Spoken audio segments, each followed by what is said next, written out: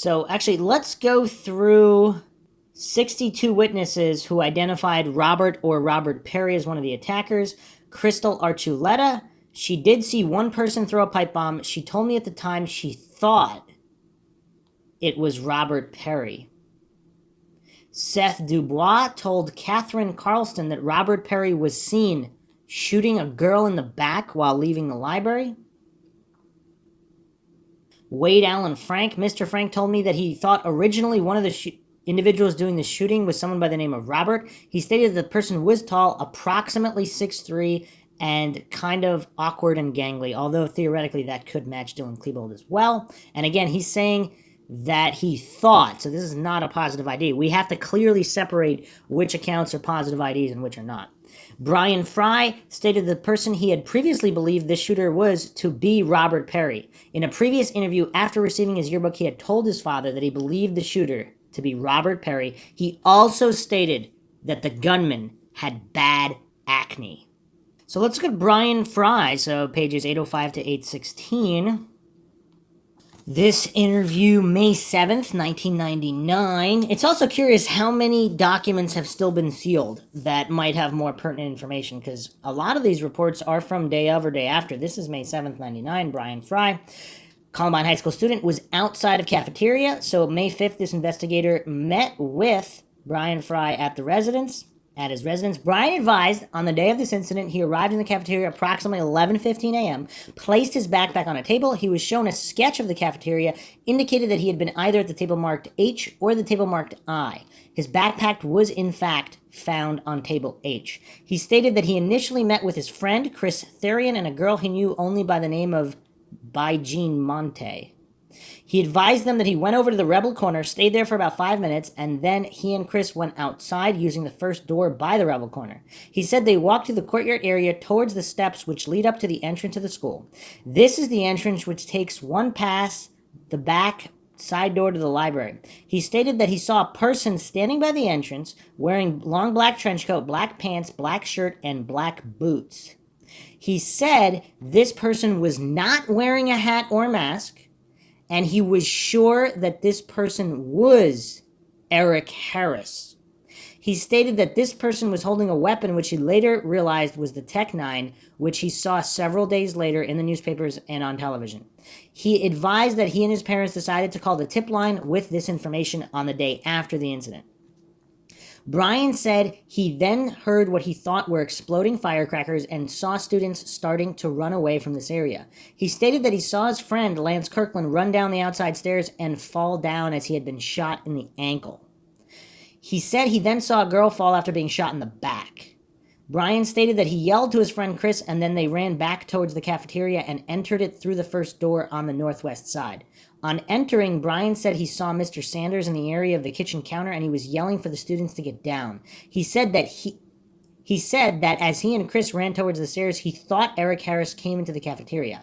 He said he did not see him, but that Chris Therian told him he did. Brian said that he and Chris ran upstairs and down a hall which is between the math and social studies class. Brian was given a copy of the sketch of the upper-lower levels, and he traced the path using a pink pen. He said they ran towards the administrative offices and crawled on the floor past the principal's office, past the supervisor's office, to a side door from which they exited the school. They then ran past the tennis court through the park to W. Bowles. So what's weird is this glosses over here who shot his friend, but okay, so he said they ran past toward the administrative offices, crawled on the floor, past the principal's office, past the supervisor's office, to a side door from which they exited the school. They ran past tennis court through the park to W. Bowles. Okay, Brian stated that while he and Chris were adjacent to the main hallway leading from the administrative offices, he heard gunshots and what sounded like bullets striking the lockers down at the end of that hallway. He said the area around the main entrance had no damage at this time. He advised that when he and Chris were crawling past the administrative offices, just past some file cabinets, he looked to his left and saw 5 or 6 persons dressed all in black. Let me say that again. 5 or 6 persons all dressed in black. So not 2 or 3, 5 or 6. He has indicated those with an X on the above-mentioned sketch. These persons could have been students from the gymnasium. But he's saying they were all dressed in black. Brian, and keep in mind, a lot of these trenchcoat mafia members didn't go to school that day. Brian stated that he does not know Eric Harris or Dylan Klebold. He believes that Bajin Monte knows them as well as others who associated with them. Investigation continues. And it's also, we're going to examine here what he said his father versus what he said to investigators. So this is a supplemental report.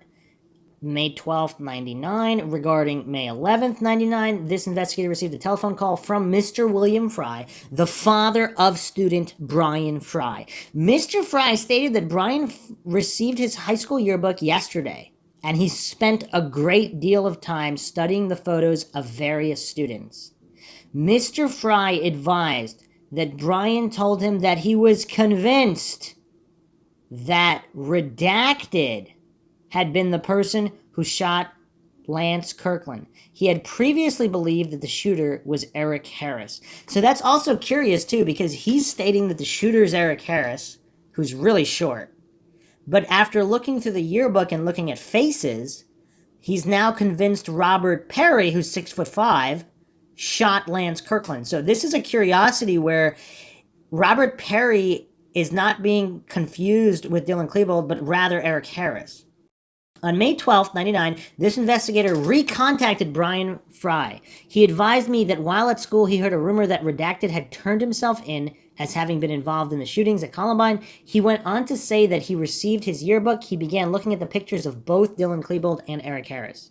He said he then looked at the picture of Redacted and became convinced in his mind that the person he saw outside the student's entrance holding and then shooting the Tech 9 was Redacted, not Eric Harris. He said that he assumed the shooter was Eric Harris because he did not recognize him as Dylan Klebold that day and knew that the media had announced the shooters as Eric and Dylan. That is curious because so the media announced Eric and Dylan, and so I'm assuming he knew Dylan, or at least kind of what Dylan looked like, or the photo of Dylan that they provided on the news, and he did not recognize him as Dylan, so he assumed it had to be the other guy, Eric Harris, who's quite shorter. He advised that the shooter took very long strides and was close enough to him. He estimates 15 feet, and he saw the acne on his face. Wow, is this one of the most mind-shocking testimonies? And he's so convinced his father calls in to state this. So he did not recognize, so he's confident he did not see Dylan Klebold. That's curious. That's curious. He looks at the yearbook. He sees Robert Perry, or who we're assuming is Robert Perry here, the acne on his face, and he thinks it's really Robert Perry. He previously stated it was Eric Harris because it didn't look like Dylan Klebold to him. 15 feet is not that far away. So here's so this is the ATF report here attached. Document 815, November 2nd, 1999. Traver contacted Brian Fry at his residence with his parents present. At this time, Fry stated that the picture he was shown of Dylan Klebold did look like the individual he saw with the firearm at Columbine High School. Isn't it curious how all these memories suddenly start functioning perfectly so many months later after the incident? And we'll be getting into Jennifer Small's account as well about the intimidation to get her to change her story, which she would not. Very, very curious. Very, very curious indeed. Let's continue here. Courtney Hallman. There were 3 guys. The guy I remember most was the main guy. He was over 6 feet tall and has long, dark, curly colored hair. He was wearing a trench coat. His name is Robert Perry. So Dylan Klebold's hair is not that dark. I mean, it's brownish, sort of dark. Robert Perry's hair is very dark. We actually skipped over Seth Dubois. Let's go back to Dubois, 2907. And in his statement here, dated April 20th, 1999, 5:30 p.m. I was sitting eating lunch in the cafeteria, approximately 11:20 a.m. Heard people screaming, gunshots, about 3 shots. Stood up, looked around. I saw a girl outside at the hill near the stairway. She was bleeding from her pant leg. A guy grabbed her and was trying to pull her away from the stairway. The gunman was at the top of the stairway. He had a black ball cap on, turned backwards, long brown straight hair down to his shoulders. So Dylan Klebold's hair is not straight. It's pretty curly and pretty crazy. Robert Perry's a lot more straighter and longer, supposedly, at that time. He was wearing a long black trench coat down to his mid-calf.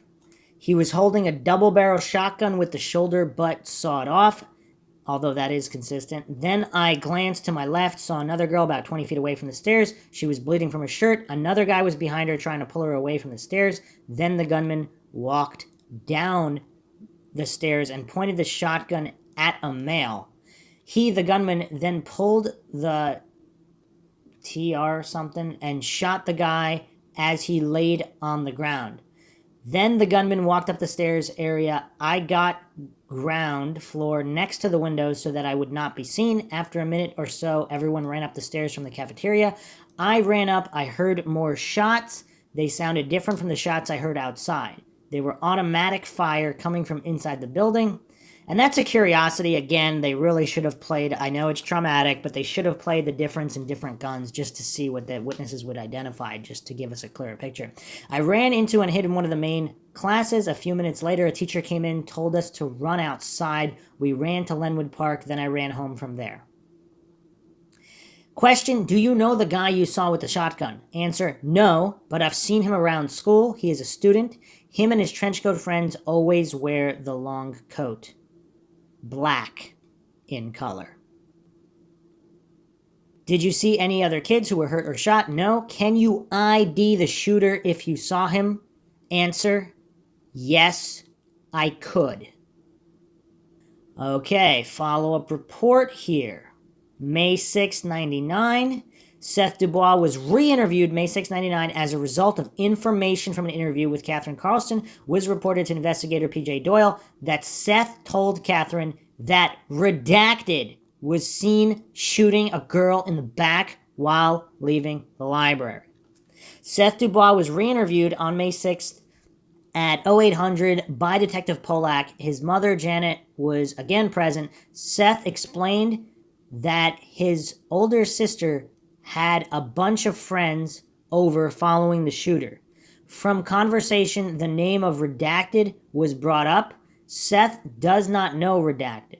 A photo of Redacted was viewed by Seth as well as an old photo of Dylan Klebold.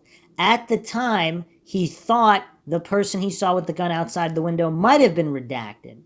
Then, when the senior class photo appeared in the newspaper, he recognized Dylan Klebold seated at the top left of the student body as the individual he saw outside the cafeteria. That photo was a more present photo of Klebold. Seth stated, I may have told people that I saw two girls shot outside the library, but he did not see them actually get shot. One girl was shot in the leg, one was shot in the stomach. Each had another student trying to help them. The suspect was a white male, tall, about 6 feet, with light brown hair down to the top of his shoulder. Look how this story changed. Whoa. He had a black hat on backwards with the bill down the back and the plastic clasp high on the forehead. He was wearing a dark trench coat with no markings, letters, or patches. It is believed that he was in a white t-shirt. He had a double-barrel shotgun. So that's curious how the story changed. And we also don't know what these officers told any of these kids before all these follow-up interviews. It's so weird. At the time, everybody thought it was Robert Perry. Now, again, to the people that don't know these individuals well, who knows? But the people that were close enough to see bad acne, again, Robert Perry has bad acne. And the hair descriptions, even though not hugely different, it's just curious. It's curious. Very, very curious. So let's go to Courtney Hallman now. Page 839 and onward. Okay, so this is the initial report. Arapahoe County Sheriff's Office, document 840. Heard 3 gunshots. I went to see what it was. I was outside. I saw 2 people on the ground. Anne Marie was bleeding, and another girl was trying to help her up. There were 3 guys Again, another individual citing 3 individuals. The guy I remember most was the main guy. He's over 6 feet tall and has long, curly, dark colored hair. He was wearing a black trench coat. His name is redacted. Supposedly Robert Perry here. After I saw that, I ran inside shouting someone has been shot. Then more shots were fired and we all ducked under the tables. Then after 3 minutes, my friend Heather and I ran down the foreign language hall, down to the last room and went in. We all ducked down and started praying. Then we heard more gunshots and some people started saying that gunmen were in the school. Then we were all told to run across the parking lot as fast as we could. We ran across the parking lot and jumped down the wall that is brick. I fell down and got back up. So, follow-up report here. April 30th, date of the report. April 29th, this interview occurred. Courtney Hallman, also known as Misty. Okay, she witnessed what she described as a lunch. So she had a lunch, starts at approximately 11:13. Okay. Hallman stated she exited the cafeteria, went outside the far southeast door, then on a concrete area just outside the door. Hallman stated moments after exiting the cafeteria, she heard 3 gunshots, to which she stated, "I know gunshots." Hallman stated she went with Avery to check out the gunshots, walking to the southwest corner of the cafeteria and peeked around the corner for approximately 25 seconds. Hallman stated she first noticed a guy helping Anne-Marie Hochschilder. Hallman stated that she observed 3 males in black trench coats standing next to the stairs, which led to the west entrance of the school. Hallman described gunman number 1, white male, approximately 17 years old, 6'3", medium build, long curly dark hair, wearing a black trench coat, dark colored pants, carrying a long gun, color unknown. Hallman described gun member number 2 as a white male, 16 or 17, shorter than gunman number 1, medium build, no hat, no mask, dark clothing to include black trench coat, with grenade type things hanging on his shirt, dark in color. Hallman described gunman number 3 as a white male with a black trench, white shirt, carrying something odd in shape, unable to describe. Hallman stated that she recognized gunman number 1 and 2 as individuals she had seen in the school before. Hallman stated that she peeked around the corner for approximately 25 seconds, only getting a side view of the gunman. Hallman stated after approximately 25 seconds peeking around the corner, she and Avery ran back to the cafeteria, at which time she yelled to students in the cafeteria that someone was shooting. Okay, she also talks about explosions and all these other things. So that is curious. So, okay. As the interview concluded, I showed Hallman 3 photo lineups. The first lineup I showed Hallman was marked 1 on the back of the lineup. Hallman picked photograph number 6 and told me he was gunman number 1. I then showed Hallman photo lineup number 2, which I marked number 2 on the back of the photo lineup. Hallman picked number 5 as gunman number 2. Hallman stated that photo number 5 was a 50% chance of being gunman number 2. I showed Hallman photo lineup number 3, which I had marked on the back as number 3. Hallman was unable to identify anybody out of the 6 photos. So, if nothing else, what we can glean is that Hallman witnessed a third individual. Even if you want to say she was unsure about Robert Perry, there's a third individual who she does not recognize as belonging to the school. Does that mean someone who formerly went to the school or someone not associated with the school at any time? I don't know. Very, very curious.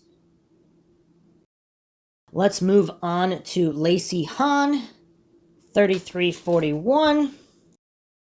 It's also curious, so many of these students, did all these students make reports day of? Because if they didn't, that's fine, but if they did, a lot of them are missing and they only show these follow-up interviews. The follow-up interview here stated that she observed Dylan Klebold. And again, the original report is not here. Lacey looked through a series of photographic lineups and identified photo number 3 in the display as marked number 1 by this detective. She identified this person as Dylan. Lacey continued to look through the rest of the photographic displays, but was not able to identify any of the other people displayed as the second person who had fired on her. Now, what does that mean? Because if they're showing her pictures of Eric Harris, and she does not identify any of them, she did say that the person depicted in photo number 3 was the same person who had shot the victim outside of the cafeteria. So she's stating it was Dylan. She said she did not get that clear of a look at the second shooter. She also said that the pictures in the displays were very old. I don't know what to make of that. supposedly there's other interviews here, and apparently in other documents, Miss Hahn said that she does not believe it was Harris or Klebold. Miss Hahn believes it was an individual named Robert. Bijan Monty, I asked her if she saw the source of the shooting. She told me who she thought at the time was Robert Perry with a gun hanging around his neck. She said she never actually saw him shoot the weapon. She asked me if I had any information in regards to Robert Perry. I informed her I did not. So Monte's paperwork, 1015. This is Jefferson County Sheriff's Department. April 30th was the date of this interview. So again, who knows what was stated day of. But, okay. An interview was conducted with Jennifer Rose Falbo. During the interview, Falbo stated that she had contacted her friend Bijan Monten after the incident to see if Monte was okay. Falbo stated Monte was near the cafeteria when the shooting began, and she saw redacted with a gun. I'm assuming this is Robert Perry. Bijan Monten was contacted by phone April 30th by the reporting agent. Monte was asked if she attends Columbine. She said she does, and she was present. She stated she was near the cafeteria when the shooting started and saw one of the gunmen. She stated the gunman she saw was not one of the guys identified on television. Let me read that again. She stated the gunman she saw was not one of the guys identified on television. This interview, April 30th, 4 p.m. She is a junior at Columbine High School. Met the following Trenchcoat Mafia members in 97. Corey Friesen, Charles Phillips, Eric Dutrow, Brian Sargent, Chris Morris, Pat McDuffie, and Joe Stair. She stated she had never met Dylan Klebold or Eric Harris. She knows Robin Anderson because she dated Pat McDuffie. Her best friend, Jen Falbo, used to date Friesen and then Dutrow. Monte does not consider herself a Trenchcoat Mafia member. She was just friends with some of the members. She stated most of the members she knew have graduated. She stated that Trenchcoat Mafia members talked about paintball a lot, played Magic, drank alcohol, and usually hung out at Corey Friesen's house. She stated she did not hang out with them after school hours. She never saw any drug activity with the group, and only weapons she ever saw them with were knives. She has not heard any of the members talk guns.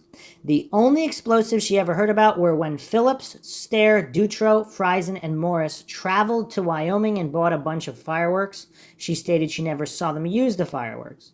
She stated she had never met Klebold or Harris. Monte's boyfriend is Luke Clowen, who has already graduated. She went through her schedule. Okay. She was met by Chris Firion and Brian Fry, who wanted her to go outside and play soccer. She stated she did not want to play, but went outside through the South Commons to the door. She sat down, and Fry and Firion kept trying to pull her to go play. She thought she saw fireworks sparkling on the sidewalk, and then saw a guy in a trench coat coming down the hill. 3 kids went down on the ground, and the guy in the trench coat was standing over 2 of the downed kids. She stated she knew it was redacted in the trench coat standing over the 2 kids because she recognized him. Okay, so she doesn't know who Dylan Klebold is. She knows who Robert Perry is. She said she recognized him. She said it was him. Monte stated she hangs out on Polk and Pierce with some kids who smoke cigarettes, and redacted are there almost every day. She stated she has met Redacted and heard him talk about his mom tries to control him and how the school does not check the ID of smokers. She stated she has seen Redacted almost every day since January of 1999. Is she talking about Robert Perry here, or is she talking about somebody else? I mean, how many Redacteds are there? We obviously have no way of knowing which Redacted is which, but I'm assuming she's talking about the same Redacted. She stated the first time she met Redacted was when one of her friends, Brandon, called Redacted a freak. I mean, is this closer to the Eric Alt story as well?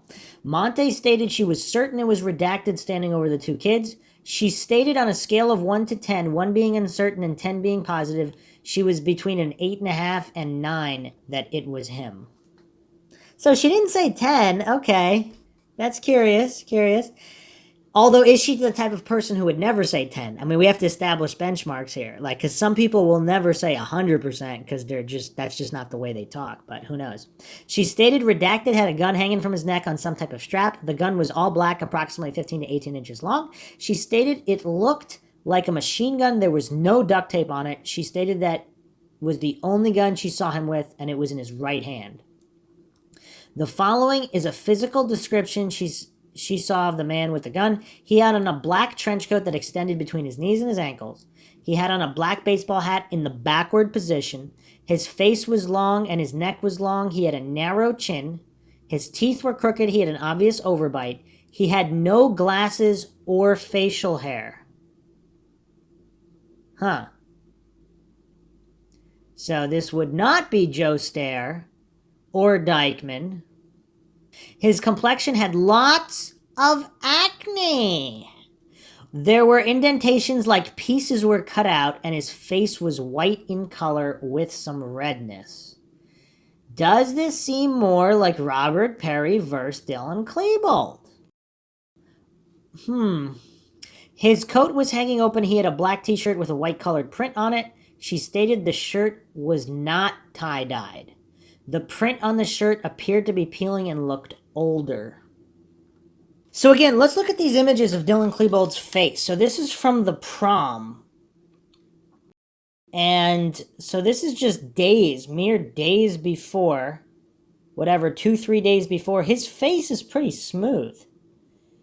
Now, let's look at Robert Perry's face. And so it's hard to tell in his yearbook photo, obviously. It's black and white. Here's another picture of Robert Perry, a color picture with him with a different haircut. I haven't really seen any definitive information regarding when he got his haircut, how long his hair was, but you can clearly see the acne in his face. Would someone say it's like with pieces cut out? I don't know, but look at Dylan Klebold's face. I don't think anyone can hallucinate that Dylan Klebold would say that he has really bad acne, like pieces cut out of his face.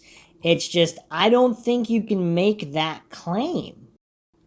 He seems to have, even if he might have had some minor acne like most teenagers do, it doesn't look to be substantial by any stretch of the imagination. Also, we can compare to Corey Frizen's face, no acne. Even Chris Morris does not appear to have bad acne. Joe Stair, same thing, does not appear to have really bad acne of any kind. Zach Heckler also does not appear to have bad acne. It seems like, I mean, even Brooks Brown, he looks like he might have some, but nothing substantial. It seems like Robert Perry is the only individual that has very pronounced facial acne.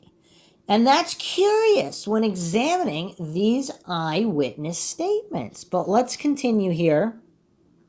The print on the shirt seemed to be peeling and older. He had a red colored cloth type item to the left side of his waist. He had black, tighter fitting jeans, not baggy. She stated they were regular black jeans. There were no straps or pockets extending down the legs. Now, Klebold's pants clearly look pretty baggy with a lot of pockets. I mean, I don't know. Would you say they're skinny, tight jeans? I mean, I would not call Dylan Klebold's pants like that. But again, who knows? He had black high-top tennis shoes with no colored markings. She stated they were not boots because the toes and overall shape were a tennis shoe. So, not boots. So, Eric supposedly wore these Magnum boots, and he had possibly a Soviet sticker on them. And Dylan also had combat boots that he wore during the shooting, so he did not wear just regular tennis shoes. So it's very, very curious how she seems to have recounted very specific details. Tight jeans, not baggy, with straps or pockets. And the acne so bad that it looks like pieces of his face were cut out. Okay, Monte stated she watched Redacted for approximately 30 seconds. So this is not a quick glimpse of just someone running by. Like the coincidence theorists maintain that there was so much panic and confusion, it's easy to confuse people if you only saw them for half a second in the mayhem. This was before the mayhem. Or at least there was she saw him with kids on the ground, but she watched him for 30 seconds here, approximately 30 seconds. So it's not a half a second glimpse of somebody running. Agent Ricky S. Mundine read the admonition from a photo line to Monte and her mother. Monte and her mother left the room, and 3 separate sheets of photos were laid out on the dining room table. The sheets were marked A, B, and C. Monte returned to the room, and after approximately 15 seconds, she pointed to number 6 on sheet B and stated, "That's him. That's the man with the gun. That's him." Monte signed the photo she identified as the gunman, and then she signed the admonition form. The admonition form and the entire lineup were collected by the reporting agent as evidence. Monte provided a written statement of what she saw when the shooting started. Monte stated she thought Brenton Hooker also saw Redacted with a gun. She stated she has not spoken to Hooker since the incident. Monte's mother, Linda Monte, stated she and her daughter attempted to contact law enforcement officials on the night of the shooting because they felt the information was important. Monte stated they were told someone would be out to speak to her daughter. She stated the New York Times contacted them on Saturday and Sunday, so they called law enforcement again, and she told them someone would get back to them. Monte stated the information they provided about Redacted to the New York Times, and the newspaper agreed not to disclose any information about their daughter. Monte stated she wanted the agents present at the interview to know she had assumed the gunmen got their weapons from Redacted's house because she knew, so this is not Dylan or Eric, because she knew through her friends they had a lot of guns. She stated she had been to the Redacted house one time and she did see weapons mounted on the wall as a display. Okay, regarding, so apparently, wow, okay, so they did some work here. The reporting agent, Agent Mundine, Agent in Charge Wilson, Bijan Monte, Linda Monte, and Anthony Monte went to Columbine High School and checked in with Jeffco. Monte identified her position outside the cafeteria when the shooting started, the position of the gunman, and the position of the 2 victims the gunman was standing over when she observed him. The locations were marked for center mass documentation. The position of Monte and the gunman were photo documented. So they're at the high school actually moving through the motions. This is crazy if that's what this is. Monte remained in the position while Agent Mundine stood in the position identified as the gunman's. The reporting agent stood next to Monte and facial features could be distinguished on Agent Mundine. Monte was asked again by Agent Mundine to describe the gunman she saw standing over the 2 kids. Monte provided the following description.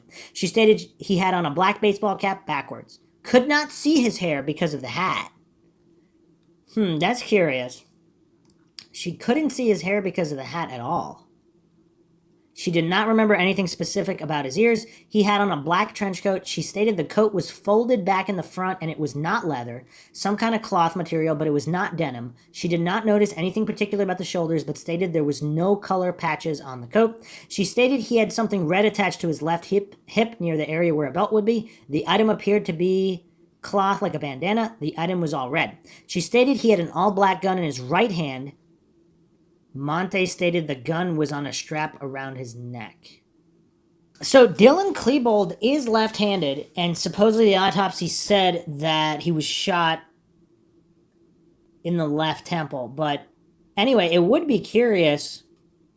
I don't know. There's some inconsistencies regarding how they were found, bodies moved, because some people allege that the gun was found in Dylan's right hand. But in the cafeteria video, you can clearly see Dylan Klebold wielding the gun in his left hand. And his family confirmed he was in fact left-handed. She's stating whoever was carrying this gun was carrying the gun in his right hand. And I don't know whether or not Robert Perry is right or left-handed, but somebody out there probably knows. Monte stated she was positive the man with the gun standing over the 2 kids was Redacted. She stated she could recognize Redacted, and that is whom she saw. She stated she could see his complexion was rough with acne, and she could see his messed up teeth and overbite from where she was standing. Curious, messed up teeth and overbite. So there's only 2 photos I could find of Robert Perry. Both of them are with his mouth closed. Dylan Klebold's teeth do not look messed up. They look rather normal. And so do Joe Stairs. Pat McDuffie looks like he has some kind of a gap in his teeth, but Dutro's teeth also look relatively normal. But she's stating it is Robert Perry. I'm assuming that's who this redacted is. Monte was asked if there was any doubt in her mind who she saw. Monte stated there was no doubt it was redacted. Monte took Agent Mundine and the reporting agent step by step through a path on the day of the shooting. She stated after she observed the gunman for approximately 30 seconds, she turned and ran towards the 6 South Commons entry doors. She stated she entered the east door, row of 6. Monte stated she went into the cafeteria. 2 teachers, Mr. Sanders and Mr. Brookfield, told everyone to get down. She stated she got down on the floor. Monte stated 2 gunmen dressed in black came in the west door where she had seen redacted. She stated she could not see them very well because there were so many people and she was trying to get away. So clearly this situation is different. Once she's already inside in the cafeteria, now she doesn't get a great look. But outside, she's very clear on what she saw, basically 100% sure. She stated they were throwing things, they were exploding. Monte stated when the 2 gunmen in black came in the west cafeteria door, everyone started running toward the cafeteria stairs. She ran into the lower portion of the auditorium. She stated there were no gunmen in the auditorium when she entered the lower level. She stated the only lights on in the auditorium were the stage lights. She ran up the south stairs, hid behind the south side L-shaped wall near the top.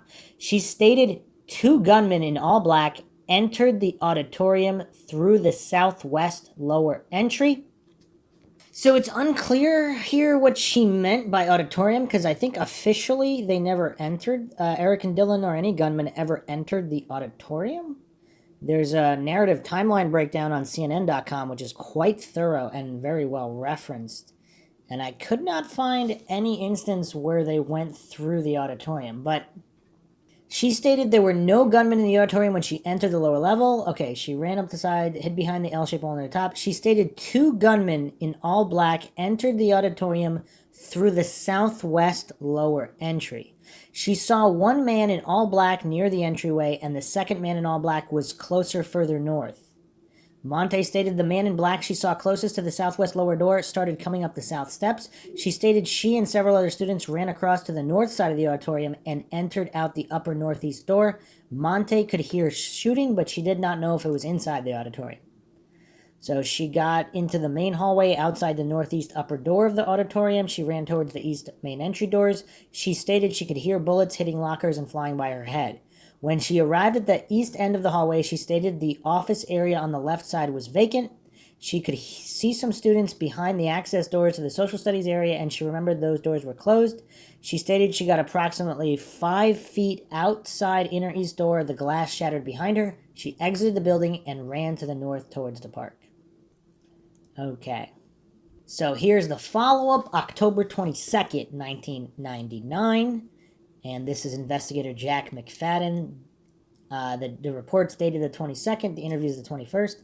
On October 21st, 99, at approximately 5:50, Bijan Monte responded to the Jefferson County Sheriff's Office at my request to be re-interviewed concerning information she had supplied to the Sheriff's Office concerning her observations at Columbine, April 20th, 99. She was accompanied by mother and father. Okay. Monte stated that when previously interviewed, she had given inaccurate information concerning Sean Graves. Monte said she observed Sean Graves crawling to the door by the teacher's lounge, and she wanted to clarify that point. I advised Monte the main reason she was being re-interviewed was due to the fact that she had stated redacted was standing over 2 gunshot victims on the southwest corner of the school. Monte stated she was 100% sure she saw redacted, a person known to her, standing over who she now knows to be Dan Rauerbauer and Lance Kirkland on the southwest corner of the school near the steps. I advised Monte that according to other witness statements, Redacted was at home between 8 a.m. and 12 p.m. on April 20th, 99. Monte explained due to the witnesses being a family member and a neighbor, those individuals could have lied for Redacted, and she still believed Redacted was the individual standing over the two injured males holding a gun. How do you believe this teenager? The spunk she's exhibiting in not being told she couldn't have seen what she saw. She actually seems to be logical, because obviously can family members be 100% relied on for alibis? Monte stated she never saw Redacted fire the gun he was holding and reiterated her description of Redacted from her previous interview. So, just to clarify, at the beginning, she thinks she was being called in because she made a slight error regarding Sean Graves' location. And so, apparently, according to this document, she was not aware that she was being brought in. Although, I mean, I don't know what to make of this. This is October now. So, but it's curious. Monte explained, due to witnesses being a family member and neighbor, those individuals could have lied for Redacted, and she still believed Redacted was the individual she saw. Wow. She's not bending to their will. Monte stated after observing this individual known to her as Redacted standing over the injured students, she ran into the cafeteria, staying in the cafeteria for a couple minutes. Okay, bombs going off inside the cafeteria. She could have been mistaken. So she's clearly stating here she could have been mistaken about certain things because she was running. She didn't see one thing or the other. But she's 100% sure about about Redacted, who she saw. Again, if it comes down to the acne, again, Dylan Klebold does not have holes in his face or pieces of his face cut out, as she described. Now, here's another curiosity here, though. Monte stated it was possible the bombs were going off outside the cafeteria. Monte stated while in the cafeteria, looking out towards the senior parking lot to the south, she observed two male individuals dressed in dark clothing looking in the window. Monte stated she only got a quick glance, approximately 1 to 2 seconds, at those individuals, but did not believe it was the same individual that had been standing over the injured students by the southwest corner. Okay, so Dylan and Klebold, could they have been Dylan and Klebold? She doesn't know, but these individuals are not the individuals she saw standing over the others with the gun, although she's clarifying she did not see Redacted actually fire the gun, just stand over the individual. Monte stated after staying in the cafeteria for approximately a couple minutes, she ran out of the cafeteria towards the auditorium, at which time she entered the auditorium and saw two suspicious males dressed in dark clothing. Monte stated the auditorium was dark and she was unable to see any faces or identify the individuals, but she felt these individuals were suspicious and ran the other way. Monte stated after hiding in the auditorium for a very short period of time, she exited the auditorium and ran to the main hallway in an easterly direction, exiting the school via the east doors by the business office. Monte stated that while running down the east hallway, she was being fired upon from an unknown location. Monte stated that the easterly door windows were shot out as she ran out the door. I asked Monte if the individuals in the auditorium had weapons, to which she replied no. Curious. I showed Monte cafeteria video photo number 44 and asked her if she could identify anyone in the picture. Monte replied she could not. I then showed Monte video photo number 51, to which Monte replied the black shirt, shoes, guns, and hat possibly look like the ones worn by the gunman seen on the southwest corner of the school. I then showed Monte video photo 52 and 53, to which she replied she could not identify anybody in those photos. I'm assuming she's being showed photos here of Eric Harris and Dylan Klebold. Prior to the conclusion of the interview, I advised Monte that there were several witnesses out on the southwest corner of the school at the same time she was, and had different recollections of what took place and who was there. I asked Monte if she could explain the differences in the stories and several other witnesses. Monte stated she had no explanation for the other witnesses' observations and reiterated she knew Redacted prior to the incident, and that's who she saw standing over the two injured students. At approximately 7:45, the interview was terminated. Additional information Monte's father stated Monte is currently having bad dreams, nightmares about the incident at Columbine High School. Monte also does not feel safe at Columbine High School. I mean, who would after that? But is that because she named Robert Perry and he hasn't been arrested or charged? Is that why? And she thinks there might have been others involved as well. I mean, this is crazy, but here we have an individual who did not bend to the will of investigators. She stood up for herself. She stood up to exactly what she saw. Now, here's another curiosity, though. I mean, we haven't discussed this theory yet. I don't believe this theory has ever been discussed anywhere, but this is MINDSHOCK, where we go down every single rabbit hole. Is it possible that for whatever reason there was certain bad blood between certain individuals and they know that some of these other trenchcoat mafia members or former members were not there, but they said they were to implicate them? I mean, it's kind of weird, but if that was the case, why wouldn't she also finger Eric and Dylan? She said she didn't recognize them. It's curious. There's just so many things that don't make sense. And that's really what it's about. The coincidence theorists maintain everything is all explained and fine, but clearly there are so many things that do not make sense. I do not claim to know what happened. I wasn't there. And the people that were there, there's so many different stories. So how does anybody know? Let's move on to Tessa Nelson, 1031. Arapahoe Sheriff's Office, date April 20th, 1999. White male in long black trench coat with a black ball cap, possibly some red on it, wearing black boots and black jeans. He had black hair that came a little above his shoulder, skinny. He had a gun that looked like a small machine gun, question mark. I don't know guns very well. Possibly redacted, question mark. So her ID does not seem positive. So she gave her account, and let's go to the end of the report here. Deputy took a statement. Okay. Tessa told me that upon initially entering the cafeteria, she did not notice any duffel bags or anything suspicious or out of the ordinary. She told me she was aware of the trenchcoat mafia within the school. She did not personally know Eric or Dylan. Tessa said that she had seen Harris in the school on one prior occasion but never met him. Tessa said that she did not know any of their publicized associates, but that she knew of Redacted from when he attended school at Columbine. Tessa told me she thinks that the individual she saw with the gun might have been Redacted because she knew what Perry looks like, so did they forget to redact that? And this individual looked very much like Redacted. I asked Tessa if she had been close enough to the individual to pick him out of a phono lineup. She said she probably could, so again, not definitive. I then presented Tessa with a photographic lineup. Unmarked photo lineup, which she showed redacted in photo number 3. Tessa looked at the lineup for about 5 seconds and picked photo number 3. Tessa then marked possible identification. Curious. So it's funny, the other investigators were telling Monte about how all these other witnesses had conflicting reports. Did they really? Because a lot of people said it was Robert Perry. Follow-up here, October 20th, 1999. Her follow-up interview.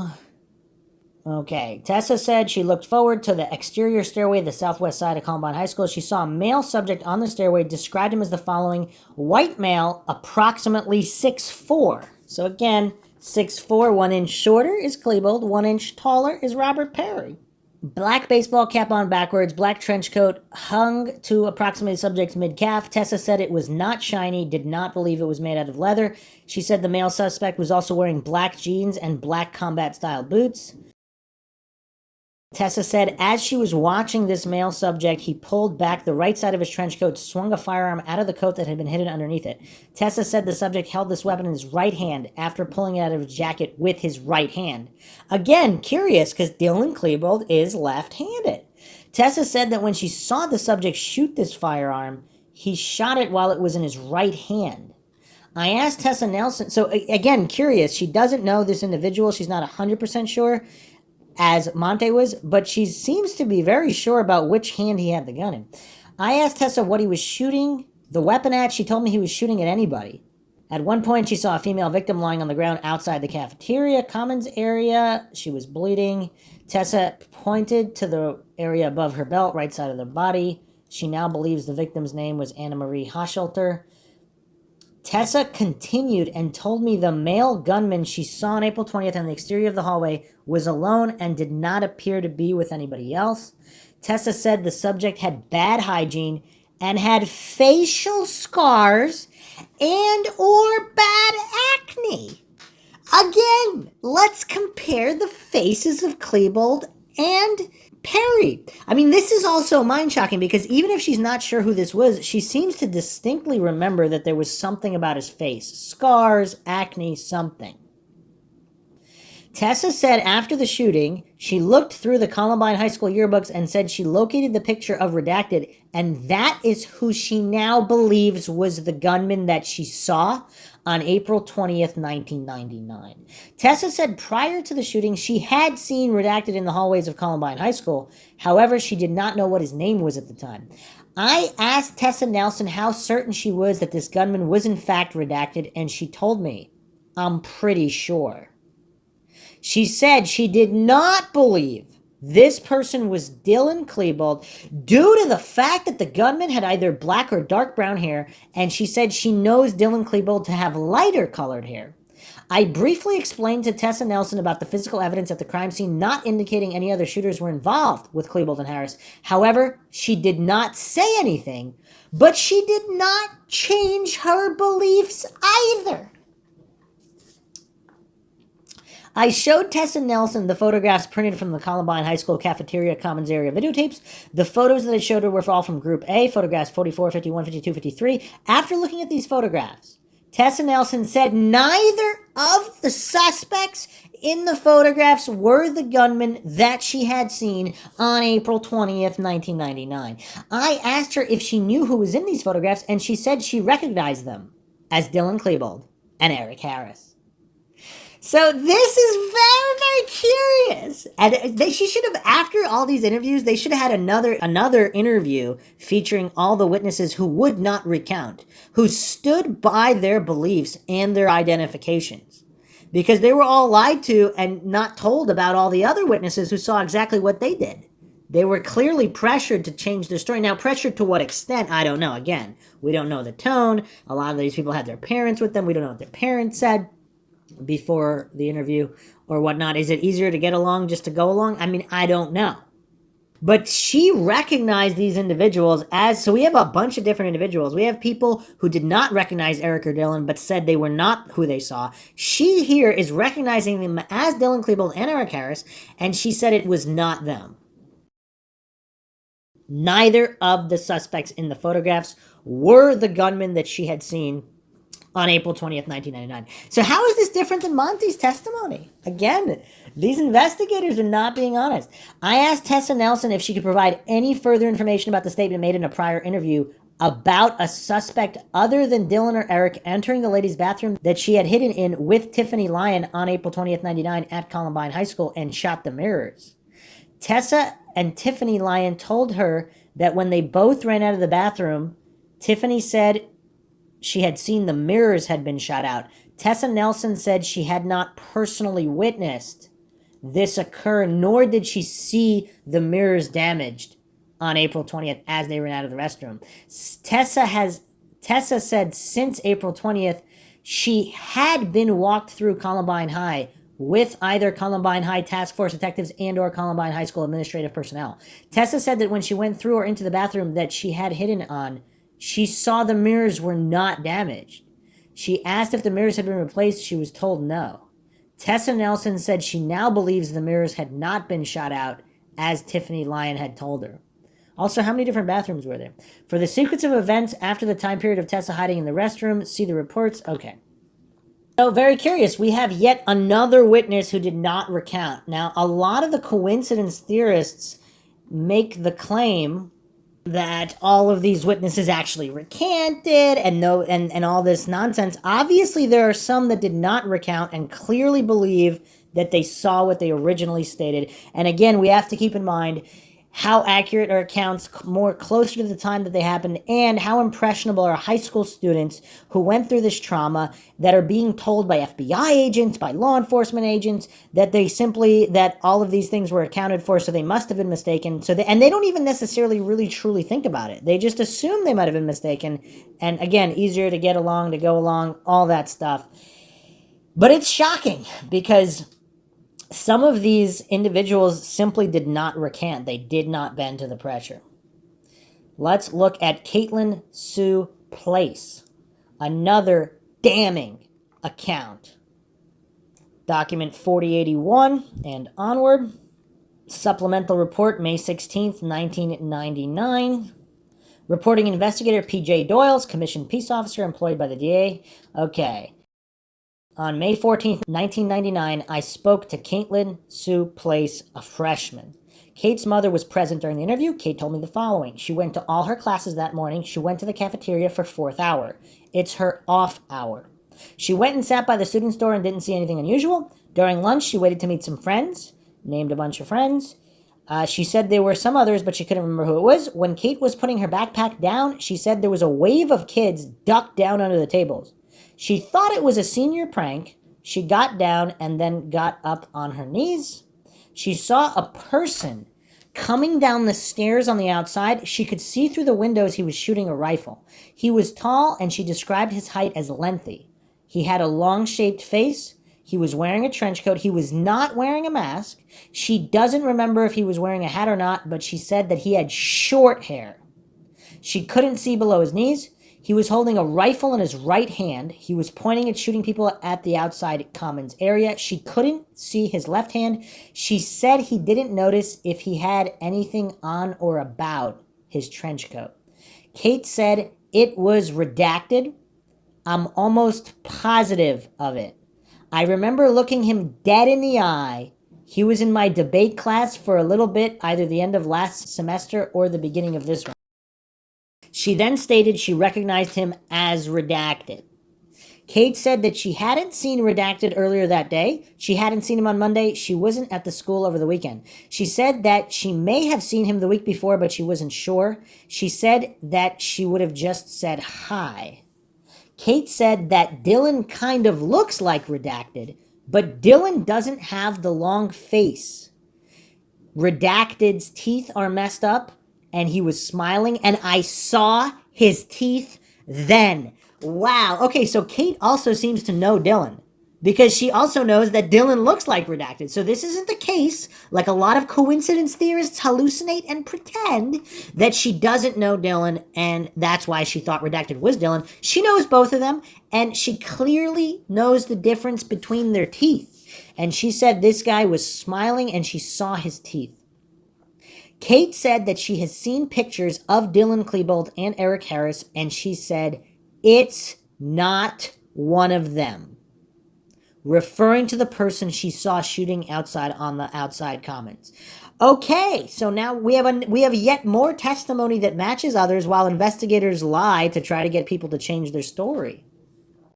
Kate said she looked at redacted for about 30 seconds, so yet another individual who's getting a good long look at the shooter, not just a glimpse while everything's flying by. She remembers him shooting Anne-Marie. She said that Tony Samaro, Jason Unreath, and Jason's girlfriend were out with Anne-Marie. They were sitting by the tree where they sit every day. Redacted was randomly shooting. Kate looked in the direction of Anne-Marie. Redacted was still shooting. Kate saw Anne-Marie drop. Kate didn't remember which direction Anne-Marie dropped. Kate went back under the table. Kate said that Redacted shot Anne-Marie before he smiled at her. So this individual who she observed shot a human being and then looked at her and smiled at her. Is that the kind of smile you would forget if you were in that situation? Would you forget the person smiling and how their teeth looked? Kate looked and saw Jason trying to help Anne-Marie, dragging her away from Redacted to the side. She didn't know what Tony and Jason's girlfriend were doing at the time. Kate said that she wanted to know if everyone outside was okay, but saw one or two boys shooting at the ground in the senior parking lot. She said she saw the back of a black trench coat. This person had his back to Kate and she couldn't describe him. She thought there may have been another boy, but couldn't describe him or articulate why she thought there may have been another boy. She said that she didn't think the person shooting in the senior parking lot was Robert Perry. This person seemed shorter. She couldn't see what kind of a gun this person had. Okay, curious. So she thought there may have been another boy, but couldn't describe. Okay. So there one or two other shooters other than the one she observed were in the senior parking lot and she couldn't see them. One of them was shorter, possibly Eric Harris. Kate said that when the shooting was outside, she could hear the shooting. She couldn't say how many shots, but thought it was about 5 or 10. And that when the shots were being fired in the senior parking lot, it was like little bullets spraying. She was unable to give me a number of shots she heard and saw. Kate said that she knew Dylan from school. She's met him. She's talked to him a little bit. She doesn't remember what they talked about. She remembers distinctly him telling her that anything he does in life, he wants to get something about it. She didn't remember what else they talked about. She said it was nothing profound. He did not scare her, and they didn't talk about anything weird. She said that he seemed like a follower, but couldn't articulate why she thought that. She said that she would speak to Dylan or see him in the halls once or twice a week. Okay, so this is pretty frequent. So she sees him and speaks to him at least briefly, some kind of conversation once or twice a week. She knows exactly what his teeth look like. I don't know. Kate said that she met Eric Harris twice. Eric had helped her with her geometry homework while at school. Wow, that's curious. Kate said that she never saw Dylan or Eric outside of school. She said that she's never seen any of the Trenchcoat Mafia members out of school, and she doesn't hang out with them. Kate is friends with Jamie Schaffner at school. Kate would talk to Jamie and some guys, last names unknowns, who wore trench coats. She said that she's not friends with any of these people, just acquainted with them from school. Kate's mom described Kate as open and non-judgmental and said that Kate talks to a lot of people. Kate was very open and friendly with me. Kate said that everybody stood up and ran through the cafeteria toward the stairs by the students' store. The janitor kept saying everyone to get down. Kate stayed down. She thinks that Coach Sanders was telling people to get into the auditorium. She was wearing her backpack and never got to take it off. Kate said that all the kids were running up the stairs and then she heard a boom. Kate said that at first she and Brittany went out the doors on the south side of the cafeteria. She sat out there for what seemed like 15 minutes. Then they ran across the senior parking lot. She could hear some shots she thought were coming from the library. She turned around to look. Brittany grabbed her to run. Kate ran and hid behind a little black car. Then she heard an explosion, saw something fly up in the air. She doesn't know what it was. She stopped at the fence, ran down a little hill, and ran head to chest into a policeman. Brittany was behind her. Kate said that she looked stuff up on the internet for school, but she does not use chat rooms. She knows no one with a double pierced eyebrow. She saw the RNN but doesn't remember what it was. She doesn't know any Trenchcoat Mafia members by name. She said that her cousin, Courtney Haravel, heard someone say redacted. It's unclear if this is redacted. Stop, put it down. It's unclear whether she's talking about Robert Perry here, possibly Joe. Courtney was in Miss Williams' science room. Kate said that Dustin Gorton told Denise Gorton, who told Kate that Redacted turned himself in for the shooting. I told Kate and her mother that someone else may contact her in the future for further information. Okay, so it seems like there's rumors going around that Robert Perry turned himself in. If that is true, and if Robert Perry was granted immunity, what does this all mean in exchange for information he knew? I don't know. This is all crazy. This is all really, really crazy. So here's the follow-up report, November 3rd, 1999. Re-interview with Kate and Place, November 1st, 1999. Report written November 3rd. November 1st, Kate and Place, her parents responded to Jeffco at my request. Re-interviewed based on her observations. First report taken May 14th, 99. I asked Place if the information was accurate. She responded, yes. Place explained while in the cafeteria April 20th, she was at the cafeteria window closest to the southwest corner when she observed an individual dressed in a trench coat carrying a gun. Place identified that individual as Redacted. Place stated she She was now not so sure it was redacted. Place explained to me that she was very excited on April 20th and had looked into the eyes of the person she believed to be redacted. Place further explained that she had been in class with redacted and had seen him several times wearing a black trench coat. Place stated it was the same type of trench coat she had seen on the gunman April 20th. I explained to Place that redacted had been seen by witnesses on April 20th at his residence during the time of the shootings. I explained to Place it was unlikely that Redacted was at the school at the time she stated. I explained to Place that Redacted and Dylan Klebold have similar features and are physically similar in height and weight. I then asked Place if she could be mistaken about her identification of Redacted. Place stated after thinking about the information and as time had passed, she was not as sure as she was when she was previously interviewed. I then showed Place cafeteria video photo 46, to which she responded, I think it's Eric. I then showed Place cafeteria video photo 48, to which she responded, I think it's Eric. I then showed Place cafeteria video photo 51, to which responded, it's Eric and Dylan. Finally, I showed Place cafeteria video photo 54, to which she advised it was Dylan. Place stated that she had met Dylan Klebold less than 5 times and she knew who she was. Place stated she was much more familiar with Redacted due to the fact that he had been in class with her, in which she saw him almost every day. Place advised it was possible that she identified Redacted as being the gunman due to the fact that she associated the trench coat to a familiar person. Place stated that she would not be able to testify in court that Redacted was the individual standing outside the cafeteria holding the gun and shooting in the direction of Anne-Marie Hochschulte.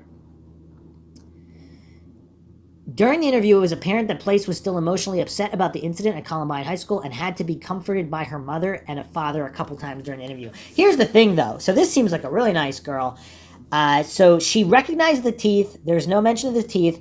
How much are these investigators berating her? Or are they simply suggesting that she's going to have to be testifying in court again and again and again? But obviously, if she didn't see Redacted, there'd be no need to testify.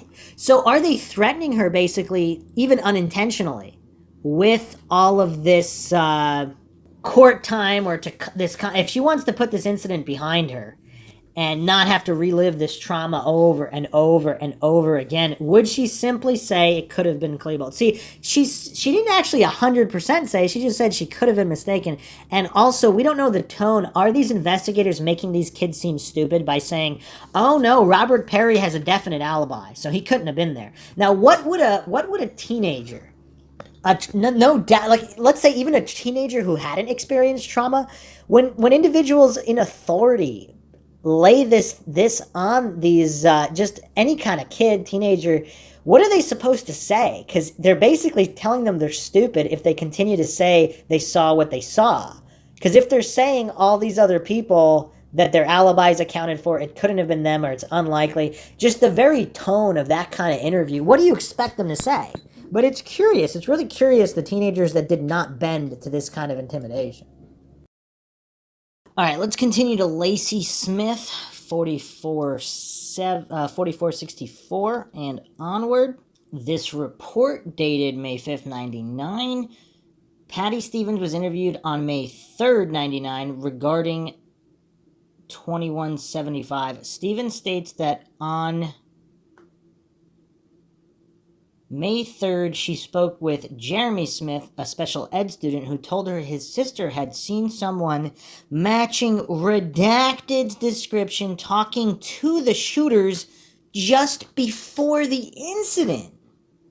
Sister is identified through the review of Columbine High School records as Lacey Nicole Smith. So this is May 4th, 99. Detective Kreutzer and Watson went to Smith's residence where she was interviewed in the presence of her mother. Smith seemed to be expecting that she would be contacted by investigators. She immediately opened her yearbook and pointed out Redacted's picture. She said that his appearance has changed from that picture, that now he has long hair and his face is, quote, really broken out, end quote. So she's saying his face is even worse than the pictures, which already you can see some acne here. So it's even worse. And so she's stating that his hair is longer than in, I'm assuming, this picture here. So that is curious. So is she corroborating that he did in fact have long hair? Longer than Klebold's? longer than he had. So this makes things add up even more. Smith recalled she is scheduled for the A lunch, which is the first lunch period. The bell rings at 11:15, and Smith, who was in the library during fourth hour, went to the cafeteria for lunch, which is scheduled to begin at 11:20. She said she got her piece of pizza, went to sit on the ledge in the corner by the school store. She made a sketch which is attached. Smith recalled that this was the first time in a year and a half since she began driving to school that she has eaten in the cafeteria. Usually she goes out for lunch.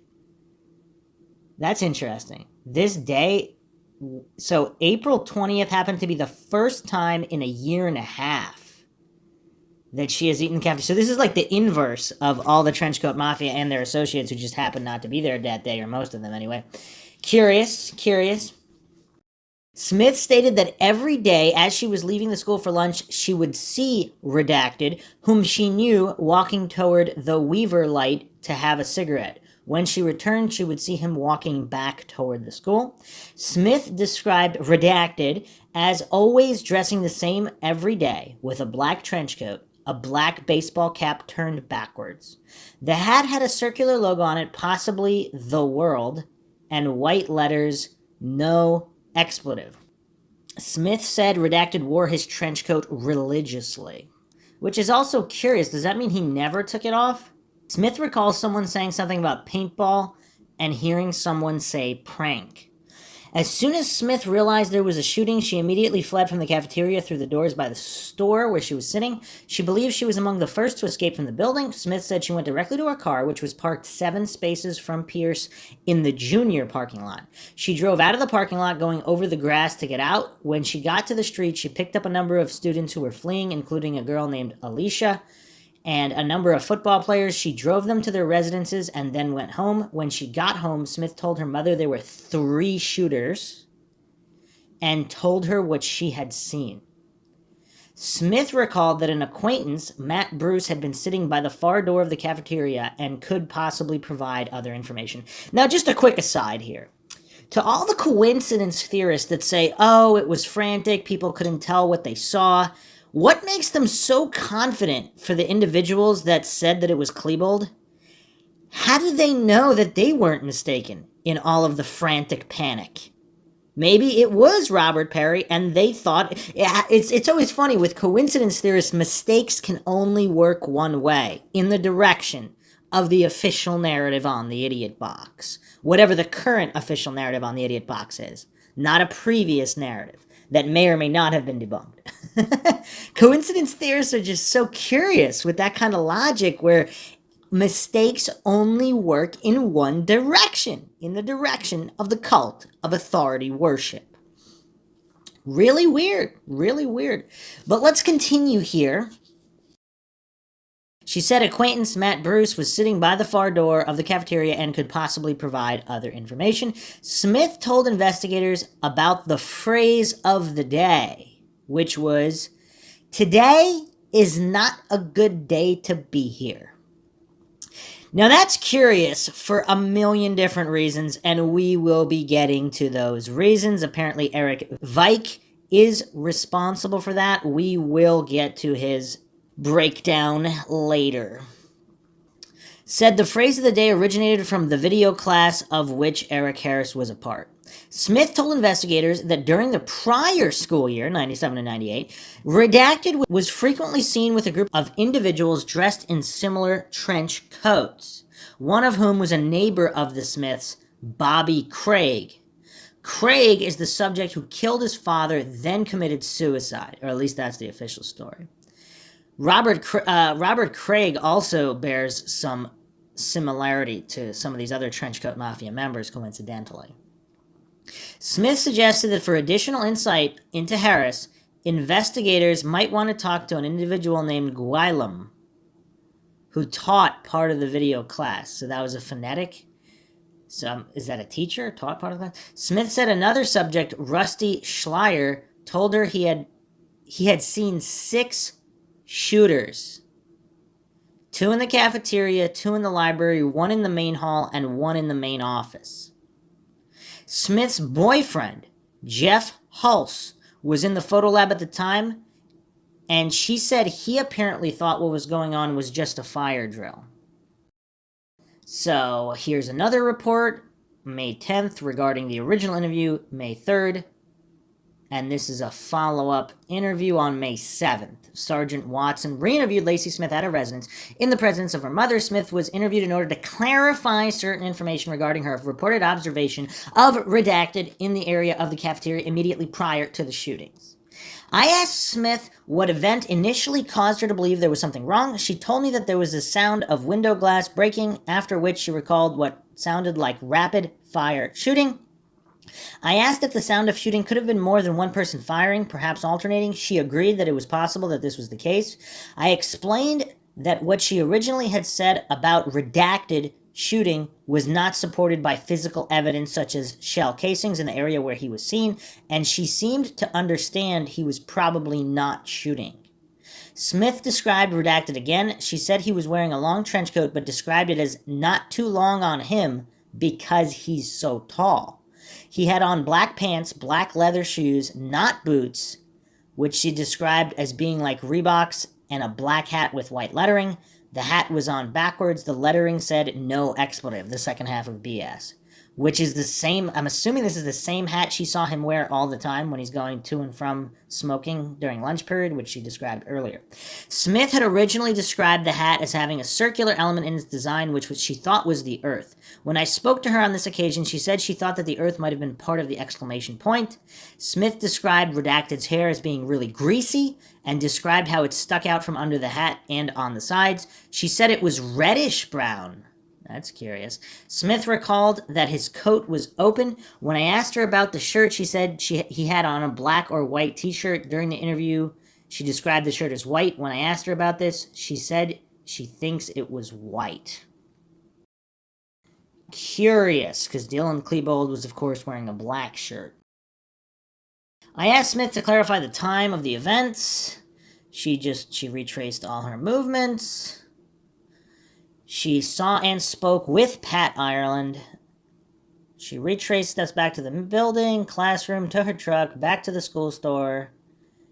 Smith re-entered the building. She stopped at the south end of the school store counter where she purchased a cheese personal pan pizza. She said she got quick service and had her pizza within 1 minute. Smith then went to the corner of the ledge adjacent to the doors at the end of the hallway that goes by the school store, where she started to eat. She did not buy a drink because she had her open water bottle. Smith recalls that she had only taken 1 or 2 bites from the first piece of a personal pan pizza when people began running for the stairs. I asked her to draw on a diagram of the school cafeteria where he went, where he stopped, and when she saw him last. On the diagram, she depicts Redacted as walking in through the doors past where she was sitting and going in about as far as the north end of the school store. It was at that time that she heard the windows breaking and then realized she was hearing shots. Smith said she grabbed her backpack, ran out the doors, leaving the remains of her pizza on the ledge. She recalled that she ran across the grass, then down into the parking lot and approached her truck from the back.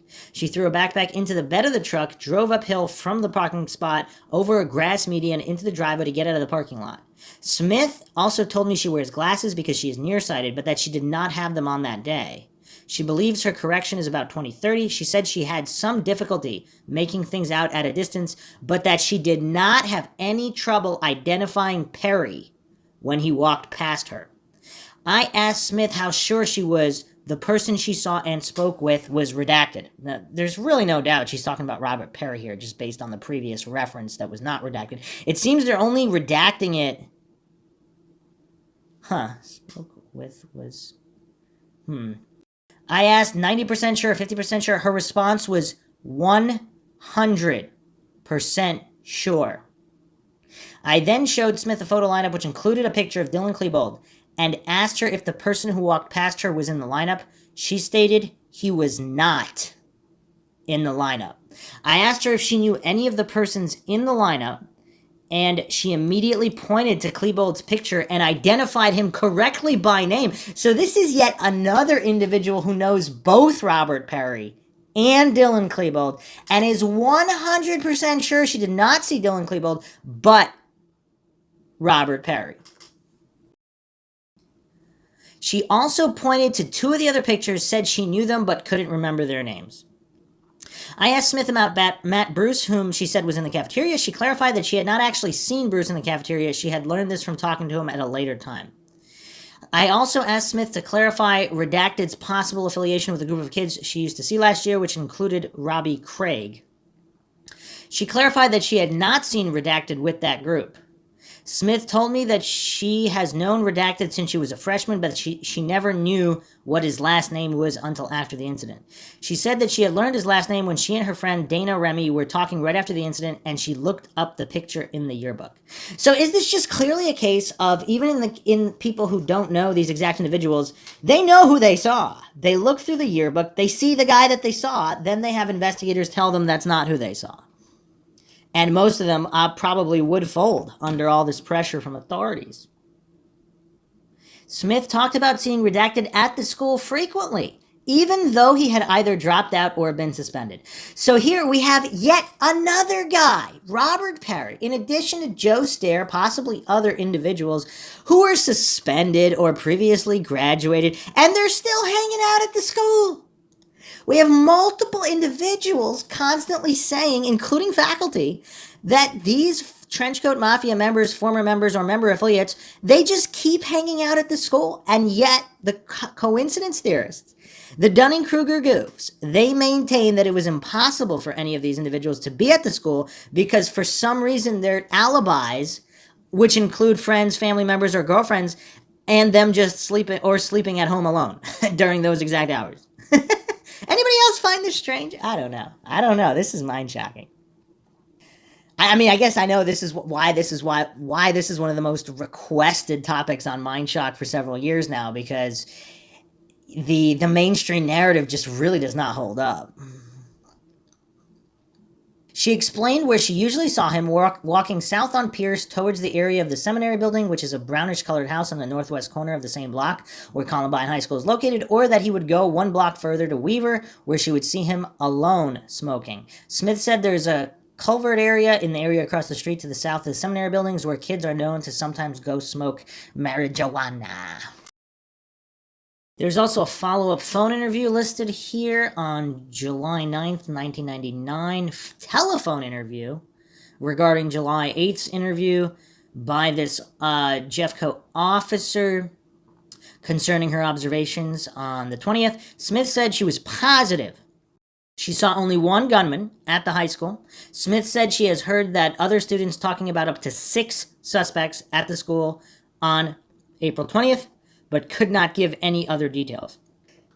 So she's 100% sure she saw Robert Perry, yet in this report regarding the phone interview, he's not even mentioned. It's just stated that she only saw one.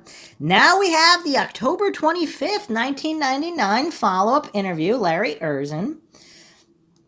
So, spoke with Sheila Smith reference to her daughter, who had been interviewed May 3rd. When I contacted Sheila, I explained to her why I wanted to re-interview Lacey and stated we had several additional questions we would like to ask Lacey in reference to her identification of Redacted as being the gunman in the cafeteria, April 20th, 1999. I explained to Sheila that the Jefferson County Sheriff's Office had recovered a videotape from the cafeteria, and at no time do we identify Redacted as being in the cafeteria, nor do I identify him as shooting within the school. Sheila explained to me that Lacey is hesitant to agree to be interviewed again, stating Lacey does not believe that law enforcement believes the information she passed along in reference to this case. So here we have her mother stating that she believes she's not being believed. So she does not feel comfortable with an interview with investigators who are calling her a liar. This is all very curious. I mean, again, the coincidence theorists ignore all of this because it's not just a simple case of mistaken identity and everything getting cleared up. Here we have a number of students who are clearly being pressured to change their story, and they're not comfortable about it. I told Sheila that it is important we re-interview Lacey in order to correct any discrepancies that might have occurred in the initial interview. It was tentatively scheduled we would meet October 14th at the Jefferson County Sheriff's Office. On October 14th, between the hours of 1:53 and 3:20, I had an opportunity to re-interview Lacey Smith at the Jefferson County Sheriff's Office, and present during the interview was her mother, Sheila. I provided a copy of the report generated by Detective Jeff Kreutzer with the Golden Police Department. In reference to his initial interview with Lacey Smith, I had Lacey and Sheila read through the report and ask if there were any discrepancies. I brought it to Lacey's attention where she specifically told investigators that she identified Redacted as entering into the cafeteria via Rebel Corner, at which time she said hi to Redacted. So she said hi to this guy, who she clearly identified, and these investigators are telling her it's not the guy she said. As Redacted passed her and was seen near the commons area of the cafeteria, she then explained that Redacted pulled a weapon from under his trench coat and started firing into the cafeteria. Lacey was asked if she was sure in these statements, at which time she told me she has a vivid imagination and is unclear on exactly what she saw occur in the cafeteria on April 20th, 1999. So it's curious, because you would think all of these interviews, re-interviews, they'd be audio taped or video interviewed. It would be curious to see how leading the investigators were. Like if they said, well, we know it's not him because he has an alibi here, so is it possible you had a vivid imagination? And then if she said no, and they said, well, we really want you to think about this. You might have to go to court. You might have to go to court many times. Are you 100% sure? You might have not just had... That's a strange thing to say. She's saying of her own imagination that it's vivid, whereas she clearly expressed concerns to her mother that investigators were not believing what they were saying. So now, even without any real pressure, what do a lot of kids and teenagers do when they're not believed? They simply change their story because it's too much hassle. Is that what happened here, especially with this extremely traumatic event? I asked Lacey if she could explain to me exactly what she saw on the incident date and asked her to give me a little background on what her classes were before she went into the cafeteria on the incident date. Lacey stated prior to going to the cafeteria, she was in her history class taught by Miss Green. They were in the library. After being released from history class between 11:15 and 11:20, she told me she went down into the cafeteria where she got a slice of pizza from the school store. After she got her pizza, Lacey stated she went over to the ledge in the corner near the school store where she began to eat her pizza. I asked Lacey if she ate with anyone or recalls who might have been sitting near her. Lacey stated she always eats alone and she doesn't know any of the other students that were near her. Lacey explained that just after she started to eat her pizza, she recalls seeing a tall individual, described as a white male, about 6'5" to 6'6". Now, who does that sound like? Does that sound like 6'5" Robert Perry or 6'3" Dylan Klebold? Would people describe Dylan Klebold as 6'6"? Maybe. But it seems that Robert Perry more closely resembles this individual. And, I mean, it's so weird. The coincidence theorists really buy that a guy that walked by her, she said hi to, she was familiar with, saw him walking and smoking almost every day during lunch. I mean, and they're saying it wasn't who she thought he was. Apparently, if she really did say hi to him, he walked by her, she said hi to him. He continues walking, then he pulls out a gun and starts shooting. What are the chances she's mistaken? I mean, again, maybe she is. Maybe she is. I mean, it would be curious if investigators ever really did character reports from all the other people that knew her to see if she really did have this vivid imagination. Does she have a history of telling lies for attention, all these other things? If she doesn't, I mean, this is really strange. I asked Lacey if she was identifying this person as being redacted, at which time she told me she didn't know who the individual was. Wow, this is a huge change of story. I asked Lacey if she was sure about that, and Lacey said she can't even tell me if the individual was redacted or if he was wearing any type of trench coat. Okay, so, wow, is this a complete 180? Is now Lacey Smith, is this her call for help to just leave a trail of breadcrumbs to show that she was intimidated? Because now she's stating she can't even remember if he was wearing a trench coat.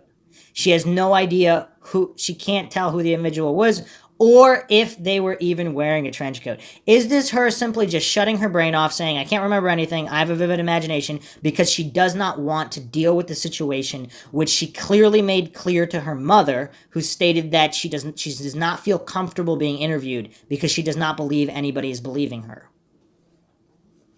I explained to Lacey that there is a discrepancy in the initial report, which she filed with Detective Jeff Kreutzer, where she specifically tells him she saw Redacted walk into the cafeteria wearing a trench coat, and in fact, she said hi to the individual.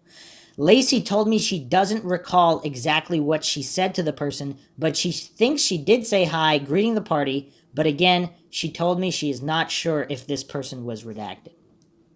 It's also curious what investigators told the parents, because did they tell the parents, just be a lot easier if she said she wasn't sure, or she couldn't remember, just so we could wrap up the reports and we don't have to keep bothering you and your family.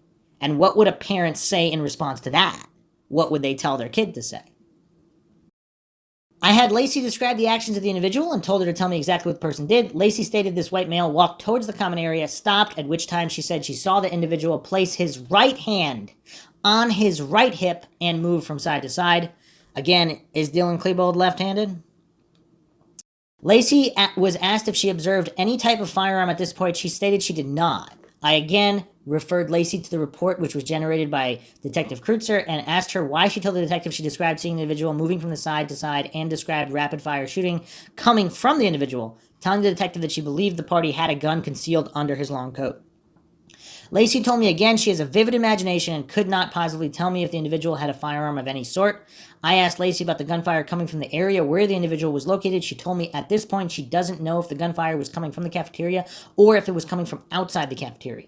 I asked Lacey if she could tell me where the individual went. Lacey stated after she heard the initial gunfire, she ran from the cafeteria, grabbed her backpack, proceeded into the junior parking lot, got into her vehicle, and drove out of the Columbine parking lot. I explained to Lacey that the information she was providing me does not match the information she provided Detective Kreutzer in the initial interview on May 3rd, telling her that, again, there were several discrepancies. I asked Lacey if she identified Redacted as being the gunman that she saw walk into the cafeteria on the incident date. Lacey stated she could not identify Redacted as being involved in the incident, telling me that she does not even recall what the party was wearing, and after the party walked past her into the commons area of the cafeteria, that's when she proceeded to hear gunfire. Again, Lacey told me that she did not see the party with any type of weapon and could not tell me where the gunfire was coming from. After the completion of the interview, I asked Lacey if there was any additional information she would like to pass on. Lacey stated there's a rumor around school that there's a student by the name of Eric Vike had assisted Eric Harris and Dylan Klebold in some video school projects, and Eric is now a runaway and has stolen money from a past employer. Lacey explained that she had heard the FBI is currently looking for Eric and is going to charge him with some type of copyright violations. In reference to some videos he had assisted Eric Harris and Dylan Klebold in making, I explained to Lacey that we were well aware of Eric Vike, at which time I terminated the interview. Okay, so strange. Now here's another thing the coincidence theorists never think about. If there was a conspiracy, and they needed to put the kibosh on it, and they needed all these individuals to recant, or at least say their memory is funny, and all of a sudden have vivid imaginations, how would they go about that? Would they just simply have the investigators pressure kids and or their parents to do this? And now, lo and behold, now all the coincidence theorists can say, oh yeah, they did. There were reports of other shootings, but they were all redacted, so it's all good. But what these goofs fail to understand is that if there were a conspiracy and if there were a cover-up, isn't this exactly how they would do it? I mean, I don't know. I'm asking that question. Just asking questions. Let's look at Brenton Hooker. So let's look at document 16,397. Witness Brenton James Hooker. Witness to the shooting, Agent Griffith and Mundine, Colorado Bureau of Investigation.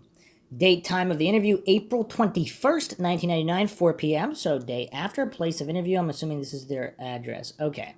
With the permission of Hooker's mother, Pam Hooker, a witness interview was conducted concerning Hooker's knowledge of the shooting and bombing incident at Columbine High School on April 20th, approximately 11:15 a.m. Hooker advised that at approximately 11:15 a.m. he was in math class taking a test when he felt and heard an explosion. His teacher, Mr. Havens, ordered everyone out of the classroom and to evacuate the building. Hooker stated he also heard the fire alarm sound. Havens led the students from the classroom out the east door just south of the main entrance, and they ran across Pierce Street into the yards of residences. As they reached Pierce Street, another explosion sounded, and Havens ordered the students to run to Leawood Park. When Hooker reached the intersection of Pierce and West Fair Drive, he turned around and observed an individual he thought was Robert Perry, ex-student of Columbine High School, standing outside the door just to the north of the main entrance, shooting a pistol in his direction, and a group of students and ambulances parked at the intersection of Pierce and West Fair Drive. Hooker saw dust kick up near the edge of Pierce Street from the gunshots and continued to run east on West Fair Drive for a short distance. Then he turned around, looked back to the school, and could no longer see the individual. He continued running east on West Fair Drive until he reached a friend's house and telephoned his mother. Hooker described the individual he thought was Perry as 6'8" to 6'11". Now here, I don't think anyone can hallucinate he's describing Klebold now. Because Robert Perry's 6'5", I mean, a little bit, maybe close to 6'8". Klebold, I don't think anybody could describe him as close to 6'8". And then, of course, regarding the pants, Klebold's got these baggy pants with pockets. He's describing tight black pants, just like all these other witnesses. Black trench coat, knee-length sunglasses, black mask covering mouth and nose. Huh. So did he not see his face, but he thought it was Perry just because of how freakishly tall he was? Because all these other guys are 6 to 6'3", maybe. Obviously, Perry's one of the taller ones. Hooker advised he spoke with another student whom he identified as Terry Lawson, who stated he had seen Perry in the school commons area earlier that day on April 20th, 1999. Hooker advised he was introduced to members of the Trenchcoat Mafia approximately 3 years ago by another student whom he identified as Michael Martin. He stated Martin has since moved to Erie, Colorado with his parents. Hooker advised on occasion he spoke with Perry, Joe Stair, and Chris Morris. So he knows Perry, Stair, and Morris. So Morris is also 6'5", but if he knows all of them, perhaps Morris and Robert... Well, actually, wait. Morris is 6'4", not 6'5". So I'm assuming Robert Perry is the tallest guy, and that's why he thought that. Hooker was aware of and has seen a movie produced by Morris last year for his video drafting class, which depicts bomb making, firing weapons, and blowing up the school. Hooker advised Morris's teacher, Mr. Talico, should have a copy of the taped movie. Hooker stated he did not believe any of the group was into neo-Nazi Gothic, nor did he see any firearms over in their possession. However, he did observe a hunting knife in Morris's possession on several occasions. None of the members of Trenchcoat Mafia ever shouted racial slurs or professed violence, which he had heard. Hooker described the Trenchcoat Mafia members as a group of outcast friends that banded together who enjoyed doing similar things. He'd never heard them discuss or suggest violence against anyone. Hooker knew Klebold and Harris by sight, but rarely spoke with them. Okay, so he did speak to Perry on occasion. And he had seen Klebold around. He saw them on site, and Harris. And he is identifying Perry as the individual that he had seen based on his height. So this is someone who's familiar with the height of Perry, Joe Stair, Chris Morris, and Dylan Klebold. On April 22nd, Hooker returned to the school site with Griffith and Mundine and showed them the exact position of the shooter and his location when he saw the shooter. This location was approximately 200 yards east of the shooter's location outside the door. From this position, it would be difficult to positively identify anyone, especially while being shot at.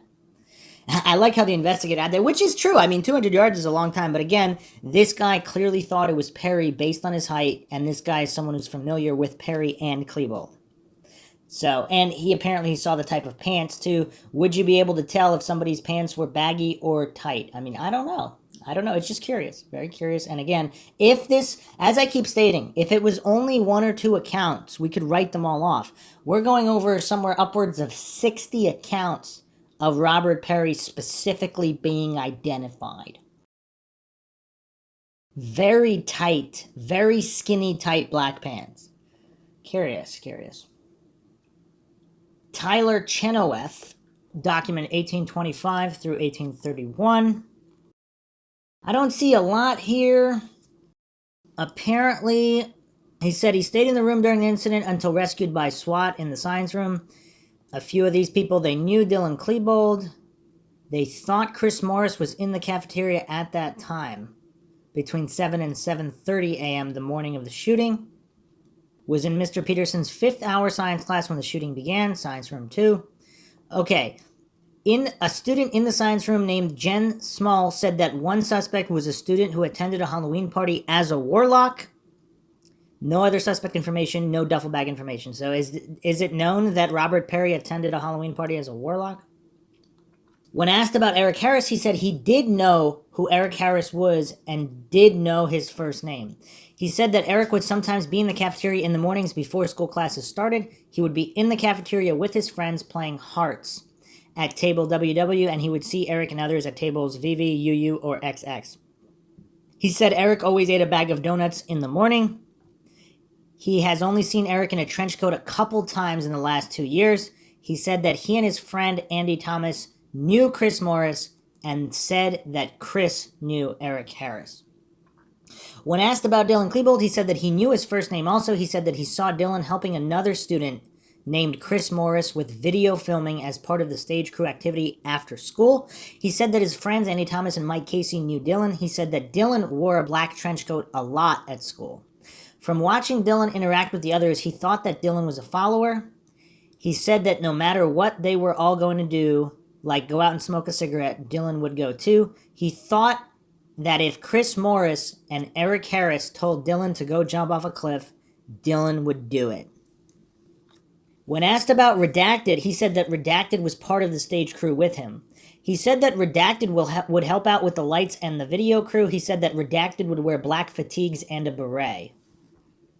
He's talking about Morris here. He also knew that Redacted's girlfriend was named Nicole. Upon looking at the yearbook, he identified Nicole's last name as Markham.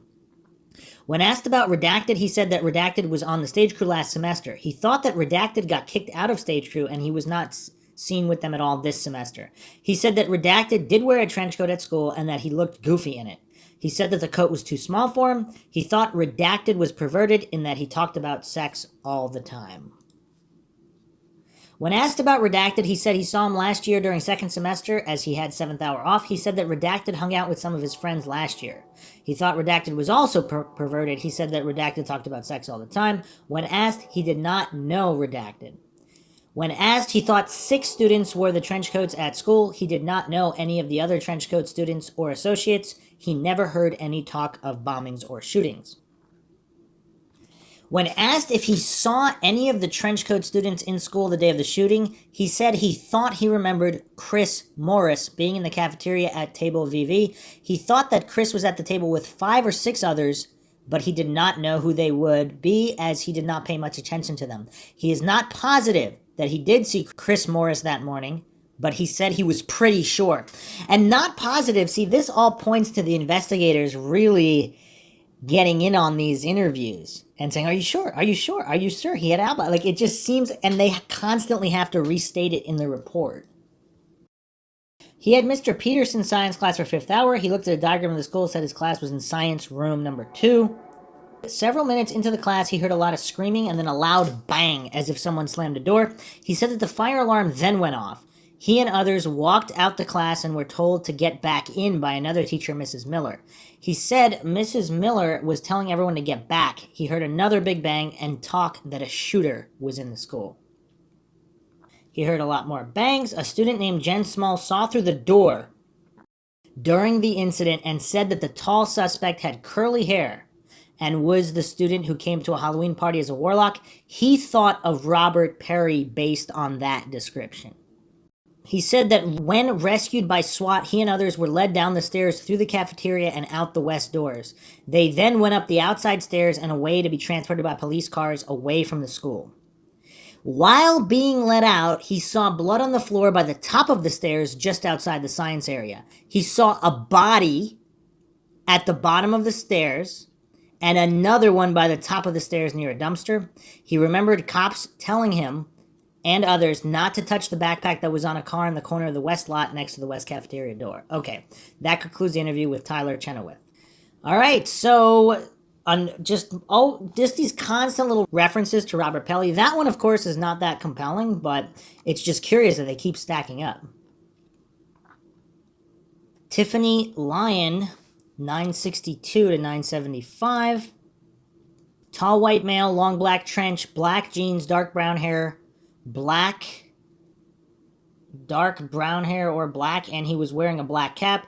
His hair was kind of long, had curls, he was skinny, and his shoulders kind of slunched over.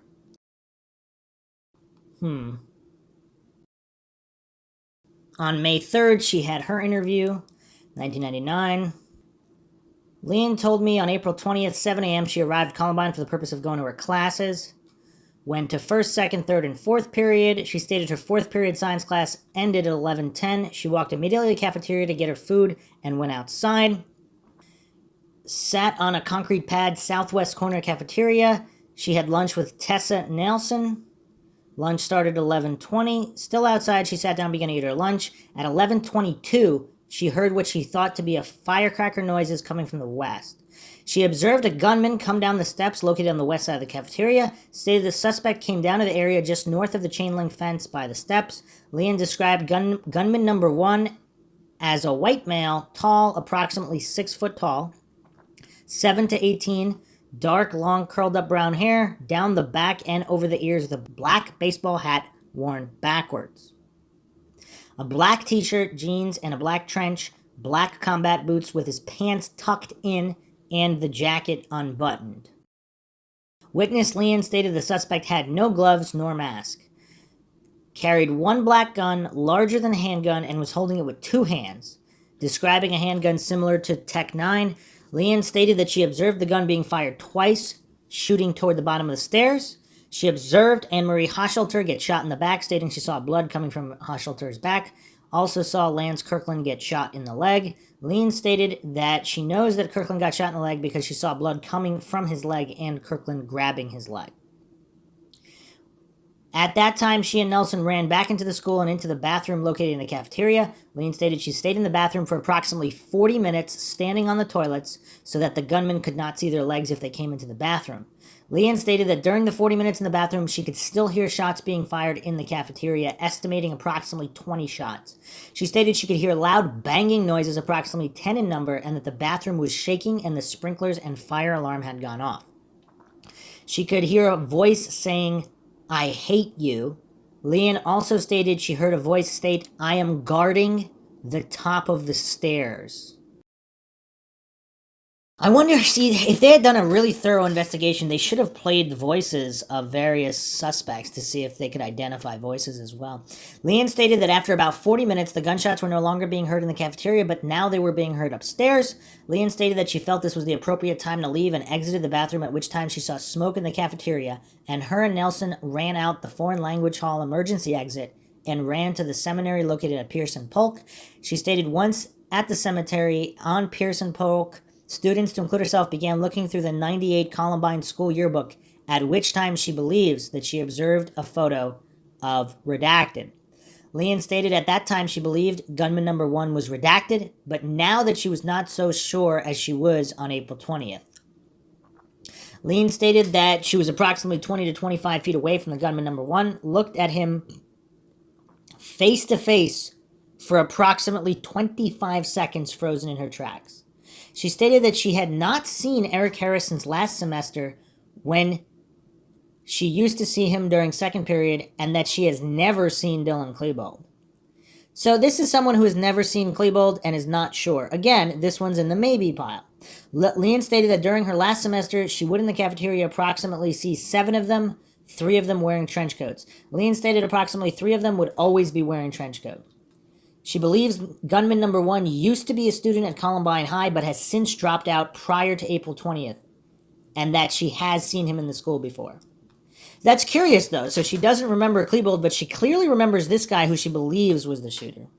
So, follow-up interview, May 3rd, 1999, 6:30. I returned to the residence of Tiffany Lean for the purpose of showing her additional photo lineups concerning the shooting at Columbine High School. Prior to showing Lean any lineup, I marked each line up on the back with a number starting with number 3 through 14. The following occurred: reference lineups through 14. So 1 to 14, number 6 was the only one she identified. I think it's number 6, 65% sure. 65%, so that's not a huge percentage. I'm assuming that is Robert Perry that she identified. Additional information. Witness Lean stated that she remembered that the gunman had a lot of acne around his mouth and nose area of his face. Again, we can look at these pictures taken of Dylan Klebold just days prior at the prom. Was that 2-3 days before at the prom? His face relatively clear, pretty much completely clear. And then you have Robert Perry, known for his terrible acne. So even though she's not sure, she remembered the acne. It was memorable. And the coincidence theorists would pretend these are all hallucinations. Follow-up report. Let's guess what happens here. So this is the ATF, and this report was submitted November 5th regarding November 4th. The November 4th re-interview. Traver went over with Tiffany Liam the previous description of the individual she had witnessed on April 20th. She described as a white male, 6 foot tall, 17 to 18, with dark, long, curled up brown hair down the back over the ears, black baseball hat worn backwards, black t-shirt, black jeans, black trench coat, pants tucked into the black boots, jacket unbuttoned. She also remembers him carrying a black-colored firearm that was larger than a handgun and was holding it with both hands. She also stated the gunman had bad acne. She stated she saw the gunman shoot Anne-Marie Hoshelter and Lance Kirkland. Traver then provided photos that had been taken from the cafeteria video camera. After looking at photo 53 from Packet A, Fry stated the image from Packet A, why is it talking about Fry here? The image of Dylan Klebold did look like the person shooting people outside of April 20th. She stated that the person she had previously believed the shooter to be was redacted. She stated that the person she saw and redacted have similar physical characteristics. In a previous interview, after reviewing a 98 yearbook, she had believed the shooter to be redacted. Leanne stated that she was familiar with redacted because she used to see him during her off period. She had never seen Dylan Klebold, which may have caused her to believe the person she saw was redacted. However, after further consideration of the image from the photo, Leanne stated that she was certain that the person she saw in photo 53 from Packet A was the individual she saw on April 20th, shooting students outside the high school. How convenient. And they never revisit the acne, and that Klebold did not have visible acne. Very, very convenient. Again, if this was a cover-up, how would it be executed? Wow, here's some, wow. What the heck? I don't know if they got their numbers wrong here regarding Kristen Long, listed 20,245 as a document number. This document number is curious for a different reason. Unclassified Information Control number DN 2454. And the source here is Barbara Fleener, affiliation spouse of Columbine High School teacher. Barb Fleener's co-worker, Sandy Leach, told her that approximately 3 to 4 weeks ago, she filed a report with Jeffco after observing 2 juvenile males in the vicinity of Columbine High School running through a field with shotguns, entering a white Jeep Cherokee. That's weird. So this was in February 99. Leach saw 3 white males in white Jeep Cherokee carrying rifle with scope in vicinity of Columbine. Kristen Long is document 5026 to 5032. Date of report, April 29th. Referencing, date of that report. On April 30th, 0900, I spoke with Kristen Long on the phone. She stated she walked to school the morning of April 20th, arrived at approximately 7:35. She stated she knew Dylan Klebold and Eric Harris. She stated she was good friends with them in the 10th grade. She is now a senior. She stated she got to know them because she was a good friend of Zach Heckler, who is good friends with Chris Morris, who is in turn a good friend of Klebold and Harris. She stated she became a pretty good friend of Chris Morris. She stated that she recently had become more of an acquaintance to them. She stated she would sit and eat breakfast with the group a lot, but stopped doing it this December 98 since she wanted to spend more time with her boyfriend instead. Kristen stated that they didn't hesitate to talk freely around her. She stated they talked a lot about guns and bombs and killing people. She stated they weren't specific about what their targets would be, but that they were obsessed with it. She stated they would talk about hunting each other and about playing the game. Kristen didn't know for sure, but she thought this could possibly be a computer game.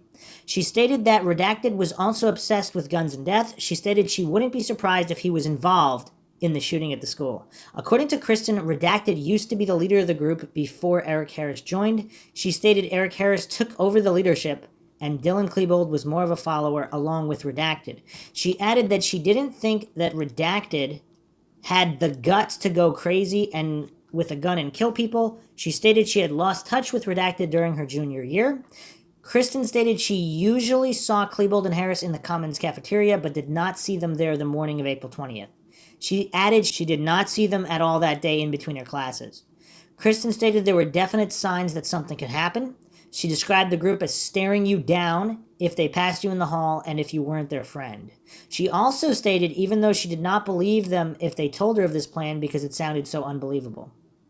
She also stated even she would not believe them if they told her of this plan because it sounded so unbelievable.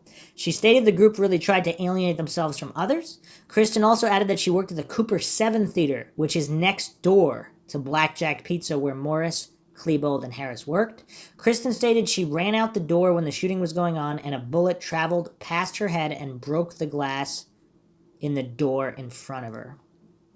During fifth period, Long was in the choir room when two students she identified as Brandon Reisbeck and Beth Bradshaw came into the room saying somebody is shooting in the commons. It was about 2 minutes before Long heard some shooting. She stated it was more than one gunshot and appeared to be getting closer. Mr. Andre Sr. then said for everyone to get into the auditorium and to get on the floor. Long ran out of the east door of the choir room and turned north. She stated that hallway was very crowded with people trying to get into the auditorium. The auditorium door is the first door on the left as you go north in the hallway. Long stated she was one of the last students to enter the auditorium from the small hallway outside the choir room. She stated while she was waiting to get into the auditorium, she looked to her left and saw a really tall male wearing a black trench coat. Now, would you describe someone as 6'3" as really tall, or would you describe someone more in the area of 6'5" as really tall? Wearing a black trench coat, jogging east through the south main hallway, the individual jogged past the hall that Long was in. Long believed that the male was white because she believes she saw part of his arm. She stated the suspect was dressed in all black and possibly wearing black gloves. She saw a gun on the right side of the suspect. Again, is Dylan Klebold left-handed? She stated she did not believe it was a sawed-off shotgun. She stated it was long and swinging by the suspect's right leg. The suspect was not shooting when he jogged past the hall that Long was in. Long stated she could still hear shots coming from the west when she saw this suspect. Long stated the suspect she saw running past the hall looked as though he was wearing pantyhose or some kind of netting over his face. She stated that she could tell he had a large nose because his nose was sticking out from his face. She stated his hair was matted down and she was certain that his hair color was dark and definitely not blonde. His hair was an unknown length. Long stated she did not know if she saw anyone else running down past the hall while they were waiting to get into the auditorium. I asked for the name of the students who were around her. She stated she could not recall. When Long entered the auditorium, she stated she was standing by the sound booth, which is near the top of the auditorium. She stated she could hear 3 to 4 gunshots very clearly. She then heard a male voice yelling. She could not distinguish the words. Long thought that the male voice was coming from the stairwell, which leads from the commons into the auditorium. She also thought the person who was yelling in the stairwell was shooting. Long stated when she heard 3 or 4 shots, they were very close and seemed to be coming from inside the auditorium. She and several other students ran out the northeast doors of the auditorium. These doors led into the north main hallway. When Long entered the north main hallway, she looked to her left and saw that the fire doors, which were only a few feet away from her, were shut. Long stated the fire alarm was going, and she ran east towards the main exit.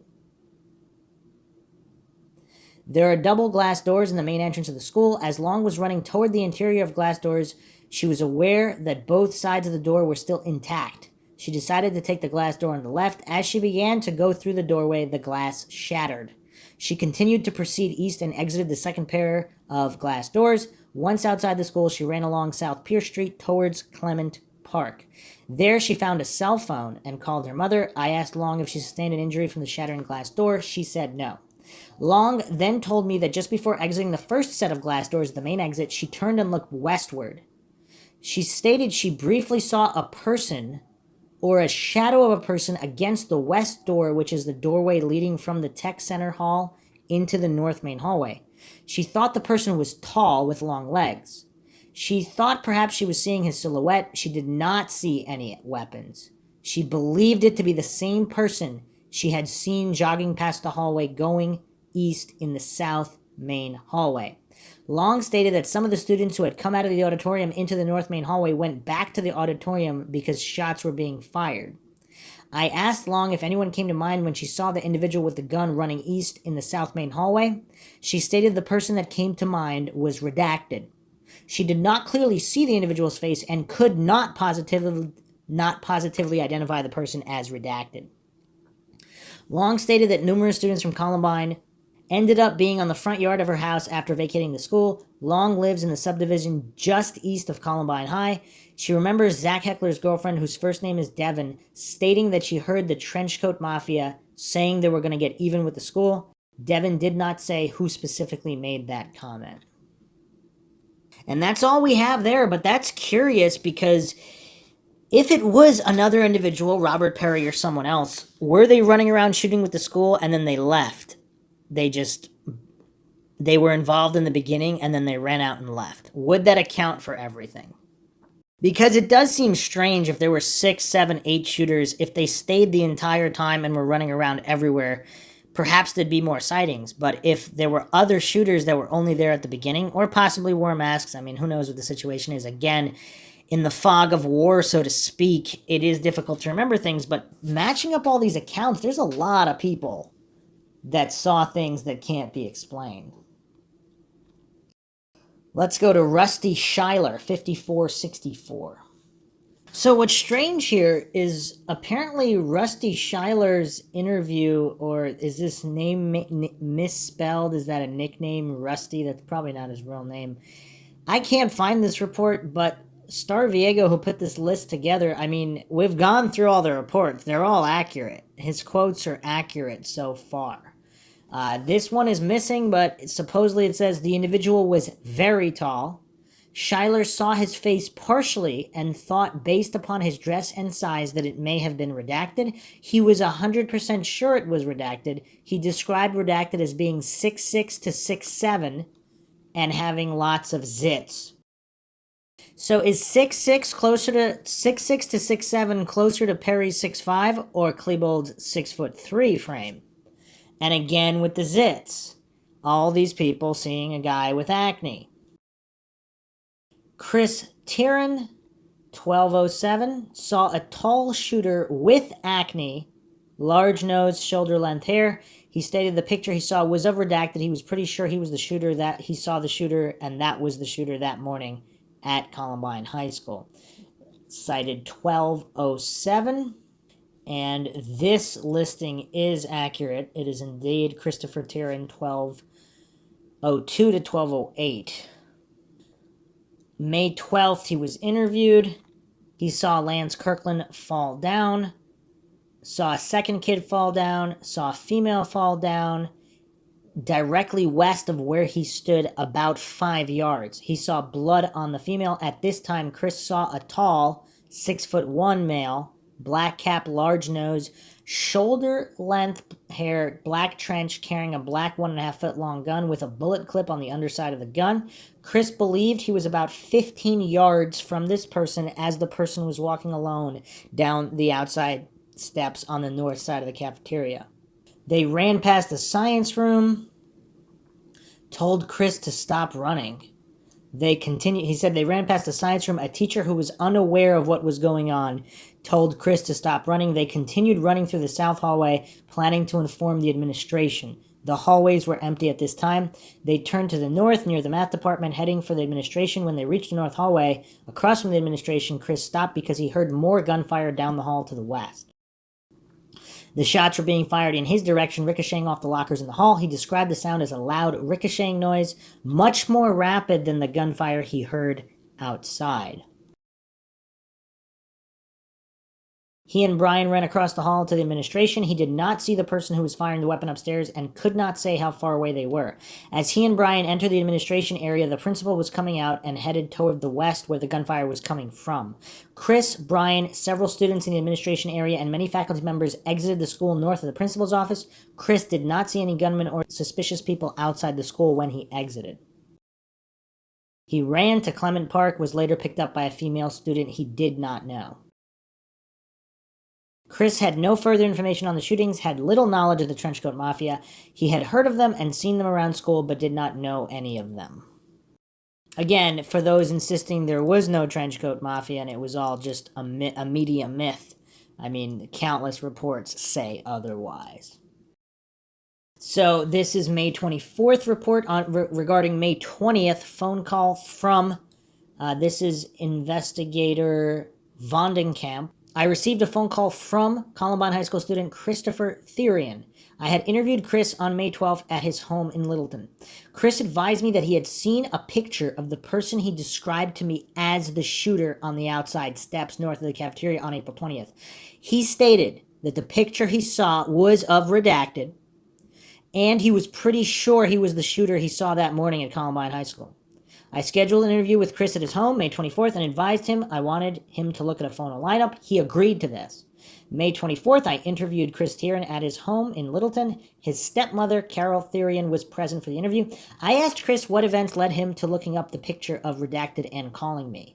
He stated that on May 18th, he was talking with his friend, Bijan Monte, who he was with during the shooting. They were talking about the incident, and Chris advised Bijan that he gave the following description to the investigator that interviewed him. He described the shooter as a white male, 6 foot, large nose, acne, shoulder-length hair, wearing a black cap, possible backwards baseball cap, and a dark trench coat. He then told Bijan he thinks it was Dylan Klebold, but was not sure. Bijan said it was not Dylan Klebold she saw the morning outside the cafeteria. She then showed Chris a picture of redacted from the yearbook. Chris stated that the picture he saw of redacted appeared to be the person carrying the black 1.5 foot long gun on April 20th. Chris stated he also spoke with Brian Fry, who he was with on April 20th, and Brian identified redacted as a shooter on the outside of the Columbine High School cafeteria. Chris stated that he has not spoken with anybody about this identification except Brian Bijan and his family. On May 19th, he was watching the news and they reported that the investigation had ruled out a third shooter. He decided to contact me based on this. So are these just teenage kids who want to do the right thing? They see on the media that the third shooter was ruled out, but they know what they saw. I gave Chris a photo lineup explanation form and had him read it aloud to me. He read it, stated he understood. I then showed Chris a photo lineup with 6 similar featured males. He looked at the 6 photos, then pointed to photo number 5.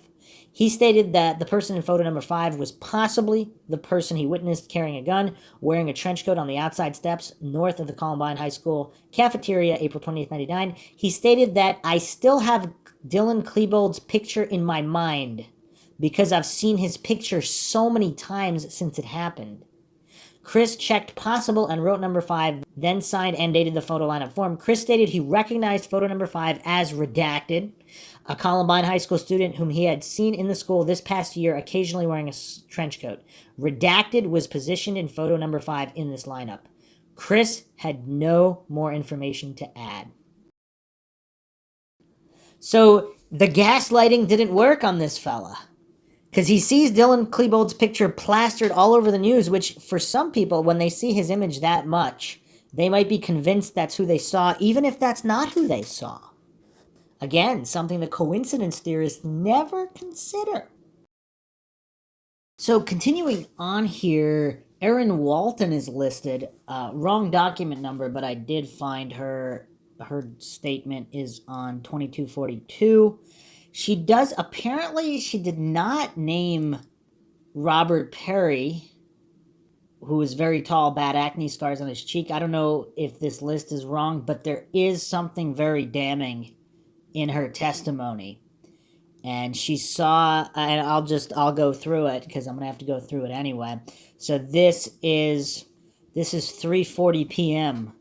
April 20th, when this is in her own handwriting, her Denver Police Department statement. I was in the science room, heard gunshots, thought it was a senior prank, heard fire alarm. We started to run out, but the teacher told us not to. We turned the tables over to cover. We heard gunshots getting closer. We saw 2 guys standing in the doorway, backs to us. Heard them fire 2 to 3 shots, don't know where, passed towards the science teacher's room. Then they left. One of the guys was tall, black hair, wearing all black. The other one had short, I can't tell if this is brown here, brown or blonde.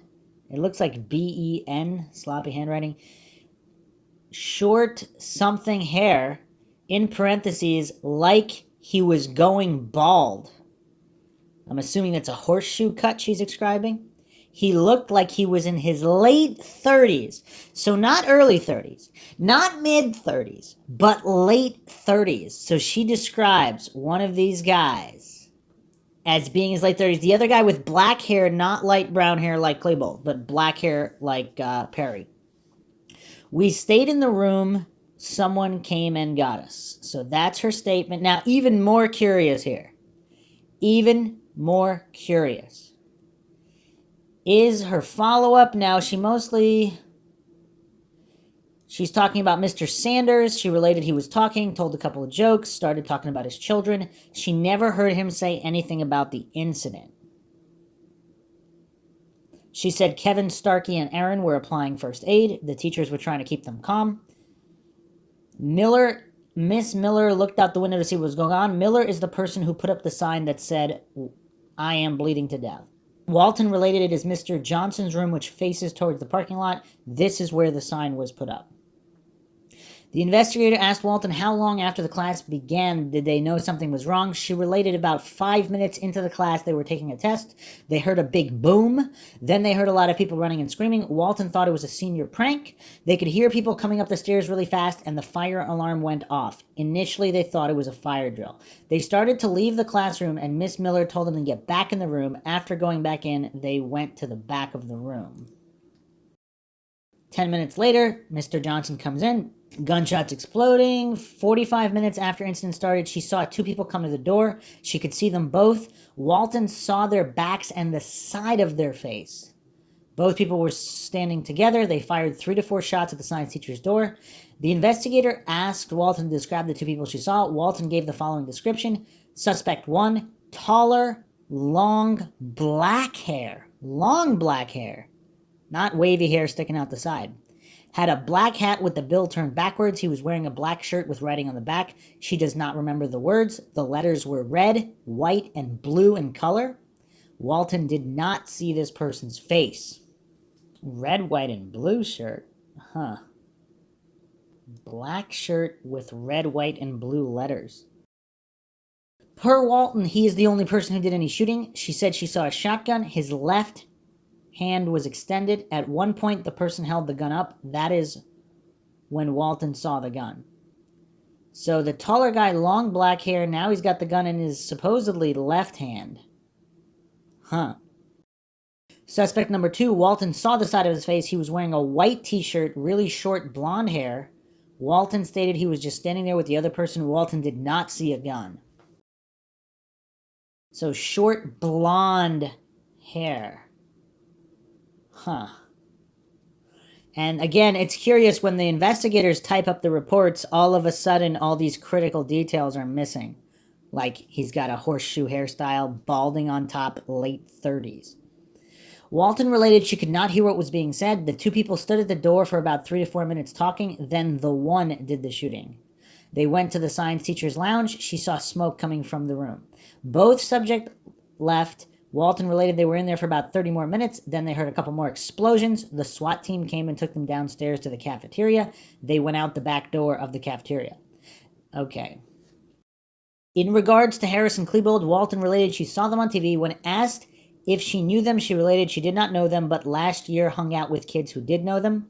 She indicated she knew them last year. Walton related she did not recognize suspect number 2. So it's not Harris or... Okay. When leaving the building, Walton related they went down the stairs and out the cafeteria. When they were going down the stairs, they were told not to touch anything. Any of you could be a suspect. Walton related they saw smoke from the science lounge. She never heard an explosion. The investigator asked Walton if she knew a person by the name of Redacted. She said Redacted hung out with the trenchcoat people. He is a tall guy, described by Walton as really scary looking. Walton did not see Redacted the day of the shooting.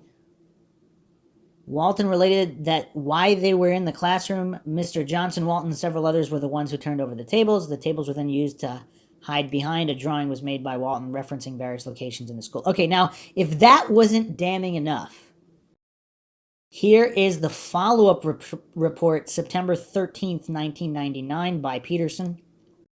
On September 13th, approximately 7:15, I contacted witness Aaron Walton's father Scotty Walton by telephone. My purpose for calling Scotty Walton was to set up an appointment for a re-interview of his daughter, Erin Walton. Scotty said that Erin was not home when I called on this date.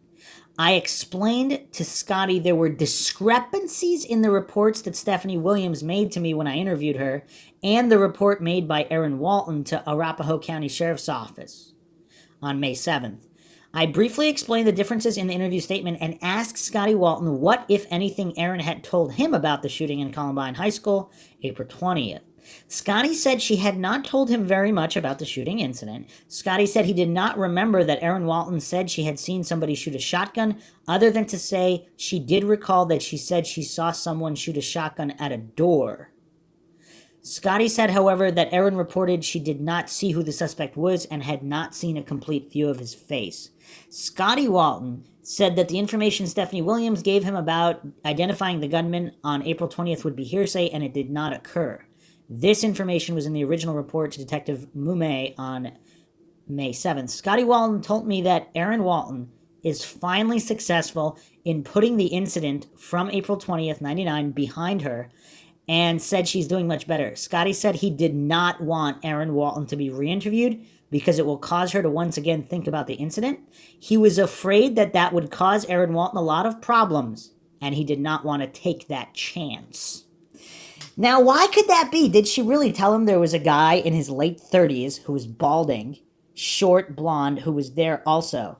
Now, nobody can connect that to anything. So is it easier just to say, okay, confused, can't really remember, just don't bother me? Especially when all these investigators are making it clear that they didn't see what they said they saw. Quite curious indeed. Next on the list, we have Pat Caruso, document 2682. So let's look at this document. Pat Caruso, Columbine High School student in the cafeteria at table YY for 4th hour with all these other individuals. Okay. Is a neighbor to Chris and Nicole Markham and has seen trenchcoat students at the Markham home. Saw a trenchcoat suspect at the time of the shooting on the west side of stairs that are outside the cafeteria pointing a small gun at a wounded student. Saw that suspect throw something into the west lot that flipped over and over like a revolver. Saw this suspect reach into coat, pull out some kind of black bag. Thought the suspect looked like a trenchcoat student he has seen before who had bad acne.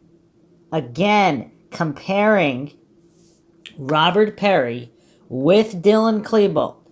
Is it blatantly obvious that one of them has what could be described as bad acne and one of them does not? That is the question. That is the real question here. May 4th, 99, 10:01, interviewed Pat Caruso at his home with his father present. I just finished an interview with Pat's twin brother, Anthony. Pat told me the following. He is a freshman. When asked about Eric Harris, he said he has seen him once or twice in school, but never heard the name before. He did not know Eric by face or name. When asked about Dylan Klebold, he said that he never saw him in school before and did not know him by face or name. He said that about 1 year ago, he thought he may have seen Dylan at the home of a friend, Chris Markham. So Nicole Markham, apparently Chris Morris's girlfriend. Chris Markham is Nicole's younger brother. When asked if he knew any other trenchcoat students, he related the situation at the Markham's home. He is friends with Chris Markham, who is also a freshman at Columbine. He said that Chris has an older sister named Nicole who is dating a trenchcoat student. He said that the Markhams live on South Pierce Court, just around the corner from him. He thought that Nicole's mother had told him to the effect a while ago that Nicole and the trenchcoat student were planning on getting married, and that the trenchcoat student would be moving in with them. Wow. He described the trenchcoat student as being named Chris. He described Chris as tall, heavy, with shaved blonde hair. He saw this Chris over at the Markhams around the end of 98, beginning of 99. He said that Chris is also into action figures and paintball guns. When asked about a redacted, he said he does not know him, but has heard his name in relation to the trenchcoat students. When asked about redacted, he said he has not heard of that name. Perhaps they're asking, it could be two different individuals here that have been redacted. Possibly one of them is Robert Perry. He then related that after the shooting, he obtained a ride from a sophomore named Aaron, junior named Brandon, who told him that they had heard a year ago when he was in junior high that the trenchcoat students would take over the school someday. He said that Brandon is currently in his 5th hour German class. He then described a trenchcoat student who he has seen on occasion walk past him on the way home from school. He last saw this student in March. He was walking with Lance Kirkland, and they saw the student. They felt intimidated by his presence.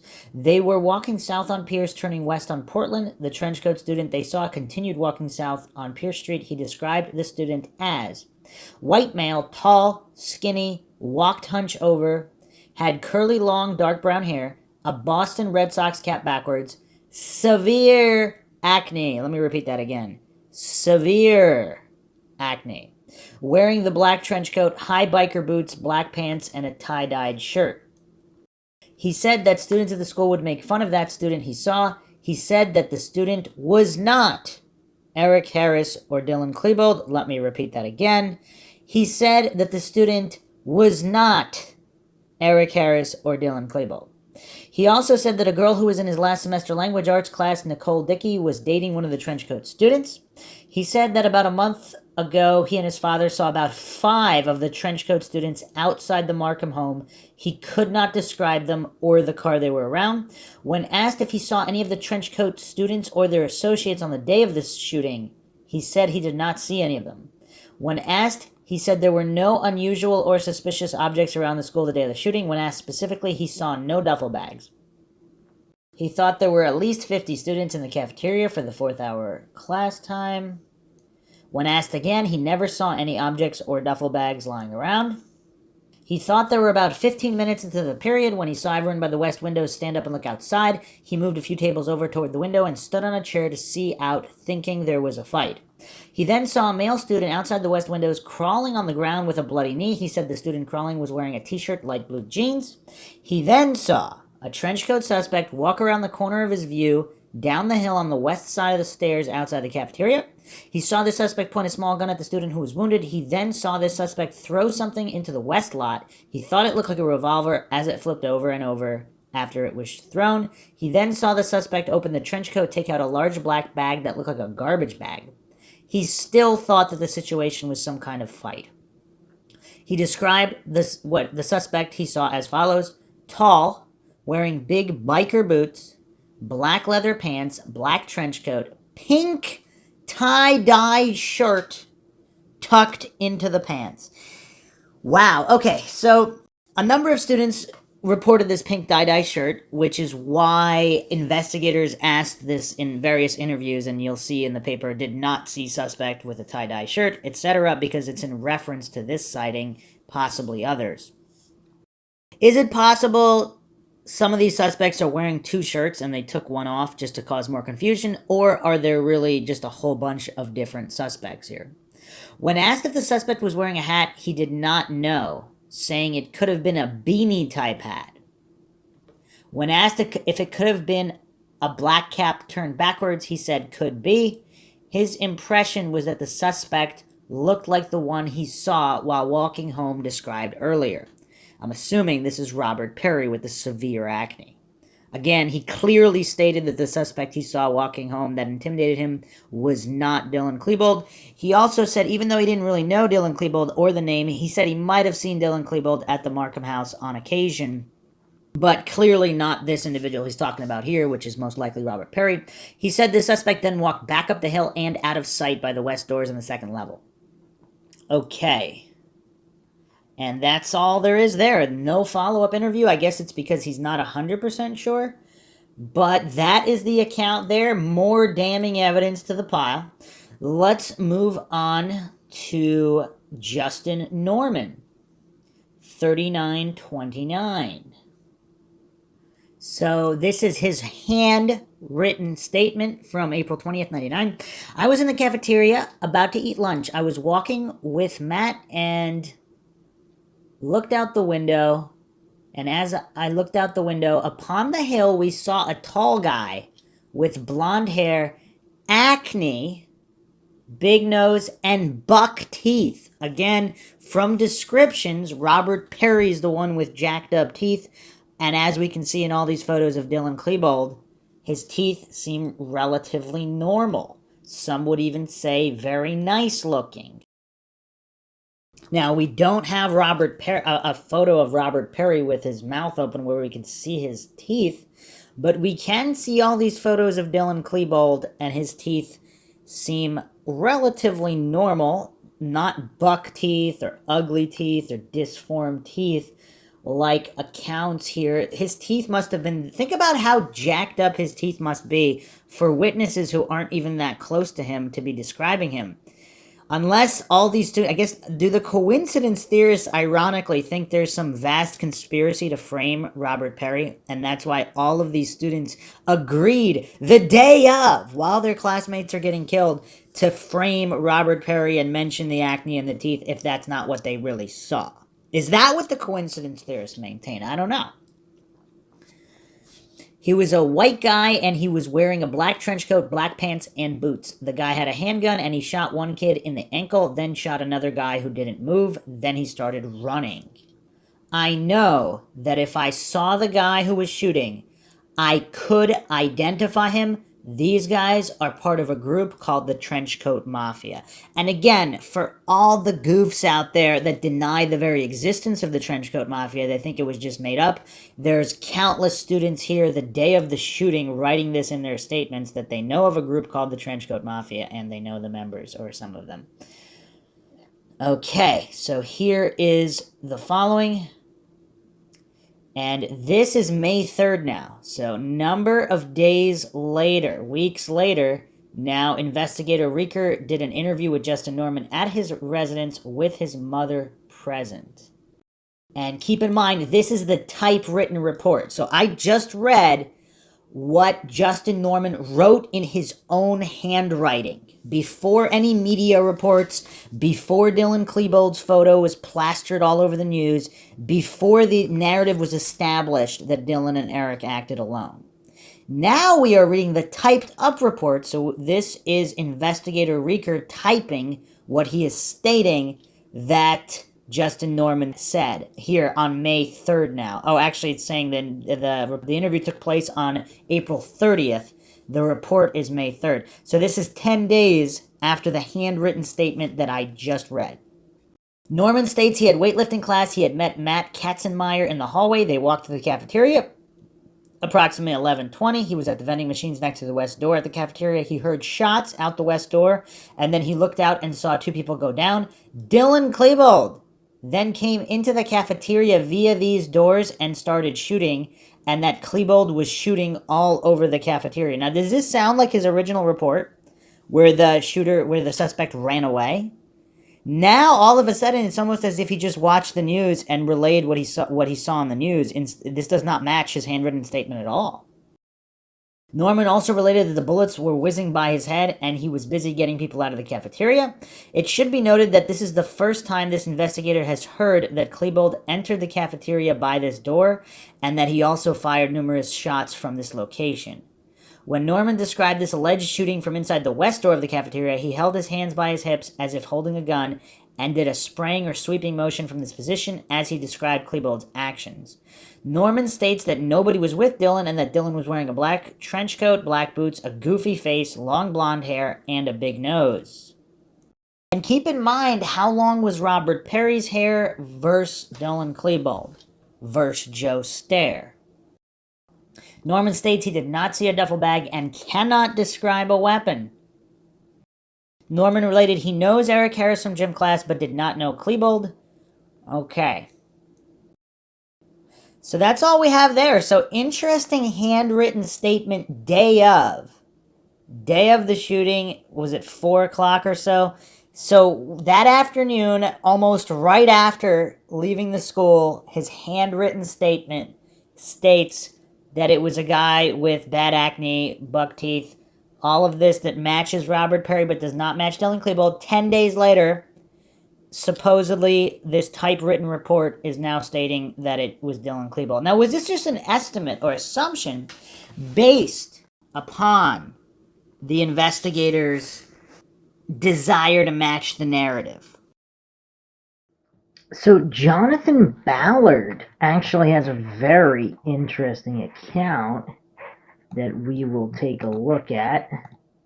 Document 1765, 11:40 a.m. We were in science taking a test. We heard some loud noises. Miss Wyatt came to our door and told our teacher to come out.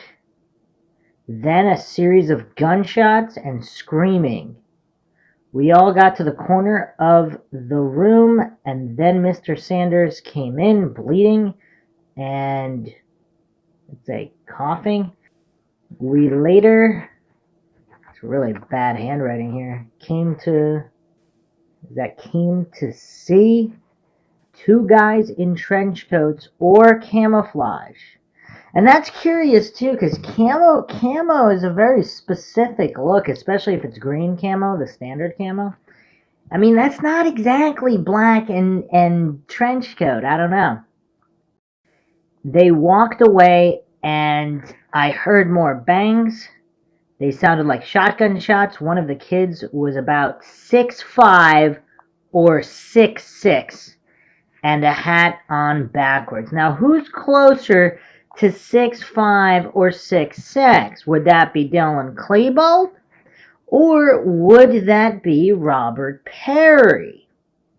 Now, Dylan Klebold, 6'3". Obviously, that's not short, but 6'3", especially if he's slightly slouched, that could pass off closer to 6'1" and 6'2". But 6'5", that could more likely look like 6'6". And he stated 6'5" or 6'6". That's pretty accurate if he's talking about Robert Perry. Now, I will say that if they were both 6'3"-ish and they both had acne and they both had jacked up teeth, this would be a lot easier to explain, would it not? But unfortunately, that's not the situation, so we have to decipher this.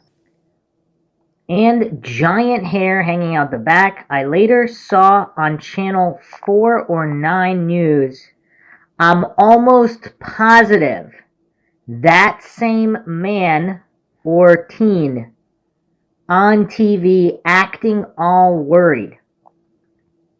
We were later rescued by the rescue team. So he's saying he's almost positive, not pretty sure, not maybe, almost positive he saw the guy. Now, was Robert Perry ever on TV, on the news that night?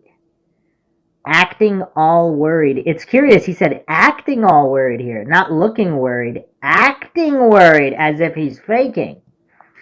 I don't know. That's weird. So this was handwritten by Jonathan Ballard, April 20th, 1999.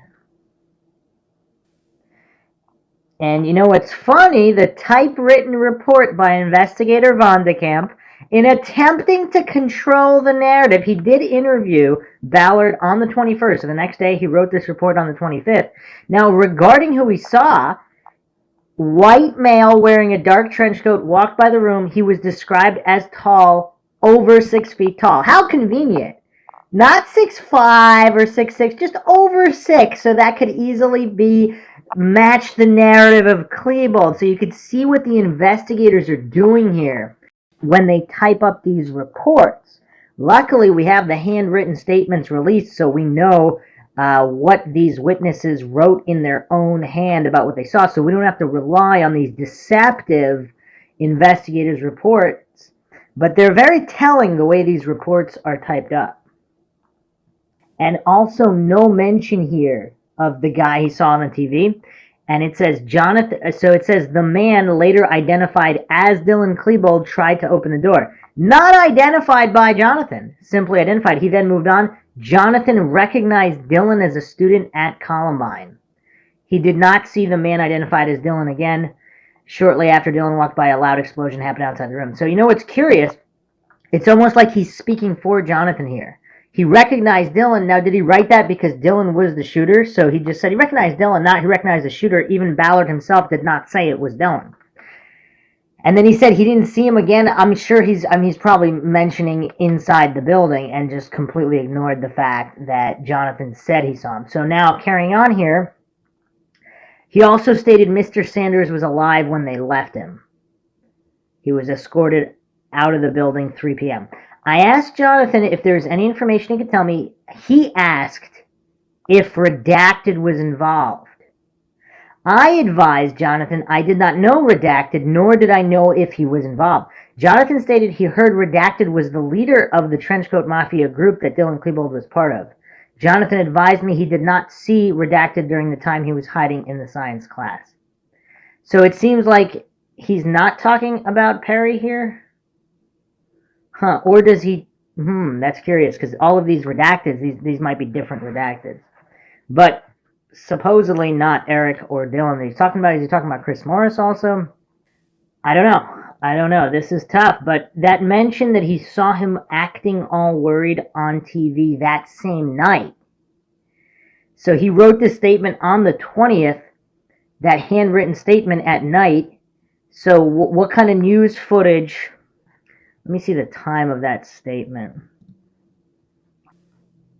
It looks like 15:15 to me,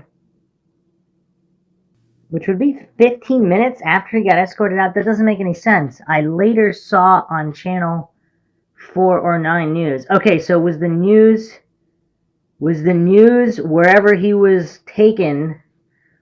It doesn't say where he was taken after this. Was the news playing and he saw it on the news? So within hours. So that afternoon, did Robert Perry appear on the news? Who knows? I mean, Brooks Brown, I don't know if Brooks Brown appeared. Brooks Brown was on the news the next day. Was he on the news the original? Because Brooks Brown is 6'5" as well, but I don't know if anybody would describe him as the leader of the Trenchcoat Mafia. He was officially not in with them at the time of the incident. Now, Nathan Anima is a curious one. So he actually stated the suspect was around 6 feet, maybe a little taller. The investigator put down 6 to 6'2". And we are looking at document 2359. And it's curious because... So he said he didn't really see any distinguishing features. So he didn't notice, he couldn't tell. So this could be a possible fog of war situation where we don't have a witness who had a direct line of sight, who had a clear look for 15 to 30 seconds at a time. This is not the case here. So Nathan Anima is not positively identifying anybody. In his written statement, he did not put a name. Just the usual tall trench coat, long-ish hair. So, okay. Here is just the curiosity here by reporting Officer Peterson. So the date of the report is July 8th, 1999, referencing the interview on July 8th. This report was made the same day? Okay. So this was a follow-up interview. In the initial interview, nothing, no name. So in this one, I showed Nathan Anima 60 photographs in 10 photo lineup sheets. After looking at the lineup sheets, Nathan picked out 2 photographs as possible suspects. One in lineup number 3 and was photograph 1. This is a photograph of Dylan Klebold. The other possible suspect photograph was in lineup number 7 and was photograph number 6. This is a photograph of Redacted. Nathan said he knew who the photograph of Dylan Klebold was, and said he knew Dylan Klebold by name. Nathan said the other photograph he picked out of a lineup as a possible suspect, Redacted, possibly Robert Perry, he did not know this person's name. He did say that he had seen this person in the hallways of Columbine High and remembered this person as wearing a trench coat. Nathan said that on April 20th, when he heard that a Trenchcoat Mafia student was responsible for the shooting at Columbine High, he immediately thought of the person in lineup number 7, photograph number 6, as the Trenchcoat Mafia student. This again is a photograph of redacted. So here we have an individual who knew Dylan, but he still wasn't sure, and he still picked two photographs, one including supposedly Robert Perry here. So it's weird. The coincidence theorists want to have it both ways, where people who didn't know Dylan, they picked Robert Perry, and of course they ignore the people who knew both of them and still picked Robert Perry, clearly picked Robert Perry. Here we have a student who knows Dylan and doesn't know the other guy, but still isn't sure and thinks it could still be the other guy, even though he knows Dylan. He doesn't really know the other guy, but he saw the other guy around. Make of that what you will. So there's actually a follow-up interview here also. So this is document 2359. Very interesting. October 12th, 1999, Nathan Ainema was re-interviewed at the Jefferson County Sheriff's Office South Substation. His mother was present. The purpose of the re-interview was to clarify Ainema's observations during the April 20th shooting, specifically the statements made by Ainema during an interview on July 8th with task force investigators. In that interview, Ainema identified Redacted as possibly being the person he saw throw a pipe bomb during the shootings at Columbine High, April 20th, 1999. Ainema told me that he was sitting in the cafeteria at a table near the windows when the shooting started. He was seated with Brad Miller and Tyler Stark. He told me that he first saw a boy shot in the knee outside the cafeteria windows on the sidewalk. He then saw a male standing near the bottom of the West Cement Stairs throw what Ainema thought was a pipe bomb into the parking lot. Ainema described this person as a tall male, wearing a long black trench coat and a black baseball cap on backwards. Ainema did not recall seeing this person with a gun in his hand. Ainema stated that he initially thought this person that he saw throwing the pipe bomb was Redacted. He stated that he had seen Redacted several times at Columbine High, and during those times he always saw Redacted wearing a German-type hat on backwards that was similar to the hat worn by the person who threw the pipe bomb. Ainema stated about 2 or 3 days after the shooting, he looked through his high school yearbook and saw Redacted's picture. After looking at the picture, Ainema thought that the person he saw throw the pipe bomb was Redacted. Ainema stated that it was approximately 2 weeks after the shootings that he realized the person he saw throw the pipe bomb was actually Dylan Klebold and not Redacted. This was based on the media coverage of the shooting. So this is very curious how so many students supposedly saw Robert Perry or other individuals. Some of the students, if you recall from the handwritten statements we went over, they didn't wait 2 to 3 weeks or 2 to 3 days later. The day of, they were looking through the yearbook to see who it was, and they named Robert Perry. Now, so realizing that they didn't see what they saw was based on the media coverage, and that's actually a good admission here by this officer, reporting officer David Steve Luciano. He seems to be honest here in stating that his realization was based on the media coverage of the shooting. So not that his memory changed. He was simply being told he didn't see what he saw. Now, what's curious is he's then stated, I then showed Ainema a series of photographs taken from the video camera in the cafeteria. After looking at the photographs, Ainema positively identified Dylan Klebold as the person he saw throwing the pipe bomb. So with this kind of gaslighting, by showing these teenagers these photos, oh yeah, this was the shooter, they basically making them doubt their own memory and sanity to change their story. So, and it's very, very telling because, again, for the people who didn't know either one of them, and they really did have a foggy recollection, or they just saw a guy moving quickly, but so many students had a clear look at their face. I mean, talked to Robert Perry, saw the acne on his face, saw his teeth, clearly knew him and Dylan, talked to both of them, and they vehemently continue to believe that it was Robert Perry. Now, maybe it was both of them. Maybe they were both there. And again, there's clearly some issue here where we're not understanding what's going on, and with all of the obfuscation and gaslighting, it seems like investigators really have an interest for the truth not to be known. Katie Beer is listed here, and I did not find this report in the documentation. I don't know if this is in her handwritten report. But it says when the incident began at Columbine High School, she initially tried to get out of the school by going towards the main doors on the east side of the school by the administrative offices. However, she saw a third shooter next to these offices, and this third shooter shot out windows at that location. Katie Beer told him this third shooter may have been redacted. Again, I don't know if they're insinuating that's Robert Perry, but not a lot to go on there. Let's move on to Jason Brem. Brem is document 718 and onward. No handwritten statement. Denver Police Department Metro Gang Task Force.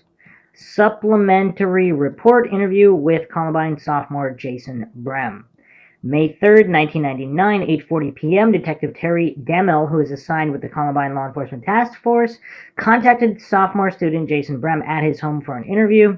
He reported that on the 20th he had fifth period off and had retrieved his soccer ball out of his locker and was walking out the west upper level entrance when he observed a party wearing a trench coat and black hat turned backwards who was leaning against a green post that was anchoring a tree. John marked the exact location on a map. Is he calling Jason John? Wow, not a good report. Stated this person was a little shorter than himself. He is 5'11 or 6 feet. Okay, so shorter than that. And that he was wearing a black pair of boots, had black canvas between the sole and upper part, and he noticed that one of the boots had the pant leg tucked into the boot, which he thought was strange. So only one boot had a tucked in pant leg. Okay. Detective Demel showed Jason photographs of Eric Harris and Dylan Klebold at the time, with Jason reporting that the party he observed wearing the trench coat had a very round face and was neither Harris or Klebold. So the only relatively short individual is, of course, Brian Sargent, and I guess you could describe his face as round. It does look quite round. He's stocky and short. Either way, clearly not Eric Harris or Dylan Klebold. Jason stated that the party appeared calm and relaxed and just appeared to be waiting for someone. Jason added that the party had a black nylon bag with straps at his feet. Jason described the bag as being approximately 1.5 to 2 feet long and appeared full. Jason then walked down to the first door in the Commons and said, "Let's go," to Brian Stepp, Billy Arep Kyles, Mike Kenny, Arthur Curtis, Chris Therian, Justin Woods, and Brian Fry. Therian and Fry went to get a soda and met up with Lance Kirkland. Jason and his friends then walked out along the parking lot to the soccer field and began playing soccer. While playing, Jason heard what he thought sounded like a string of firecrackers going off and saw smoke coming up from next to the guy in the trench coat.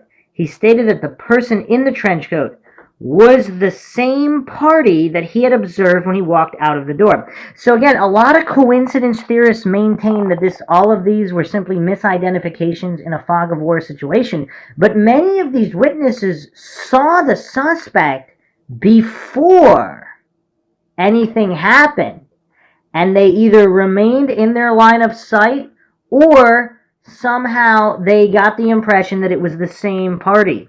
He stated it was the same party. Jason stated the guy in the trench coat was alone. The party wearing the trench coat began shooting randomly as he walked down the stairs, got to the bottom, turned around, walked back up the stairs. He then started shooting at a student that Jason knew as Denny Rowe. Jason reiterated that the guy in the trench coat was all alone and that he did not see anybody else with him. The gunman then started shooting into the windows of the library. The individual then lobbed several devices up onto the roof that caused explosions. He then ran back down the stairs to the bottom and fired off what Jason thinks was a shotgun that was louder than anything else that had been going off. Jason stated he thinks that's when Lance Kirkland was shot in the face. Jason and Mike Kenny began running towards some houses when he looked back and observed a party wearing a white shirt walking calmly from the parking lot towards the scene where the gunman in the trench coat was firing the gun. That appeared very odd to Jason, that everyone else was running from the area, and here was a guy walking directly into the location. Jason stated that the person wearing the white shirt was not carrying anything, and that he could see, and then he lost sight of him when he was behind a car. Jason described the distance as being approximately 100 yards. Jason and his friends then went to a house on South Teller Street where the woman let them into her garage. Lakewood police officer Chuck Powell responded to the location and took a report from the boys at 1:40 p.m. So, very curious. Yet another account where an individual saw the suspect before anything happened, got a good look at him, and then maintained it was the same suspect, not Harris or Klebold, after all of the shooting and gunfire had erupted. Apparently, there was no follow-up report, so Officer Felosi, May 4th, 99, 1900 hours, I contacted Jason Brem's residence by telephone, spoke with his father about April 20th, the murder that occurred, Columbine High School. He informed me that his son had already spoken to an investigator from Denver Police Department about the incident. This concluded my contact with Brem's residence. And again, are some of these parents simply protecting their kids from having to do follow-up interviews because they know they saw something that runs counter to the idiot box narrative, to whatever the TV said and everybody took as gospel? They know it's a problem to go against the gospel of the idiot box. So they're protecting their teens, and can you blame them? It's hard to blame them, especially as many witnesses have said they did not believe they would be believed, so they didn't want to go into a situation where officers would basically, maybe not explicitly, but basically tell them they didn't saw what they know that they saw. I mean, how would teenagers react to that, and how would parents handle that situation? I mean, it's not that easy. Again, some coincidence theorists believe that they know better than the people that were there. They know better than the people who specifically knew all of the individuals in question. They know better than the individuals being intimidated, coerced, and attempted to be gaslit by so-called investigators about what they saw in order to change their story.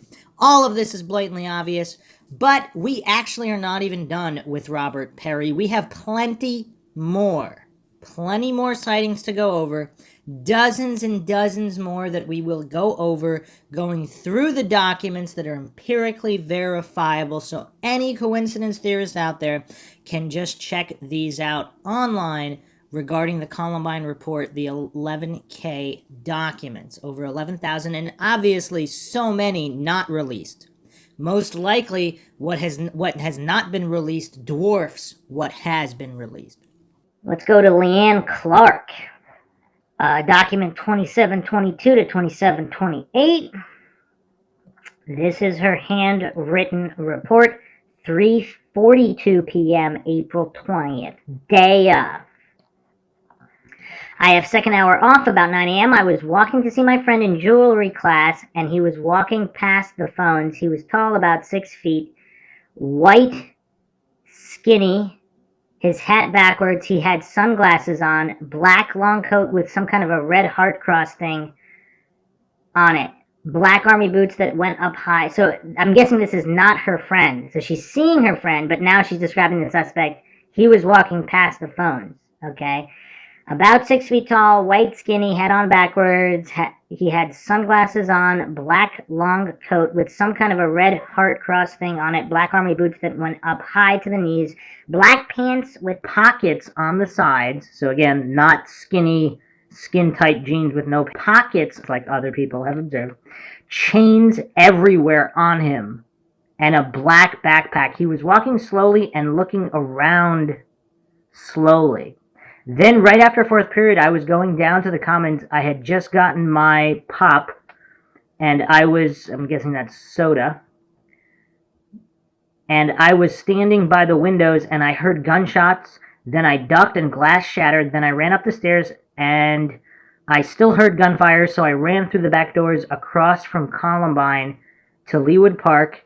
We were standing there for about 15 minutes when we heard gunfires and saw gunfires, so I ran, and the teachers told us to run. I found my friend John in his car. Then I went to my friend Emma's house. Then I called my mom, and she came and picked us up. There is one girl that I have known since third grade. We have been to 3 schools together: Columbine Elementary, Highlands Ranch Christian School, and Denver Christian. We used to be best friends before she started to have mental problems. She is now a Wiccan, devil worshiper. She wears all black, hates the sun, talks about killing all the preps at Columbine.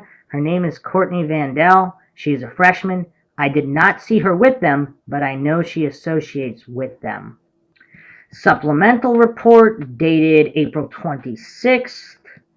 Investigator met with Leanne and her mother, Wendy Harder, at their home. Leanne was given an opportunity to review her statement made on the date of the offense, April 20th, after which she stated it was correct. Leanne stated she saw the weird student as she was approaching this jewelry class around 9 a.m. and the person was looking all around while walking slowly down the hallway. The suspicious person was alone and wearing his hat on backward. She went on to say he had sunglasses that were plastic and all black with the circular lenses on. An insignia was in the center of a long black coat. The coat was almost knee length. It had pockets on the side and he wore it with the collar raised up in the back. Leanne feels the jacket was open and had buttons close to it instead of a zipper. The suspicious party was carrying a black backpack over his right shoulder. He had metal chains on his hat, backpack, and pants. His black pants were fabric, not jeans, and he had pockets on the side. His boots were black and high, almost to the knee with black shoestrings. Leanne doesn't think she knew him or would be able to identify him if seen again. Okay, some more curious statements here. After this, Leanne went to class. Then afterward, around 11:10 a.m., after fourth period, she was in the commons area next to the cafeteria.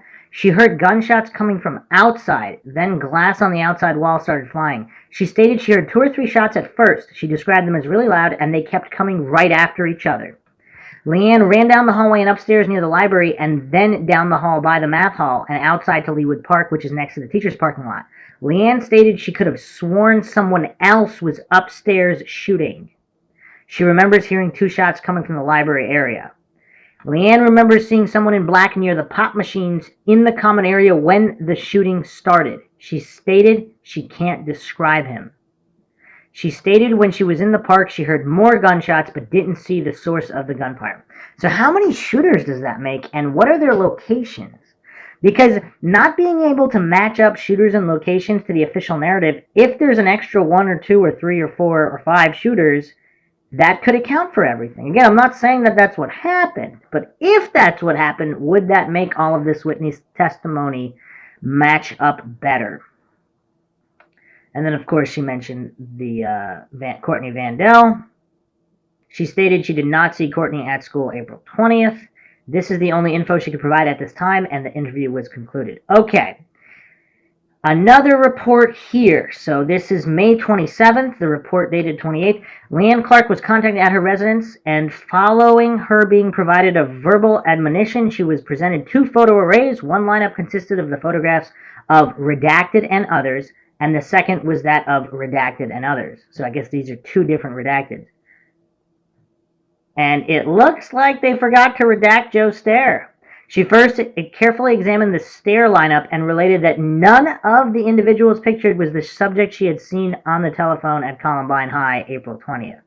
She next examined the redacted lineup and, following her looking at all the individuals pictured, pointed to photo number 6, redacted, and said he closely resembled the subject she had seen on the payphone at Columbine High School at approximately 0900, morning of the shootings. She felt confident of her identification and noted she did not know the subject as being a student at Columbine High. She went on to say that the subject had been using the payphones located near the attendance office and had been on the payphone nearest the interior wall. I'm assuming they must have traced the calls that party was making, and I wonder where that would lead. Also, there's no further information here, so curious, very curious. Again, nothing 100%, not enough follow-ups, but we're looking at a lot of redacteds here. So John Cook is next, 7:54 to 7:59. First report, no handwritten statement here. First report dated April 28, 1999. Suspect descriptions: white male, approximately 6'1", 165 pounds. Brown goldish colored hair, collar length, even on the sides, parted in the middle. So he could not tell if it was parted in the middle if the guy's wearing a hat. So this guy's not wearing a hat, parted in the middle, wearing a black trench coat, pants were dark blue, combat boots, dark green t-shirt, carrying a rifle or shotgun with a barrel length of approximately 1.5 feet. The gun was black in color. Suspect number 2, white male, 6'3" or 6'4", 170 pounds, brown hair parted in the middle, shoulder length, wearing sunglasses, carrying a shotgun or rifle 1.5 feet long, black in color, wearing a trench coat, black combat boots. Investigation. April 20th, I contacted John Cook, at which time I interviewed him in the parking lot of Clement Park. Cook stated that he thought the shooting started at about 11:30 and he was in the senior parking lot when the shooting started. He stated he saw two guys wearing black trench coats, which he described above. He stated that one of the suspects, suspect number 1, opened his trench coat during the incident, and suspect number 2 did not open his trench coat. Does that mean the trench coat was buttoned up? He stated during the shooting he saw one of the suspects take off his trench coat, at which time he saw a rifle or shotgun with straps attached to it. He stated that both suspects were holding a rifle or shotgun and that they started shooting at groups of kids randomly. Cook said that he saw 4 students hit by rounds. He stated that one of the people he saw hit was Mike Johnson and that he got hit on the right leg and that he saw blood coming out of his leg. He stated that he saw another male by the name of Mark fall to the ground, also saw a girl, white female, brown hair in the corner of the parking lot. He saw one white male with blonde hair fall after being shot. Cook stated that he has seen both of the described suspects at Columbine High School before. He stated he does not know their names but believes they are seniors. Cook said when the shooting started, he knew it was real and took off running. He stated he ran behind a shed on the football field where he dropped his backpack. He stated that he ran over to the baseball field to the dugout, then left the dugout and climbed the fence to the maintenance facility at Clement Park until he was contacted by police officers. Cook stated he believed he could ID the suspects if he saw photos of them again. He also again stated that he believed both of the suspects are students at Columbine High. So this is weird because this is April 28th when supposedly the narrative has already been established, Eric and Dylan, and yet he's talking as if they're not Eric and Dylan and he needs to identify them. What does that mean? John stated he did not know any of the Trenchcoat Mafia, but answered the question that he was aware of a Trenchcoat Mafia senior last year who had long black hair who had committed suicide. And that's all there is there, no follow-up there. So I can't find the exact news report where they stated the names of Eric Harris and Dylan Klebold, but I believe it was at some point the night of, and I believe they had the images from the cafeteria the night of, if not the next day. So it's kind of strange how 10 days later he's talking about IDing the particular suspects he saw if he could see photos of them, because Eric and Dylan were already all over the place. So he's clearly not referring to Eric or Dylan here. That's John Cook. All right, let's move on to Frank DeAngelis, the actual principal. I'm not going to go over his whole account. I'm just going to go over his spotting of a potential suspect. So starting on document 5675, Frank DeAngelis speculated he left his office sometime around 11:20. Frank told the investigative officer he recalled almost immediately upon leaving the front office area he knew something was strange. When asked to elaborate, Frank DeAngelis told IO he did not recall seeing anyone at the phone banks in the North Hall. Frank DeAngelis told IO that normally this was a particularly busy area, especially during the start of a lunch. Frank reiterated the situation was strange and that the phone bank in the North Hallway area near the entrance was not active with students. According to Frank, he did not recall seeing any students located in the North Hall area after exiting the main office. Frank DeAngelis told IO moments after exiting the office and proceeding west down the North Hall, he heard Susan White, his secretary, exit the office and yell down to him, "There's gunfire in the cafeteria." Frank DeAngelis stated he knew Susan White was serious, but also recalled thinking this couldn't be happening. He told IO his initial reaction was to tell Susan White to return to the office and call 911. According to Frank DeAngelis, Susan White immediately complied with the request. When asked where he was located at the point Susan White advised him of the shooting, Frank DeAngelis stated he was somewhere near the trophy case, which is located a short distance west of the entrance of the school main office area. Frank explained he was in the process of proceeding westbound down the main hall, the North Hall, which required him to pass the trophy case. He clarified the trophy case was located east of the phone banks he had previously mentioned. He went on to state after being provided with the information per Susan White, he was walking more briskly en route to the common area in order to assess the situation. Frank stated, based on his recollection, as soon as he turned back around after contact with Susan White and proceeded westbound, he saw a figure of an individual down toward the far west end of the North Hall. Frank DeAngelis stated the individual was near the west exit entrance outside. When asked if he could identify the individual, Frank responded in the negative.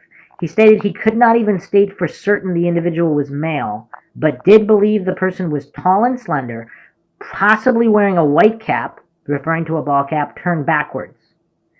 He also thought that the individual was wearing a white t-shirt with a black vest.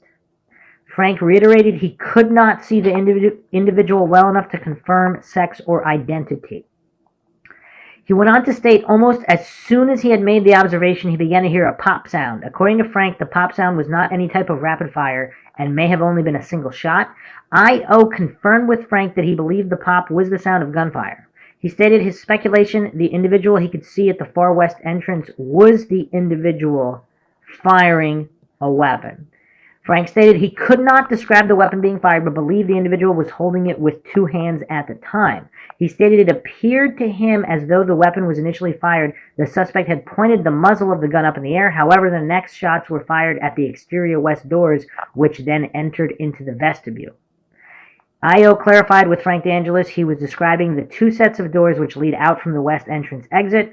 I.O. further clarified with Frank when he initially observed the individual described above, the person was standing outside the school at the west entrance.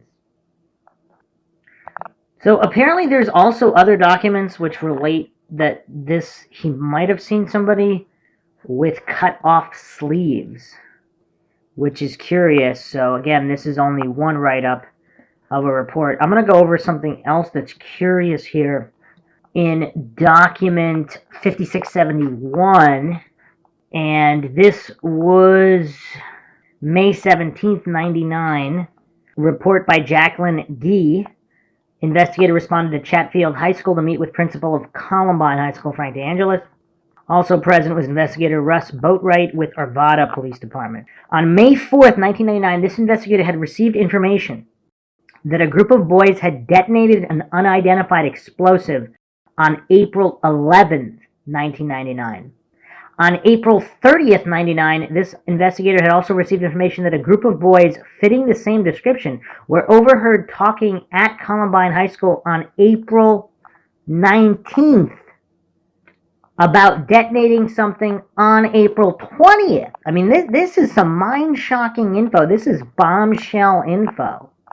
This investigator was also advised that during the latter incident, Mr. DeAngelis had asked the same group of boys to quiet down due to their rowdy behavior. The investigator questioned Mr. DeAngelis about the aforementioned incident that occurred on April 19th. Mr. DeAngelis advised the following. He had been contacted by Barb Larson, who he had interviewed for a teaching position on April 19th, in regards to the aforementioned sometime last week. Larson advised him she saw 5 tall kids. Okay, so that does not narrow it down in the least, unless Eric Harris might not be part of that group of tall kids, and of course Brian Sargent is not. But you got guys like Chris Morris, Robert Perry, Zach Heckler, maybe Nate Dykeman. You got all these guys over 6 feet tall, well over 6 feet tall. So and they're wearing trench coats. So clearly she's talking about trench coat mafia individuals. She saw 5 tall kids that day wearing dusters and talking about detonating something. As she walked by, they said, shh, and then exited the building whooping and hollering. Now that clearly does sound like troublesome teenagers. Larson also described one person in the group as having white hair and black eyebrows. Now I'm assuming this is bleached white blonde hair. I mean, how many teenagers have white hair naturally? I don't know. She said tall kids, so not older people, tall kids wearing dusters. So Frank DeAngelis does not recall asking anyone to be quiet prior to his interview with Larson, and further advised that he would have recalled that if they were being rowdy as described by Larson. Or would he lie about all this to save his own butt? Because if it got out in the open that there were kids talking about detonating devices the day before, on the next day, and he did nothing about it, I mean, this is crazy. He stated he does not believe he is blanking anything out and feels that if it occurred, he would have remembered it. He recalls stepping out of his office to meet Larson, who was sitting in the office area waiting for an interview. Then, after greeting her, they went on into his office where he interviewed her. He does not recall any kids at Columbine High School that fit the description of the subject described by Larson. So I'm assuming the white-haired subject. So nobody had their hair bleached white on that particular week. Curious. Very, very curious. And I can't find a report from Larson. You would think she would have been interviewed. Perhaps there is a report. I don't see it here, though. But if someone does have it, they can share it. Because it would be curious what her interview said if she was interviewed about these group of tall kids. Talking about detonating devices and then saying shh as soon as an adult walked by. I mean, this is mind-shocking information, mind-shocking revelations. Let's move on to David Eagle, 1877 to 1886. This is his handwritten statement, April 20th, 3:30 p.m., mere hours later. So he heard about 15 shots. They turn over the tables. After I saw a guy with a gun by the door at the science rooms, in the hallway just outside the science room. The guy had shot barrel. Is that supposed to be shotgun or something? The barrel was hidden under a rifle. The guy with the gun had black hair, looked like it was spiked, shaved on the sides, also was blonde on top, a little part. So he had black hair with some blonde highlights. Couldn't see his face because of the spiked, because of the SPCK. I can't read this guy's handwriting. It's pretty bad. He was a white male, about 5'9". So Eric Harris doesn't have black hair with blonde highlights, though. About 18 years old, no facial hair. Unsure something had because of looks like SOUK. Thinking he had a black shirt. Didn't see. Okay, so terrible handwriting, but let's see what the supplemental report says. April 28th, 99, regarding interview April 27th. David's parents were present during the interview. This is P.J. Doyle. David said that he was in the science room taking a test, heard explosions, fire alarm went off. Students started walking towards the door to leave, as is customary when the fire alarm goes off. Mr. Johnson started to yell to get back and down. Johnson came in, locked the doors, went back to his classroom. There is a door between the two classrooms. About 5 minutes later, Mr. Johnson came back and helped to turn the tables over. David was sitting behind the turned-over desks. He could see out the window in the door. Through it, he saw the killers. He said one was holding a sawed-off shotgun. The killer was holding it with the barrel pointing up. There was smoke in the hall. David described this person holding the gun as someone with black shaved hair with blonde streaks. I mean, who does that sound like? That doesn't sound like anybody named yet. The hair was longer on the top than it was on the bottom. He couldn't see any facial features because of the smoke and shadows. He has since seen pictures of Eric Harris and Dylan Klebold on television. He did not know these students from school. David said that the person he saw did not look like the people he's seen on television. Let me read that one more time for all those devout coincidence theorists out there.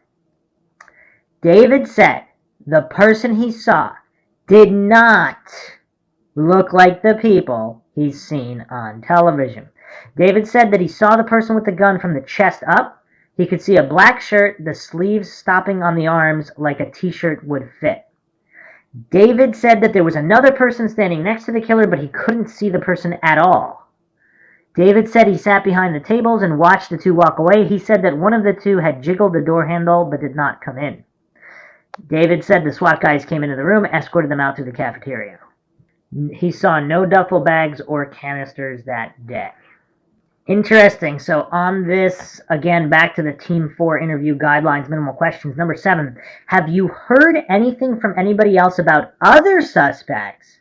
Bomb making, gun buying, etc. John Sfalinger, Clement Park manager, said some kids ran to the office to get help, and someone said he saw 5 shooters. And of course, this will not be the first time we hear of this.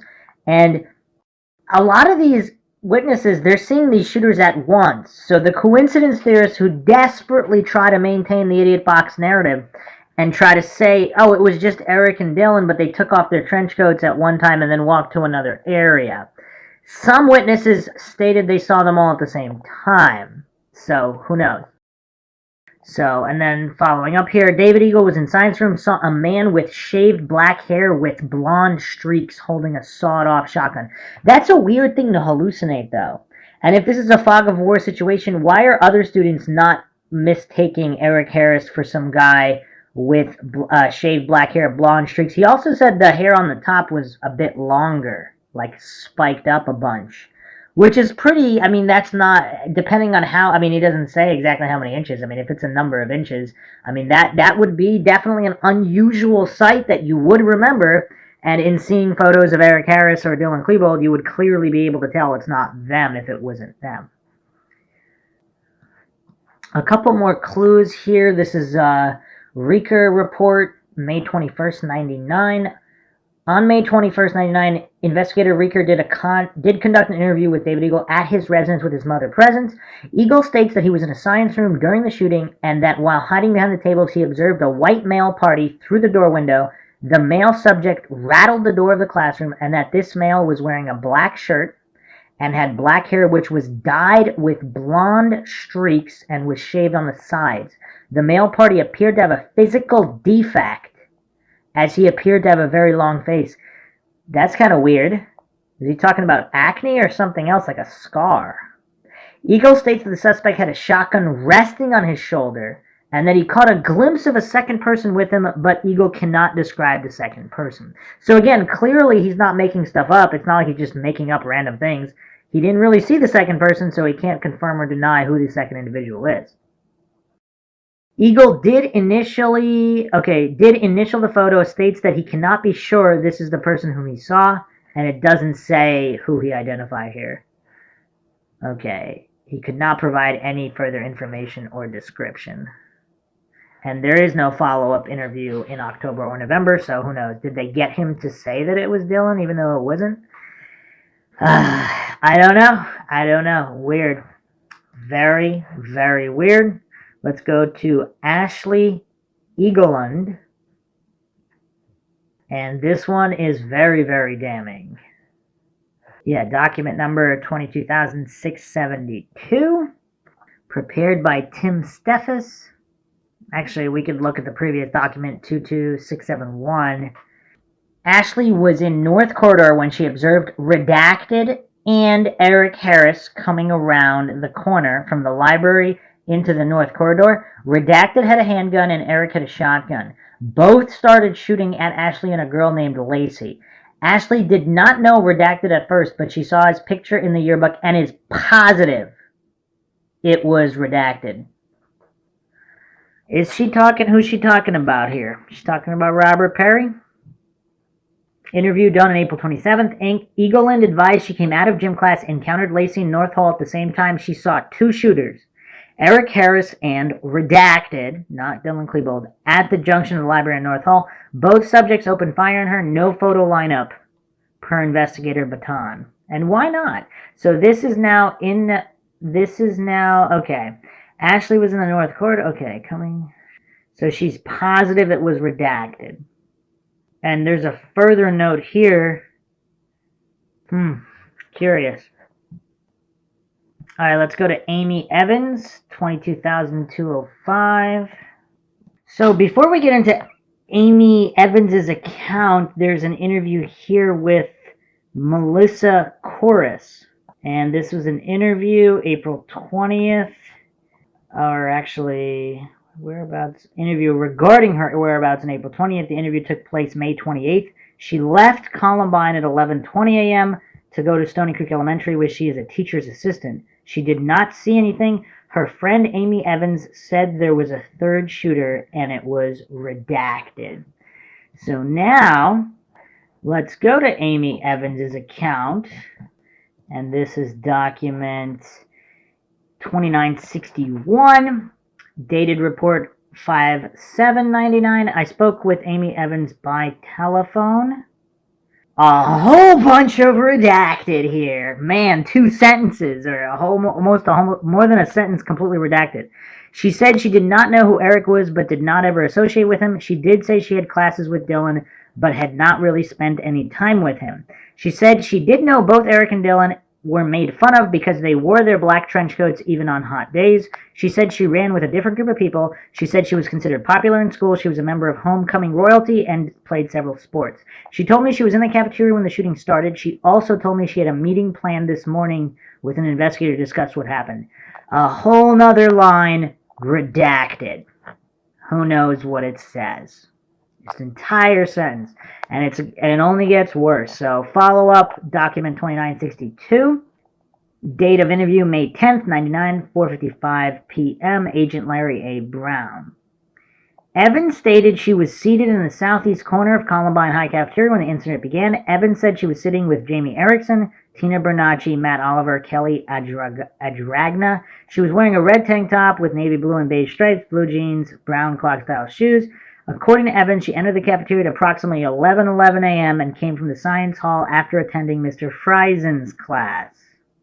Evans stated she did not notice any duffel bags in the cafeteria, nor did she see anyone carrying duffel bags in or near the school prior to the incident.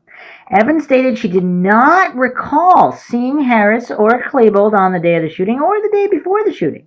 When asked if she spoke to any members of the Trenchcoat Mafia prior to the incident, Evans said she spoke to Brooks Brown on April 19th and 20th. Evans said she and Brown talked about the prom on April 19th. On April 20th, she also talked to Brown during their first hour gym class. According to Evans, Brown appeared normal and indicated nothing out of character. Now we have another 2 or 3 sentences redacted, just an entire black spot. I mean, this looks like some kind of UFO report from the government. I don't know what any of these sentences say, but they're entire blacked out sentences, not just people's names. Evans said she has not heard of any other people suspected of being involved, people making bombs, or anyone other than Robin Anderson buying weapons for Harris and Klebold. According to Evans, she heard teachers yelling, telling people to get down while she was in the cafeteria. Evans said she walked toward the windows when she heard popping noises coming from outside. Evans stated she briefly saw a male wearing a trench coat running around outside of the cafeteria. She could not describe the person and said she did not see a weapon. She thought it was a senior prank, as many people expected seniors to start playing pranks on one another at the school. When teachers said there was gunfire, she went back to cover under a table. Teachers then told everyone to get out. Evans said she exited through the southeast cafeteria door and ran southeast through the school parking lot. Okay. Evans said she always saw Zach Heckler with Klebold and Harris in the school parking lot. Heckler always parked his vehicle next to Klebold's vehicle. And curious, no follow-up reports of any kind. I mean, that was so far the most redacted report I've seen so far, with entire sentences redacted. Let's go to Joel Hatfield. All right, we're gonna go over 2 documents, actually. Let's go over his report, document 3258, regarding an April 29th interview. Joel Hatfield, okay, he was in English class until 11:10, got out of class, went to his locker, stated he was with PJ. PJ went to his locker, Joel went to cafeteria via interior stairs. Joel stated there was nothing unusual at the time. Okay, returned to the, then he went to cafeteria table, then he sat there 15 minutes, heard a single pop. He stated it sounded like a paintball gun. Joel stated that moments later he got up to throw something in the trash, and as he did so, he looked out the west windows. Joel gave the following account while looking out the window. Observed a single gunman described as a white male about 6 feet tall with a medium build. Oval face, no glasses, no facial hair, and red ear-length hair. Not collar length, not longer than shoulders, red ear-length hair. He was wearing a black baseball hat backwards. The gunman was standing north of the chain-link fence, east of the sidewalk. Gunman was facing Joel. Gunman did not have anything over his face and was wearing dark blue jeans with no holes or patches. Joel stated he had a white shirt, believed to be a t-shirt, and a light-colored vest with pockets. He stated that the vest was weighed down because it was not flapping like the front of his coat. Joel stated the gunman had a black trench coat on that went to about the middle of his lower legs. He stated that it was open and flapping in the wind. No logos or identifiers on the trench. Joel stated the gunman did not have any gloves on, could not see his feet. He had a gray semi-auto handgun in his right hand. Again, is Dylan Klebold left-handed? He stated that the gun was T-shaped and there was about 5 inches in front of and behind the pistol grip. The gun had a long clip in it. Joel stated gunman fired a single shot at Mike Johnson, who was on the hill west of the sidewalk. He stated that this shot was fired at Mike Johnson's knee. Stated gunman turned to an unknown direction and fired a bunch of shots, rapid fire, while turning. Okay, Joel stated gunman then fired a single shot at the guy who was standing near the chain-link fence, north side in the upper body. The shooting victim fell to the ground on the east side of the walkway. Joel stated he did not have anything in his left hand at the time. He stated the gunman then changed clips but does not know what he did with the clip that he took out. Joel stated gunman then walked up the hill north, picked up a shotgun that was lying on the ground. Okay. He does not remember if it was on the sidewalk or not. Joel described the shotgun as a short, side-by-side, double-barrel shotgun. Joel stated that he picked the shotgun up and held it in his left hand. Joel stated the gunman came back down the hill toward the shooting victim near the fence, the chest wound on the ground, and pointed the shotgun at him and fired 2 times. And then a janitor came in, yelled everybody to get down. He did not see the gunman come into the cafeteria. He said he never saw a second or third gunman. No duffel bags. Okay. Another curiosity, so they were in the laundry room. He stated the janitor had a radio. He communicated to somebody on the outside, and they told us to stay in there. Joel stated that he heard what he thought was a fire extinguisher going off for a couple of minutes after they got into the room. He stated that they continued to hear gunshots from above. Joel stated somebody knocked on the door and wanted to come in. He stated that this person slipped his ID under the door, which read Jeremy, but that they did not open the door for him. He stated that Paul Andrews still has the ID to date. And that's curious. I'm sure some researcher can nail that down. Was there a real Jeremy, or was this an individual who stole somebody's ID and wanted to get in either guilty or innocent? If this was not a suspect, somebody who didn't have an ID but picked up somebody else's ID, or was that really their ID? Joel stated SWAT eventually got to them, and they went from the laundry room to the teacher's lounge, out the window, up the hill to a fire department vehicle. Joel stated he did not know the gunman, but could recognize the one shooter in a photo lineup if he had to. He stated he had never heard of Dylan Klebold or Eric Harris prior to the event, and only saw them on the television or the newspaper. So clearly the shooter he saw wasn't them, because he's offering to recognize the one shooter in a photo lineup. And no follow-up here. Document 19277 basically says the same thing. Saw one shooter with excellent description of dress, physical guns and movements, could ID in lineup if needed. So this is April 30th. So it's already, Eric and Dylan are already plastered all over the news. And he's offering to ID who he saw in a photo lineup if it was necessary, because clearly he's not talking about Eric or Dylan here. What do we make of that? I don't know what to make of that. Now we have Mark Hengel's account, which is quite curious in the report. Or Mark Hengel, rather. 5898 to 5903. FBI report dated April 28th, 99. Hengel started to walk to his locker located in the east-west hallway on the south side of the auditorium near the Science 12 room.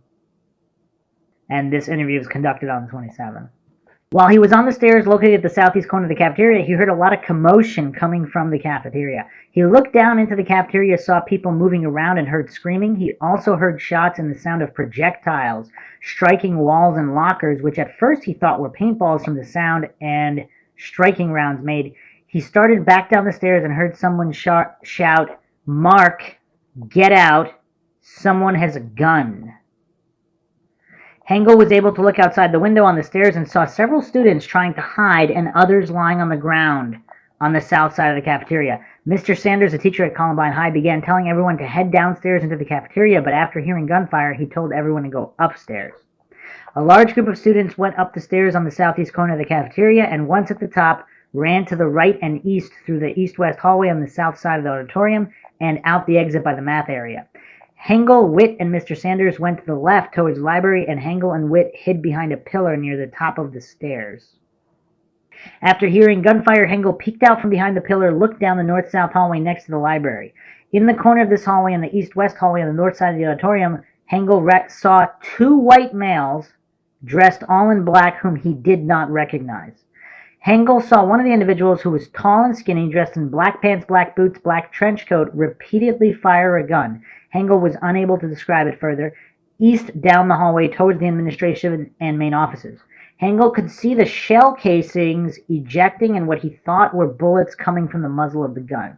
Next to the tall, skinny shooter, Hengel saw another person also dressed in a black trench coat, bending over a large black duffel bag. This person appeared to be looking for something in the bag.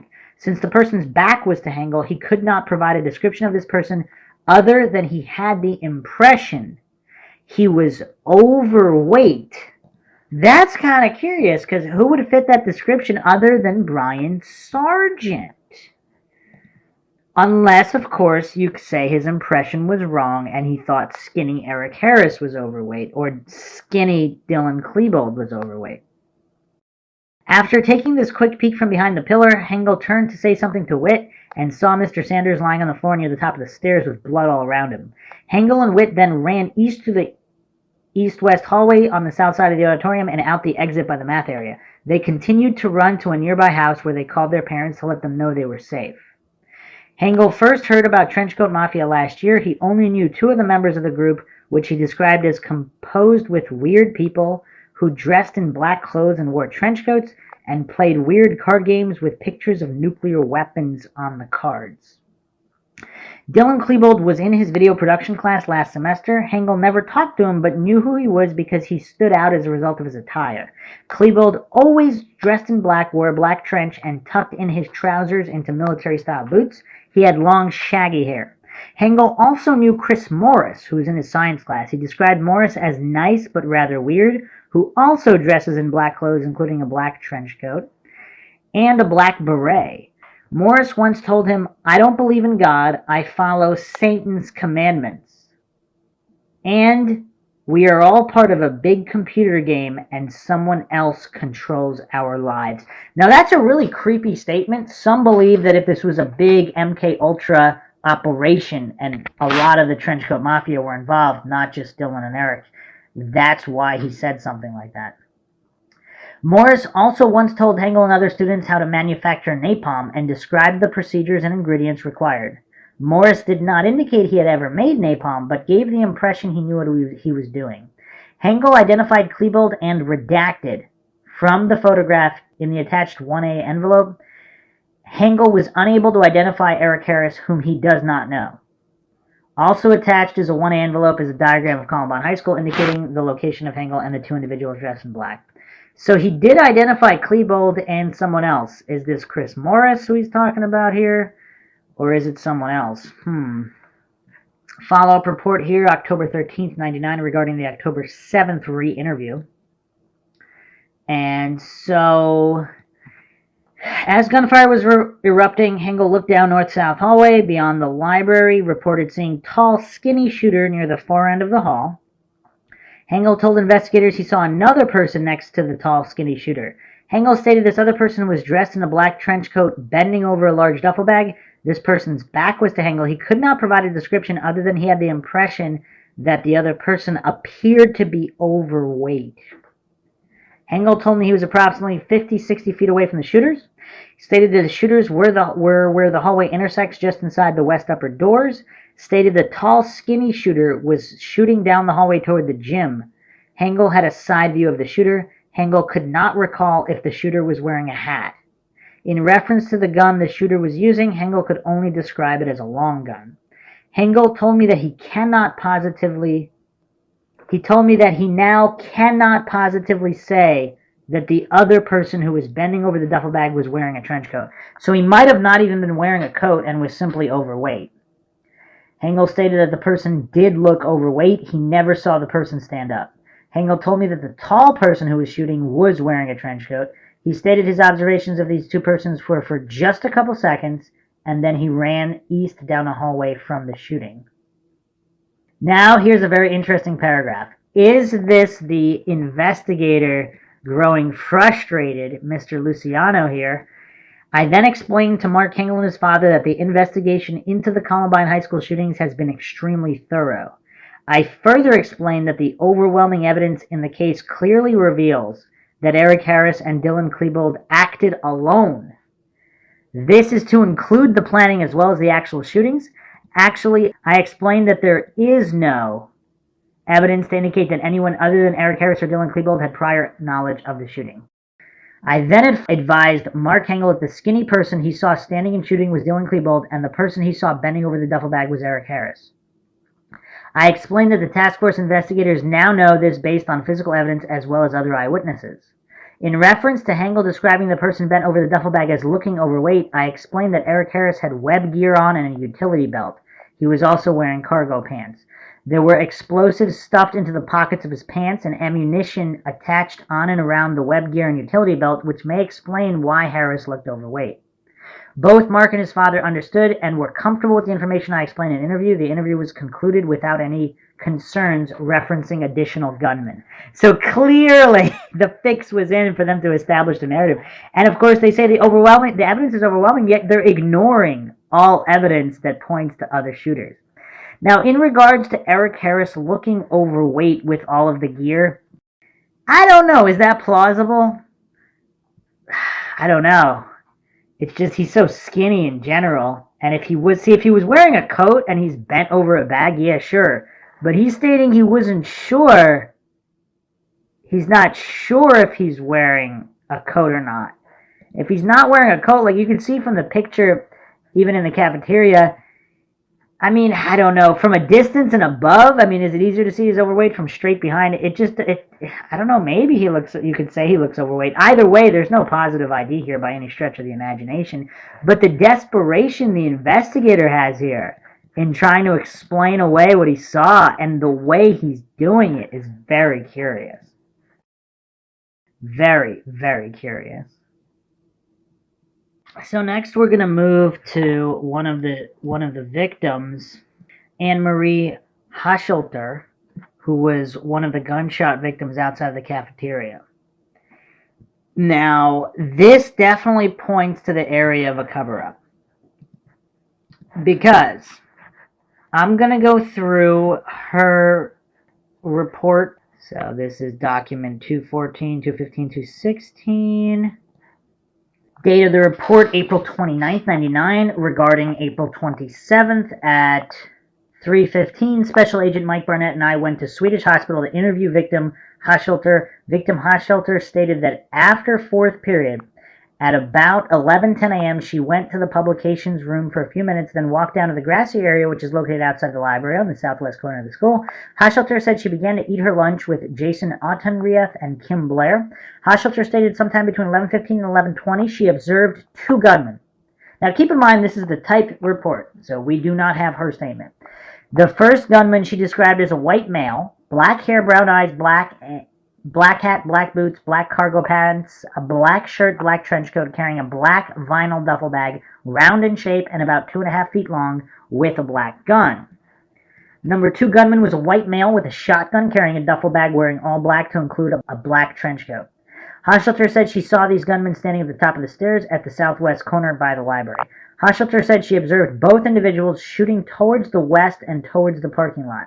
At first, she thought it was a joke, but almost immediately realized that it was for real when she saw students getting shot in the legs. By the way, it is curious how so many witnesses describe two gunmen shooting, one gunman. I mean, these accounts are all over the place, but supposedly they have a clear view here. What would account for that? Other than multiple shooters, or at least other individuals in the mix. Even if they weren't shooters, other trenchcoat mafia members running around doing whatever. Hoshelter said she observed both individuals shooting toward the west and towards the parking lot. At first, she thought it was a joke, but almost immediately realized that it was for real when she saw students getting shot in the legs. Hoshelter said it was about this time they began to run to the cafeteria when gunman 2 shot her. Hoshelter said she believes she was shot with a shotgun due to the noise of the blast. Hoshelter said she was unable to walk after being shot and that Jason Othenrieth drug her to an area by the wall directly in front of the cafeteria. Hoshelter stated while she was lying on the ground after being shot, she heard shooting and bombs going off. Hoshelter also said that she heard the first gunman yelling orders to the other gunman, but could not recall exactly what he was saying. Hoshelter stated that while she was lying on the ground playing dead, that she believes the gunman may have walked down the stairs towards the south parking area.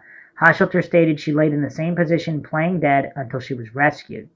Hoshelter also stated that while lying in the grass, she heard a lot of noise and shooting in the library area. Hoshelter stated she would like to be interviewed further at a later date. Due to her medical condition, I felt she needed rest, and the interview was terminated at this time. And there is no follow-up interview here.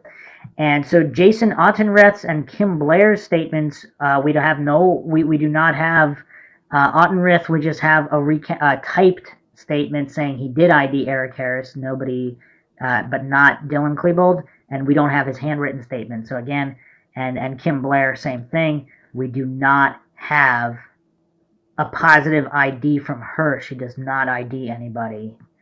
So, and there's no follow-up. There's no mentioning of IDing anybody. And now let's get to this curious document, 18218. And this is truly a big mind shock.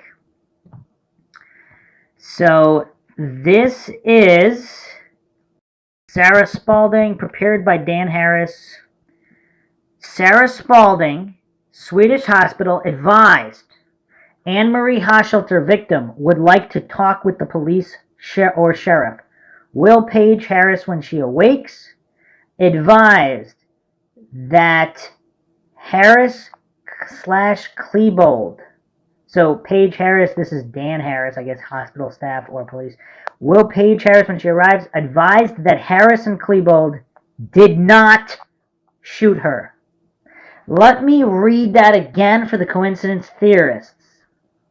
So, Swedish hospital staff, Sarah Spalding, advised that Anne-Marie Hoshelter, victim, would like to talk with police / sheriff.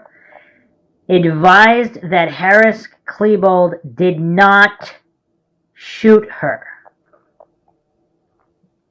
And the lead here, lead control number DN 1481, interview Anne-Marie Hoshelter, victim of incident in Swedish hospital, has an ID on the shooters. Was shot outside of school.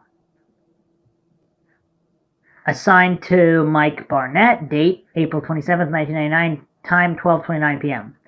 April 17th, Barnett and McFadden interviewed Hoshelter at Swedish Hospital. Hoshelter said that at fourth period, she went to publications for a few minutes, then walked to the grassy area outside the library, southwest corner. Hoshelter said she began to eat lunch with Jason Ottenreth and Kim Blair. Hoshelter said that between 11:15 and 11:20, she observed two gunmen. Gunman number 1, white male, 6'4", black hair, brown eyes, black hat and boots, black cargo pants, black vinyl duffel bag, round in shape, about 2.5 feet long, with a black gun. Number 2, white male, shotgun, carrying duffel bag, black trench coat, all in black, standing at the top of the stairs, southwest corner by library. Hoshelter said that at first she thought it might be a joke, but quickly realized it was not when she saw both gunmen shooting towards the mountains and south parking lot. Hoshelter said they began to run towards the cafeteria. Gunman number 2 shot her. Hoshelter believed with a shotgun. Hoshelter said that she was unable to walk. Jason drug her to the cafeteria wall. Saw the gunman shooting at students' legs. First gunman yelling orders to the other gunman. Hoshelter said that she thinks the gunman walked down the stairs towards the parking lot while she laid on the grass. Hoshelter said she played dead until rescued. And so they're typing up this report. They're not saying who she identified. They're just saying gunman number 1 and 2. And in the previous lead sheet, we have here, she said that Harris and Klebold did not shoot her. So none of these individuals are Harris and Klebold. She also said individual 1 is 6'4", and 1 was yelling orders to the other. So if it was Dylan Klebold, he's yelling orders to Eric Harris. Most people assume it would be the other way around. But apparently she's stating that she was not shot by Klebold or Eric Harris. Why is this information not talked about? Where are the follow-up interviews? And who did she ID? That would be curious. Or was she not able to make an ID and she just knew it wasn't Eric or Dylan based on their pictures? So continuing on the list here, we have an entry for Lee Kamens. And there's a little bit of an error here because it's not referencing what Star Viego is saying here on the forum. But let's go to Lee Kamens' account, which is curious for a few other reasons. So Lee Kamens knows Eric Harris. This is her report, document number 3408, and she wrote this on May 3rd, so not day of. I am a senior at Columbine. I arrive at school at 7:15 a.m., and I come in through the doors of the cafeteria. On the day of the incident, I left school at the beginning of period 4 at about 10:25 to run to Target and pick up some pictures. When I was returning to Columbine at about 10:55 a.m., as I turned to go into the parking lot, I saw Eric Harris in a silver car turning right out of the parking lot. I have known Eric since the 7th grade. I waved at him and said hi. He waved back. His movement was, can't make out that word, and possibly salutatory. I parked in the senior lot, got out of my car, met my friends, walked up to the school together. Entering in the library, we waited for our friends next to the choir room and then went downstairs. I put my backpack down on the choir chair, I guess, something, and then walked out to get my food, returned and set my food down. But before I could sit down, the incident started. It looks like 10 girls or so run in to say there's a shooter out in the parking lot. Mr. Sanders and the 2 janitors told us to get down. I was against the wall on the floor. The people towards the window then started to run for the stairs. We were something on the floor. We stayed there for a minute. Then I looked around the corner and saw a white male, very tall, with long light brown hair, with a dark duster type trench coat. He appeared to have a long gun up his right sleeve. Is Dylan Klebold left-handed? I didn't look at his face. The person fired one shot through the window into the cafeteria. I ducked back. I looked around and saw the gunman was in the school. As the gunman raised his arm and we ran down the hall and into a classroom with Miss Lucas and Miss Kelly, stayed there for 20-something minutes. We heard gunshots and then ran out of the school. Then she lists the people that were with her. So a couple of curiosities here. On the Team 4 interview guideline, minimal questions to be asked. So she does not see duffel bags. She did not see anyone carrying or in possession of duffel bags. Now, on the question, did you see Eric Harris or Dylan Klebold on Monday or Tuesday? She said yes, Eric was leaving the student lot at 10:50 a.m. by himself in his Honda. Very curious there. No mention of Dylan Klebold. So this is not a positive ID on Dylan Klebold. However, it's not stating she identified somebody else. But what's also curious is there's absolutely no follow-up here. Again, we don't know how many documents have not been released. Many, many documents, no doubt. So Star Viego gave the document 1422, which is actually not Lee Kamens. It is Trista Fogarty. And this is a report dated June 16th, 99, regarding June 15th interview of Trista Fogarty. So she said on April 20th, she ditched her first hour class at Columbine High School so she could work on homework for another class. She went to the Columbine High School library, arriving at approximately 7:45. She said she was in the library for approximately 10 minutes. Upon my asking her, Trista told me she did not see anything unusual. She did say she saw a suspicious female working at one of the computers in the library that Trista said may possibly have been Alex Marsh, however, she was not positive. I asked Trista why she felt this person was suspicious, and the only reason she could give was that the way that the female had looked at her in the library. And it is obviously very difficult because in high school, obviously, we have a lot of angsty teenagers who, some of which may not like each other for reasons not known to the other individual, and it might have nothing to do with the incident. On the other hand, we do have people's intuition and what it tells them from body language or looks, and sensing something might be off. So again, we can't really make anything of that. Trista said she left the library after 10 minutes and proceeded from the library down the stairway to the cafeteria, where she selected a table next to the stairway. And it's curious, did she leave the library because of the way Alex Marsh was looking at her? Or did she just grab what she needed and the plan was never to stay in the library but would go to the cafeteria? Who knows? The table selected may have possibly been LL on the Columbine High School cafeteria diagram. So she was with, a bunch of other students. Until 8:23, she remembered looking at the clock when they left, saying to one of her friends that they only had 2 minutes to get to their English classroom. Trista said she proceeded to leave the cafeteria and went up the stairway to the second level. She said when she got to the top of the stairway, she walked down the science and math hallway to her school hallway locker. So, wow, that's funny. She said the locker number is either 587 or 588. She doesn't know her locker number. I don't know why I find that funny, but by the end of the school year, and also is it curious, do they get a new locker every year, or do they get to keep their locker for 4 years? So if she's a senior, this is her 4th year with the same locker, she doesn't know the locker number? That'd be curious. Okay, she said it is her job to turn this class. It is her job in this class to turn on the Rebel News Network. And another coincidence, obviously Eric Harris's nickname is Rebel or Reb. For the class, Trista said she remembered the thought of the day, something to the effect of, "You wished you weren't here today," and said it also contained the date of 4/20. Now, what's curious, the coincidence theorists always maintain that could be anything. It was a nice day out. Yeah, true, we need controls. How often does it say on the thought of the day something to that effect, where you wished you weren't in school today, or it's too nice to be here, whatever? How often does that come on?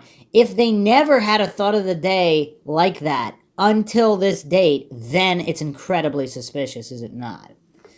Also, the fact that the guy that controls the thought of the day is friends with Eric and Dylan. I mean, does nobody find that suspicious? I don't know. We'll get to that later. Trista describes a pattern that was on the monitor during this announcement, and she described it as being a tie-dye pattern.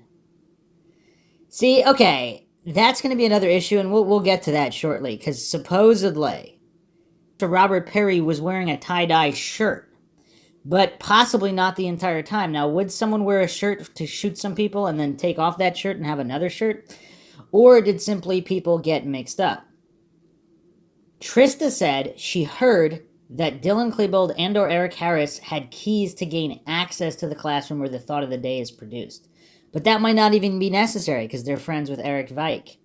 She said when she left Mr. Mosier's class, she walked down the hallway past the Columbine High Library. She advised at that time she did not see any suspicious people or items that were in the library as she passed. She then went eastbound to the main hallway to go to her class. Her gym class played football. Trista said when she was walking back to the school, she saw Steve Kernow for the last time.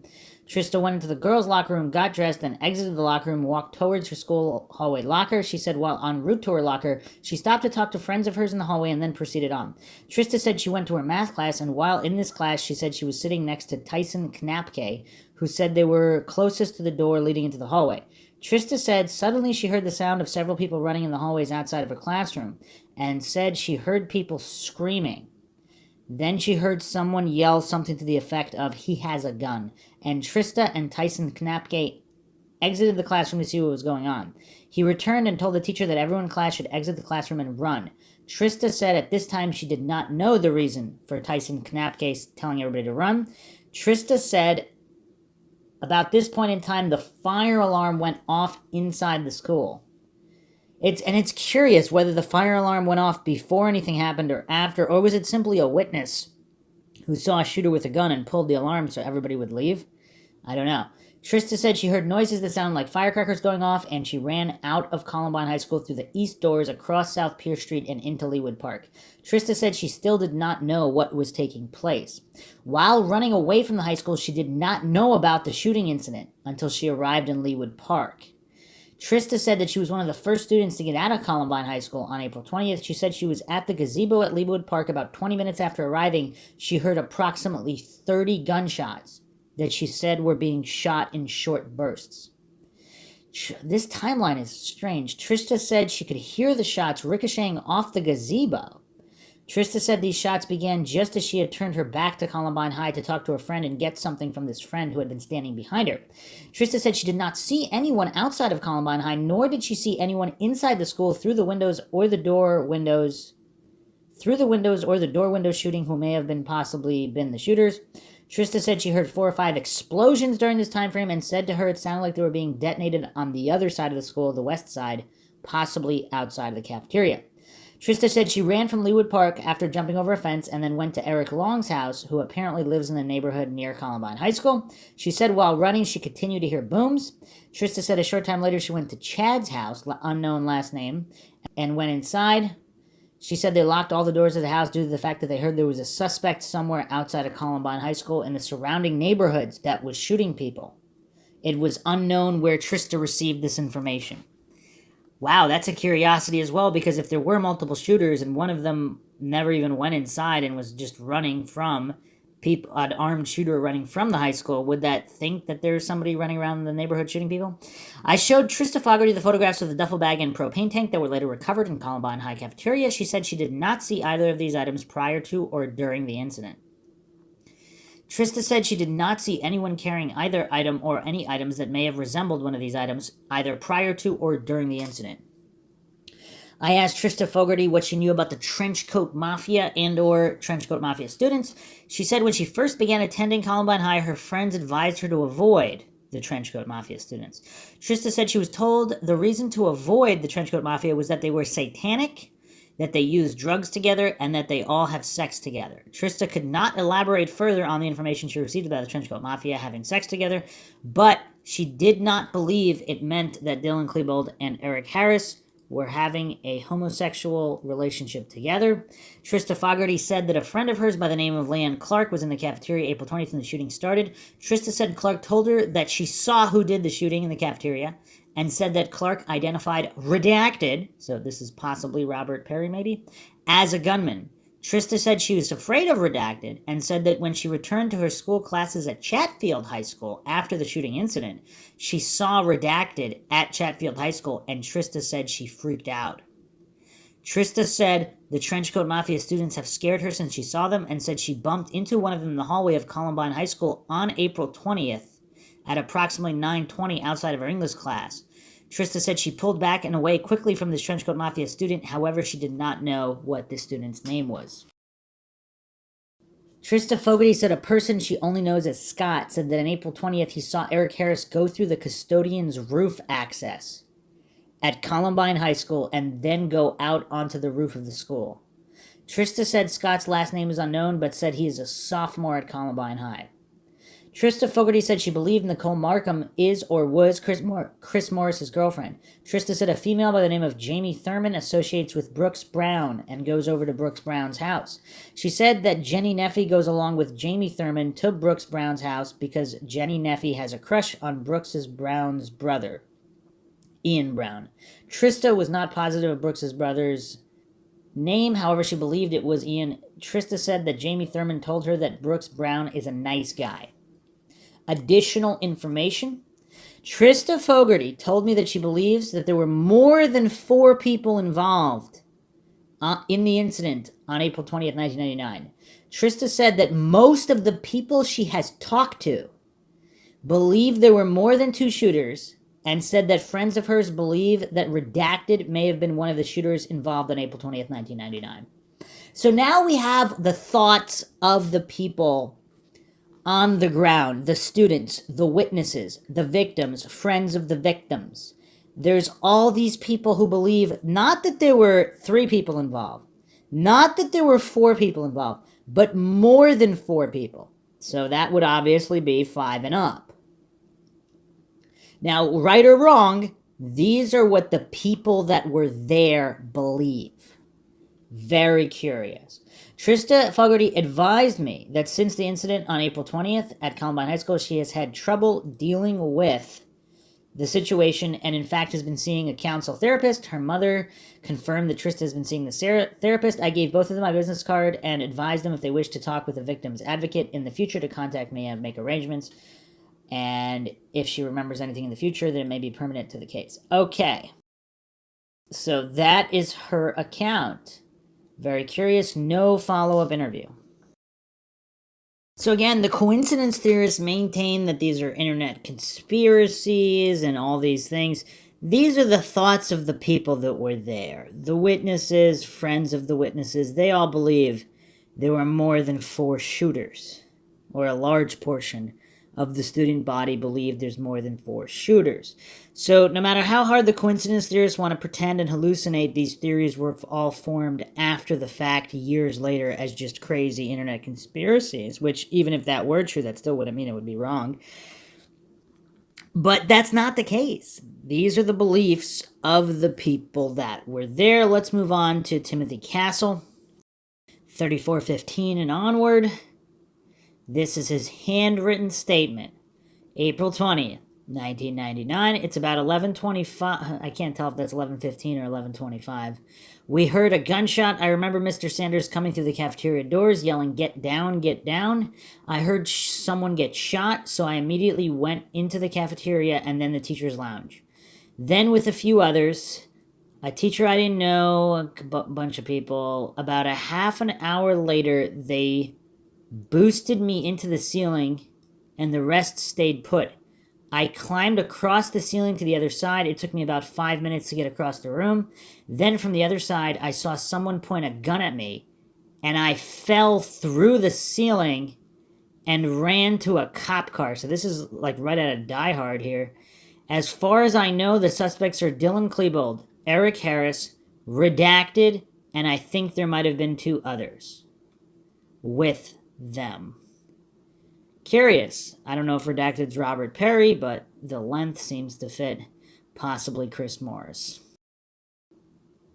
So he's climbing through the ceiling, and then from the other side, someone pointed a gun at him. So in the typewritten report, dated April 27th, this is, Agent Jerry Means, Colorado Bureau of Investigation. And so there's a couple clarifications here. So this is while they locked the bathroom door, they heard numerous noises, including loud bangs, screaming, and the sound of people running. Castle stated the sound seemed to be coming from right outside the door. Concerned that someone might come in to get them, they began to discuss climbing up in the ceiling to hide or escape. Castle climbed up into the ceiling, then assisted Joyce Jankowski in getting up into the suspended ceiling area. Jankowski moved to the west to an area just beyond the bathroom wall over the area of the faculty lounge. Jankowski then fell through the ceiling and into the lounge. She then scrambled back into the bathroom. Castle stated that he crawled on top of a metal heating duct and moved toward the kitchen looking for a place to hide. As he did so, he knocked several ceiling tiles off in the area of a small bathroom, which services the kitchen, and which is adjacent to the bathroom they had been hiding in. Castle then began moving west, following the metal ductwork, and then moving along a metal pipe held up by some wires. As Castle reached the area of the west wall, he looked back to the area over the bathroom in the kitchen area. As he did, he observed a subject in the area whose head was just above the ceiling area. Castle said that the subject was pointing what he believed was a shotgun at him.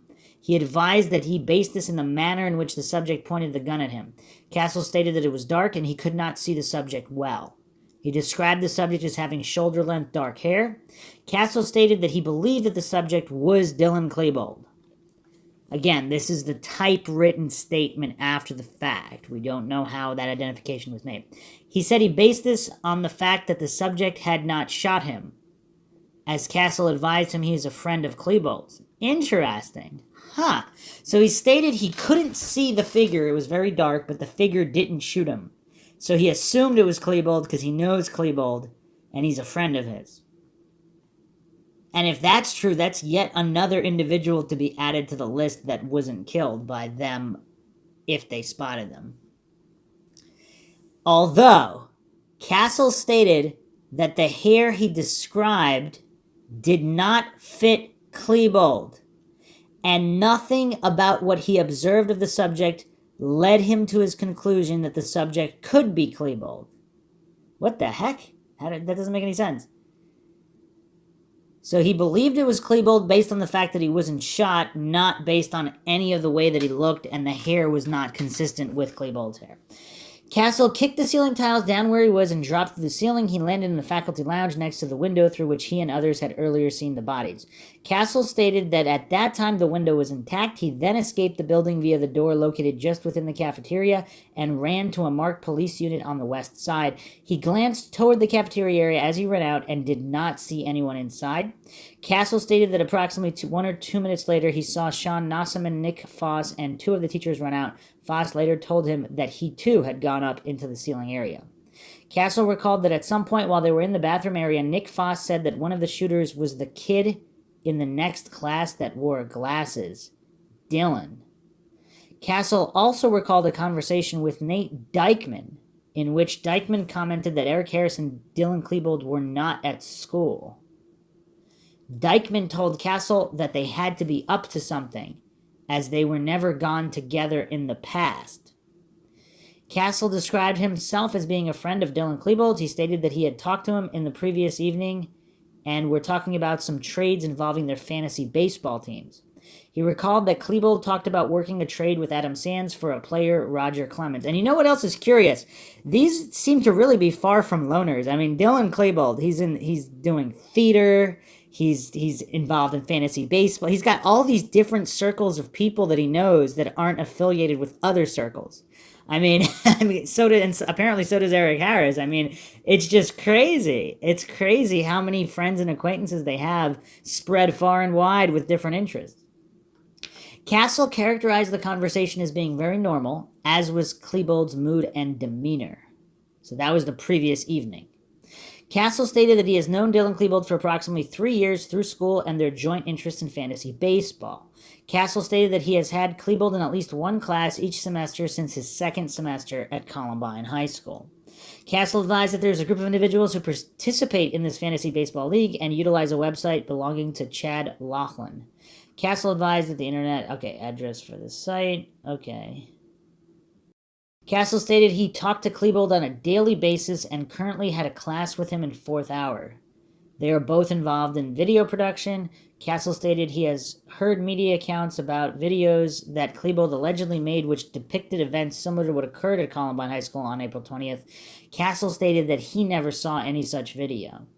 Castle stated he is not a member of the group which has come to be known as the Trenchcoat Mafia, but has another friend who is, named Nate Dykeman.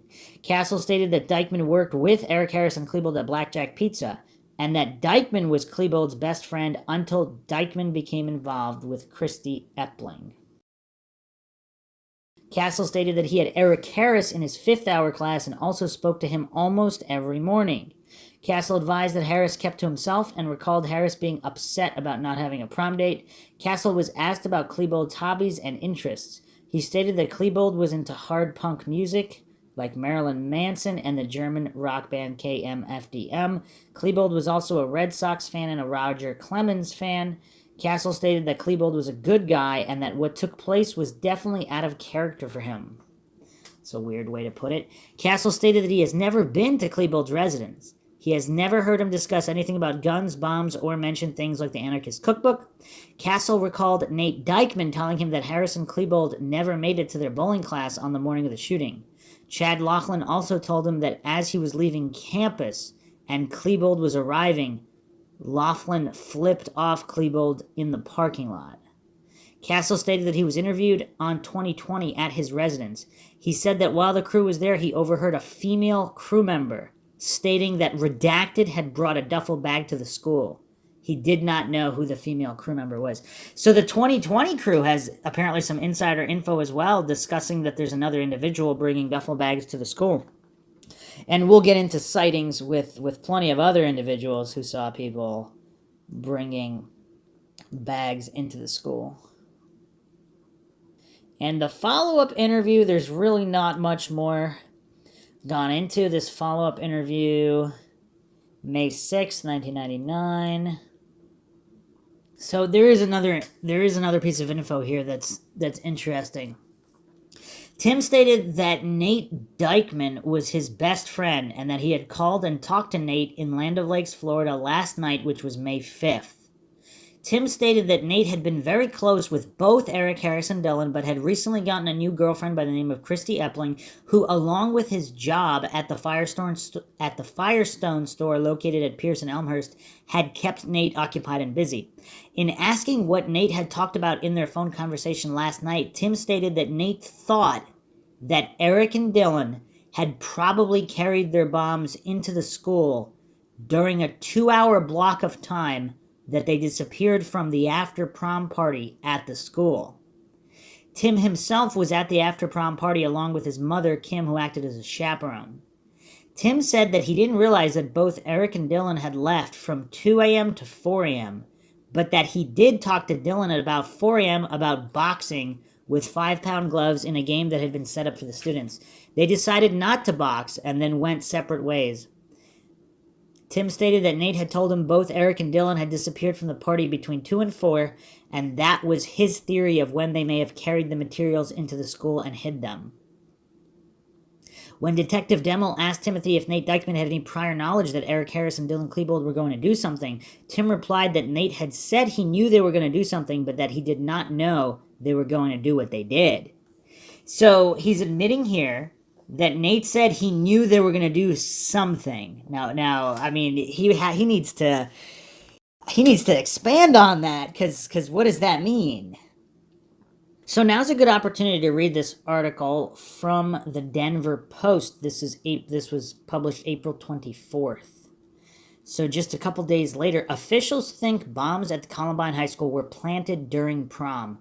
150 federal, state, and local crime investigators gathered for a meeting to evaluate the evidence in the case.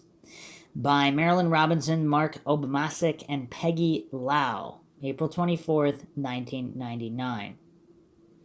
As 150 investigators swapped leads in their hunt for new suspects, authorities speculated Friday the two teenage killers could have planted their homemade bombs during Columbine High's after prom party last Saturday night. So if that's true, that means the bombs were all sitting there undetected. So Sunday, okay, there's probably not a lot of people in the school, if any, on Sunday. But all through Monday, classes, they were sitting there the whole time? I don't know. Maybe. Let's see what the rest of the article says. If they wanted to plant explosives, they could have done it then. They would have had access to the school during the after-hour prom party that they attended, Jefferson County Sheriff's Lieutenant John Keekbush told the Denver Post. Meanwhile, authorities said they haven't identified a third suspect, but they believe Eric Harris and Dylan Klebold had help in plotting and carrying out Tuesday's schoolhouse murders. There's plenty of indications from the witness interviews that there are other people who very likely had knowledge of this and may have had some degree of involvement short of another gunman, Keekbush said. We don't know if there's a third gunman, but we're not discounting it. Jefferson County officials had the discovery of at least 30 bombs, so I believe the final tally was over 100, possibly even close to 200, including a powerful 20-pound device found in the kitchen Thursday, suggested the two killers were assisted in their rampage that killed 15, hospitalized 22, and shocked the world. It was one of the deadliest school shootings in U.S. history. Just how the killers smuggled in their mass arsenal is another aspect of investigators' work, and speculation arose Friday that Harris and Klebold had obtained school keys. But Keekbush said, we have nothing definitive to indicate they had keys. We're going to try to check out the keys, one of the thousands of things we need to check into, he said. Since Tuesday, several students have talked of a third suspect, a lot more than several. The role of another possible suspect was obscured further by the release Friday of 911 tapes from the murders. Though many witnesses said Harris and Klebold wore black trench coat during their killing spree, The 911 tape released Friday shows one of the first police officers on the scene reporting a shooter who had a white t-shirt on with some kind of a holster vest or something. It's unclear whether the two identified killers changed clothes or took off their trench coats during the rampage. The 911 tapes offered the first public look at the panic, agony, and sheer terror of the high school attack. The most harrowing account came from an unidentified teacher trying to protect students huddled in the library. He's upstairs. He's right outside of here. He's outside the hall. The teacher pleaded to a police emergency dispatcher. Kids, just stay down. Police still have no motive for the killings, but students say Klebold and Harris yelled they were seeking revenge for being teased and insulted. Governor Bill Owens toured the school Thursday night and emerged visibly shaken. It was a scene of devastation, Owens said Friday. I went into the library and I never want to see a room like that in my life. The destruction and damage throughout the area of the school where this occurred was stunning. The explosion in the cafeteria was so hot it melted the ceiling tiles, but nobody was killed in the cafeteria. The reason is the teachers got them out. It gave them that split second. Columbine students will return to the classroom Thursday, taking half-day courses at crosstown rival Chatfield High School. Also Friday, 150 federal, state, local crime investigators gathered for all-day meeting to evaluate evidence in the case. In the 3 days since the murders, more than 500 interviews have been conducted, though a lack of coordination had investigators questioning some people 2 or 3 times, officials said. Meanwhile, prosecutors and law enforcement agents went to court to try to keep secret at least 3 search warrants and affidavits in the case. The affidavits contain the name of witnesses and acquaintances of the 2 murderers, and some may be accomplices who helped plot and carry out the rampage, officials argued. Confusions from such a massive investigation also led police to make several inaccurate statements, later retracted, about the crime, including the number of people killed in the attack and the number of bombs found by investigators Thursday. Or were those initial numbers accurate? Were there people who were killed who were not students? Either other trenchcoat mafia members, possibly, from other areas, possibly law enforcement, or possibly just other individuals that didn't want anybody to know about? Or were the bodies in the hallways simply people playing dead? Although I haven't seen any of those witness statements that people were specifically playing dead in the hallway, in the stairway areas where supposedly nobody was shot. Now here's a couple. Okay, it's about to get even more mind-shocking here. So, confusion.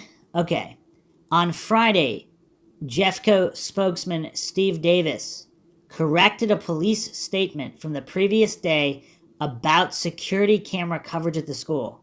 Police now say there was no video camera in the library where most murders took place.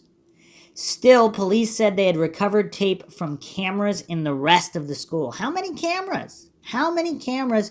And again, was it originally accurate? Apparently, I mean, I'll probably do a dedicated episode just on the cameras and the camera footage. Apparently, there was a camera outside the library, not necessarily in the library. There was a camera in the library, somewhere in the library area, and I believe even DeAngelis mentioned that, the principal, so you would think the principal would know where the cameras were, but either way, continuing here, he said he recovered tape from cameras in the rest of the school. He does not give an amount of cameras here, though. Kate Bush said the tapes will be sent to FBI headquarters in Quantico to enhance before investigators review them. We don't want to do anything to compromise those tapes. We have no idea what they're going to show. Ideally, they would show the movement and also the actual placement, perhaps, of some of the explosive devices prior to the incident. If that's the case, we have just got very important evidence. Okay, then they talk about tracing the guns. Okay, so very curious regarding when they planted those, or if they had help in planting those. So let's go on now to Alicia Mays, 3613 to 3619. No handwritten statement. This is a report from May 3rd regarding a May 1st interview. Investigator Lauk from Jeffco, DA's office. Alicia said she had been in the area known as the Rebel Corner, which is by the southeast doors. Alicia stated that she arrived in the cafeteria at approximately 11:15 a.m. after her 4th hour class. She and Crystal were talking, looking through a window which gave her view outside to the west. She said she saw a male subject trying to hold up a girl. She said it looked to her like he was standing up and the girl in his arms was on her knees. Alicia stated that she then ran out the doors closer to her and ran west to about the corner of the building. She stated that she observed a male dressed in black pants, white shirt, wearing a black hat backwards and a black trench coat. She is advised that this subject was walking down a hill. She said she saw him reach into his coat and saw him throw an object into the parking lot. She said she heard an explosion and watched the subject walk toward the soccer field. She stated that she then ran back into the cafeteria by way of a southwest door. She advised that she may have yelled something about a bomb as she ran back to the Rebel Corner area. She stated many of the students were on the floor at this point. She said that she ran down the foreign language hall east of the Rebel Corner. She ran out a door and continued to run to Pierce Street. Alicia stated that when she first observed the male in the black trench coat, she thought it was a person known to her as redacted. She advised that now, after seeing pictures of Dylan Klebold, she believes that this person may have been him, not redacted.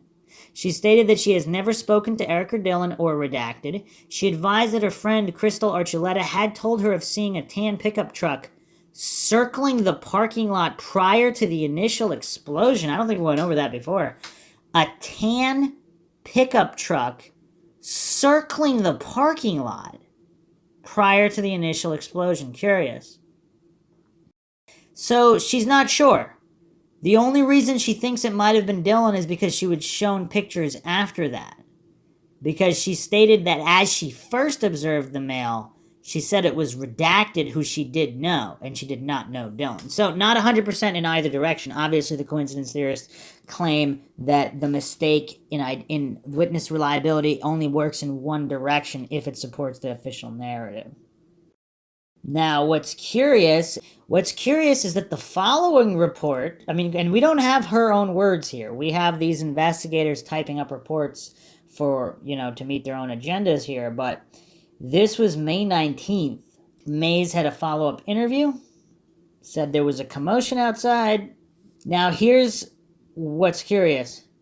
She recalled seeing a tan-colored, possibly 1980s, beat-up compact pickup truck driving around in the parking lot briefly, then drove from the lot, turning possibly to the right, leaving the area.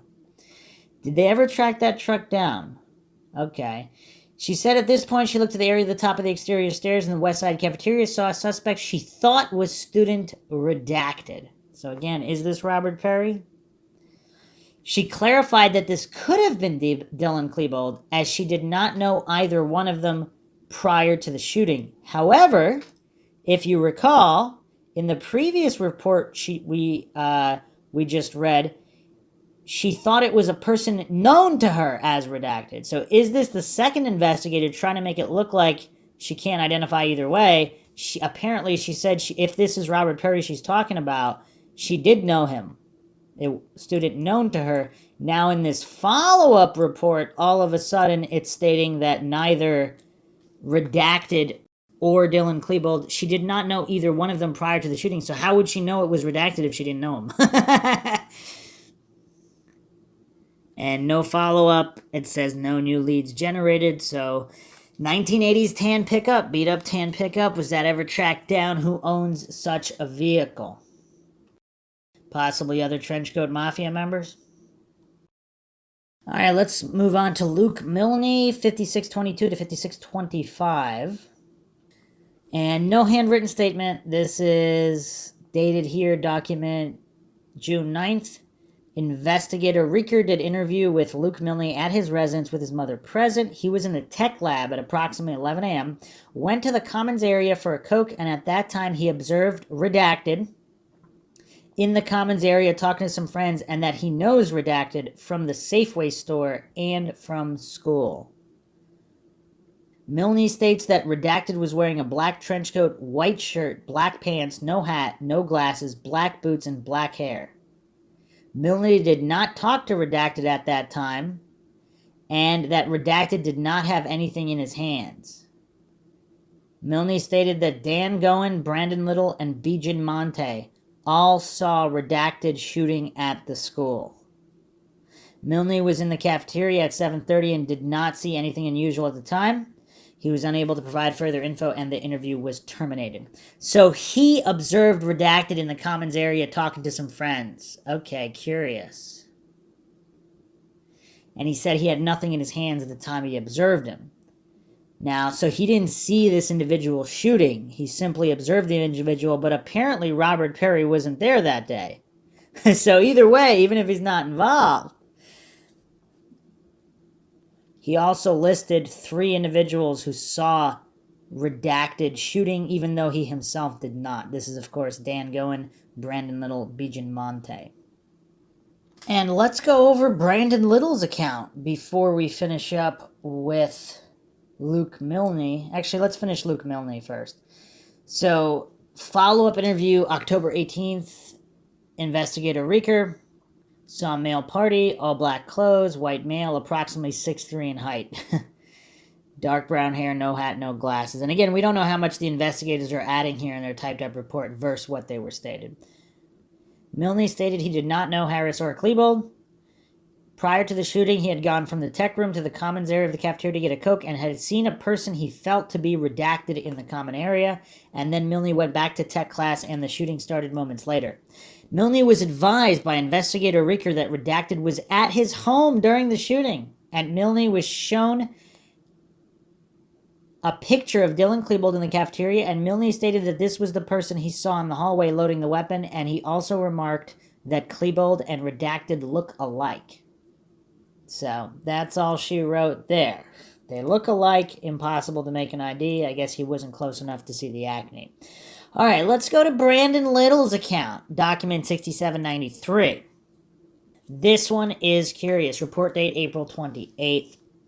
And they forgot to redact Robert Perry here in this document. This is Columbine High School Task Force. This lead was Brandon had information referencing Robert Perry involved in the shooting, told the source he saw Robert Perry in the school with a gun. So May 10th, 1999, Brandon was met at his residence. He was interviewed about the information he provided to Deputy Warren. The only information he disclosed was about what he was hearing from other students. He was told by Luke Milne and told by Bijan Monte she saw redacted in the cafeteria shooting and she is afraid to go to school as she knows she saw him there shooting. Brandon was asked about his whereabouts during the incident. So right or wrong, Bijan Monte is terrified to go back to school because she truly believes she saw redacted shooting people. And she doesn't want to go to school with redacted.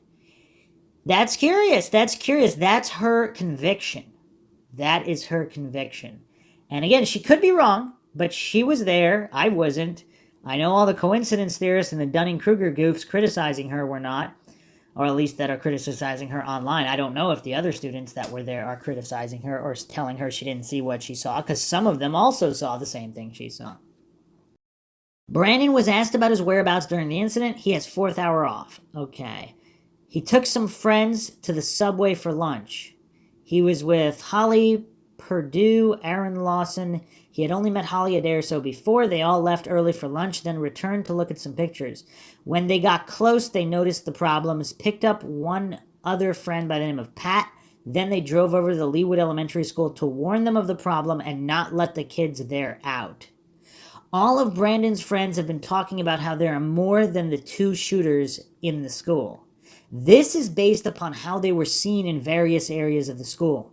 They have taken various diagrams from the newspaper and tried to show, in relation to the information they have as to where the shooters were, it is all not logical for 2 shooters to be in the locations they were.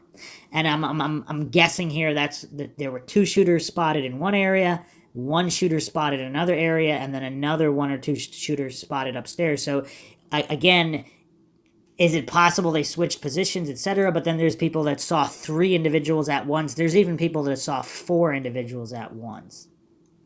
And that's it. No follow-up, no nothing. That's all we have from Brandon Little. But again, the sentiment is clear among what a certain portion of the student body believes. Did we go over Lorenz's account? I don't think we did. She might not even be listed. I mean, there's just so many accounts to go over here. Document 6797. Stephanie Lorenz was interviewed April 30th by investigator Jill Rudler, Colorado State Patrol. Miss Lorenz stated she was not in the school at the time of the shooting. She was in the front of the public library at 2:30 p.m. after the shooting. And she was looking for friends. She said she saw 3 people all dressed in black, probably all males. She said she wasn't sure if they were laughing or not. One was tall, maybe 6'2", with a blonde ponytail and wearing black combat boots. The others were shorter. She couldn't describe them. Does that sound like Joe Stair? I mean, that's not damning in any way, but just curious what the movements were of all these individuals, obviously. And of course, we already went over Liam Murphy's account, very damning.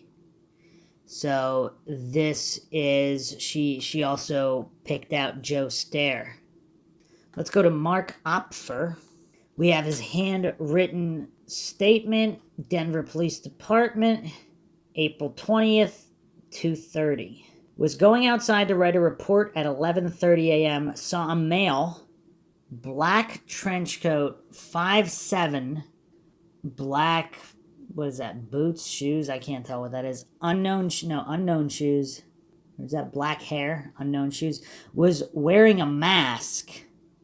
That's suspect number 1. Suspect number 2, white male, black trench coat, black hat, red bill with a large B on the front, wearing black pants, 6'3" to 6'4". Mark saw the shooter of the two shooting, the shorter of the two shooting. Mark saw the shooter and shot the one victim who heard explosions, like shotguns, maybe grenades. Heard 8 to 10 explosions. Okay, this is actually, this is a summary of the statement, so this is actually Dan Wyckoff, I guess. He's writing this from what Mark told him.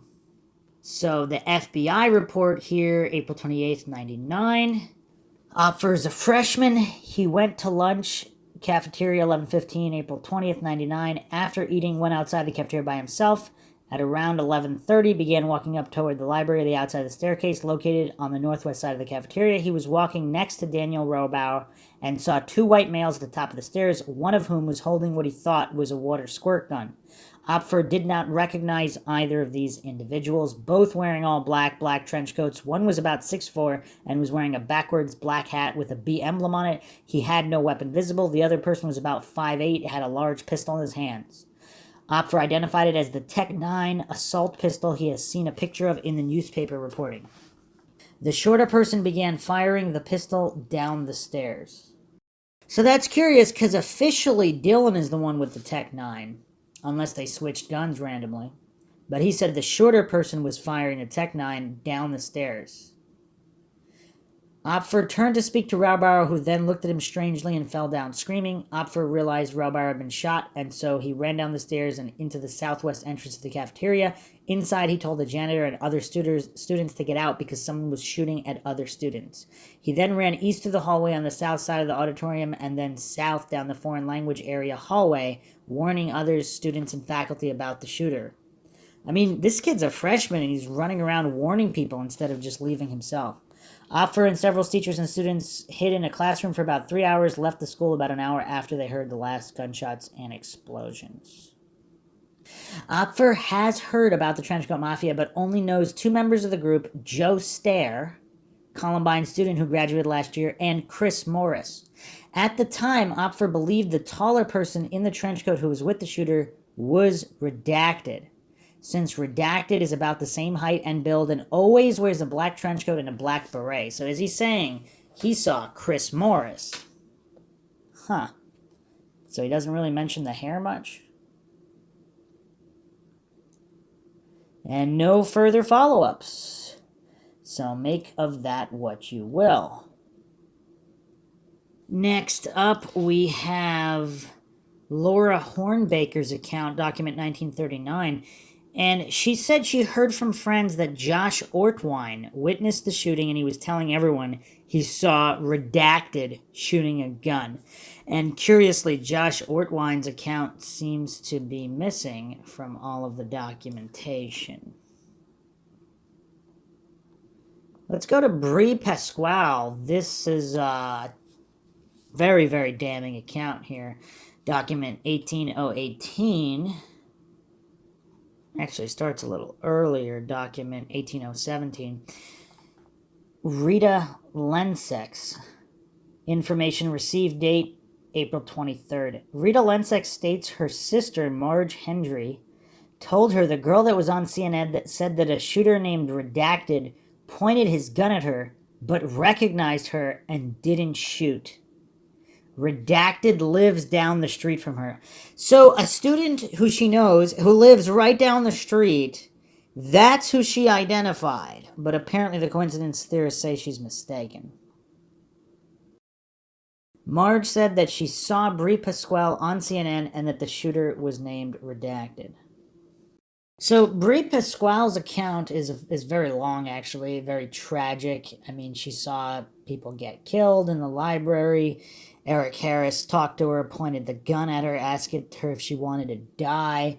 I mean, it's all just absolutely just incredibly horrific just to read the account. What's curious, though, is that she didn't know either one of them, and the investigator actually had to correct her because she was saying it was Klebold, and the investigator wanted her to clarify that she didn't actually know Klebold, and she said no. So it was after seeing the media on him, and also there's a long redacted line regarding what Dylan Klebold said after the police arrived. Is it possible he's referencing other shooters by name or whatever? Who knows? It's just a long redacted line of what she heard Dylan Klebold say. And again, it's unclear what she really believes. Was it really just an error in communication regarding the lead sheet? Possibly. Who knows? Or did someone mistake her? But apparently, yeah, there's something off about this lead sheet because it's someone who lives down the street from her. So it may be this individual, she said the girl that was on TV, if that wasn't Brie Pasquale, that's someone else who says the gunman lived down the street for her. Here's another curious comment. I don't know, this possibly could be something lost in translation, but the date is April 29th, interview with Emily Wyant. Sophomore, she was in the library. So she arrived 10:45, approximately 11:10 a.m. after she heard the gunshots. Female teacher came into the library yelling for everyone to get down. Okay. Miss Wyant stated you could hear the gunshots getting closer. The two gunmen entered the library through the library's main entrance. She stated she had never seen either one of the gunmen before, although she would recognize them if she saw them again. So, is it possible she watched zero news reports and was not aware that Harris and Klebold were identified as the shooters on April 29th, 9 days later? I mean, I don't know what to make of this, because she's saying if she saw them again, she'd be able to recognize them. So did she not realize that they were already identified, or is she talking about gunmen other than Harris and Klebold? She described gunman number 1 wearing a black trench coat, tall, long brown hair.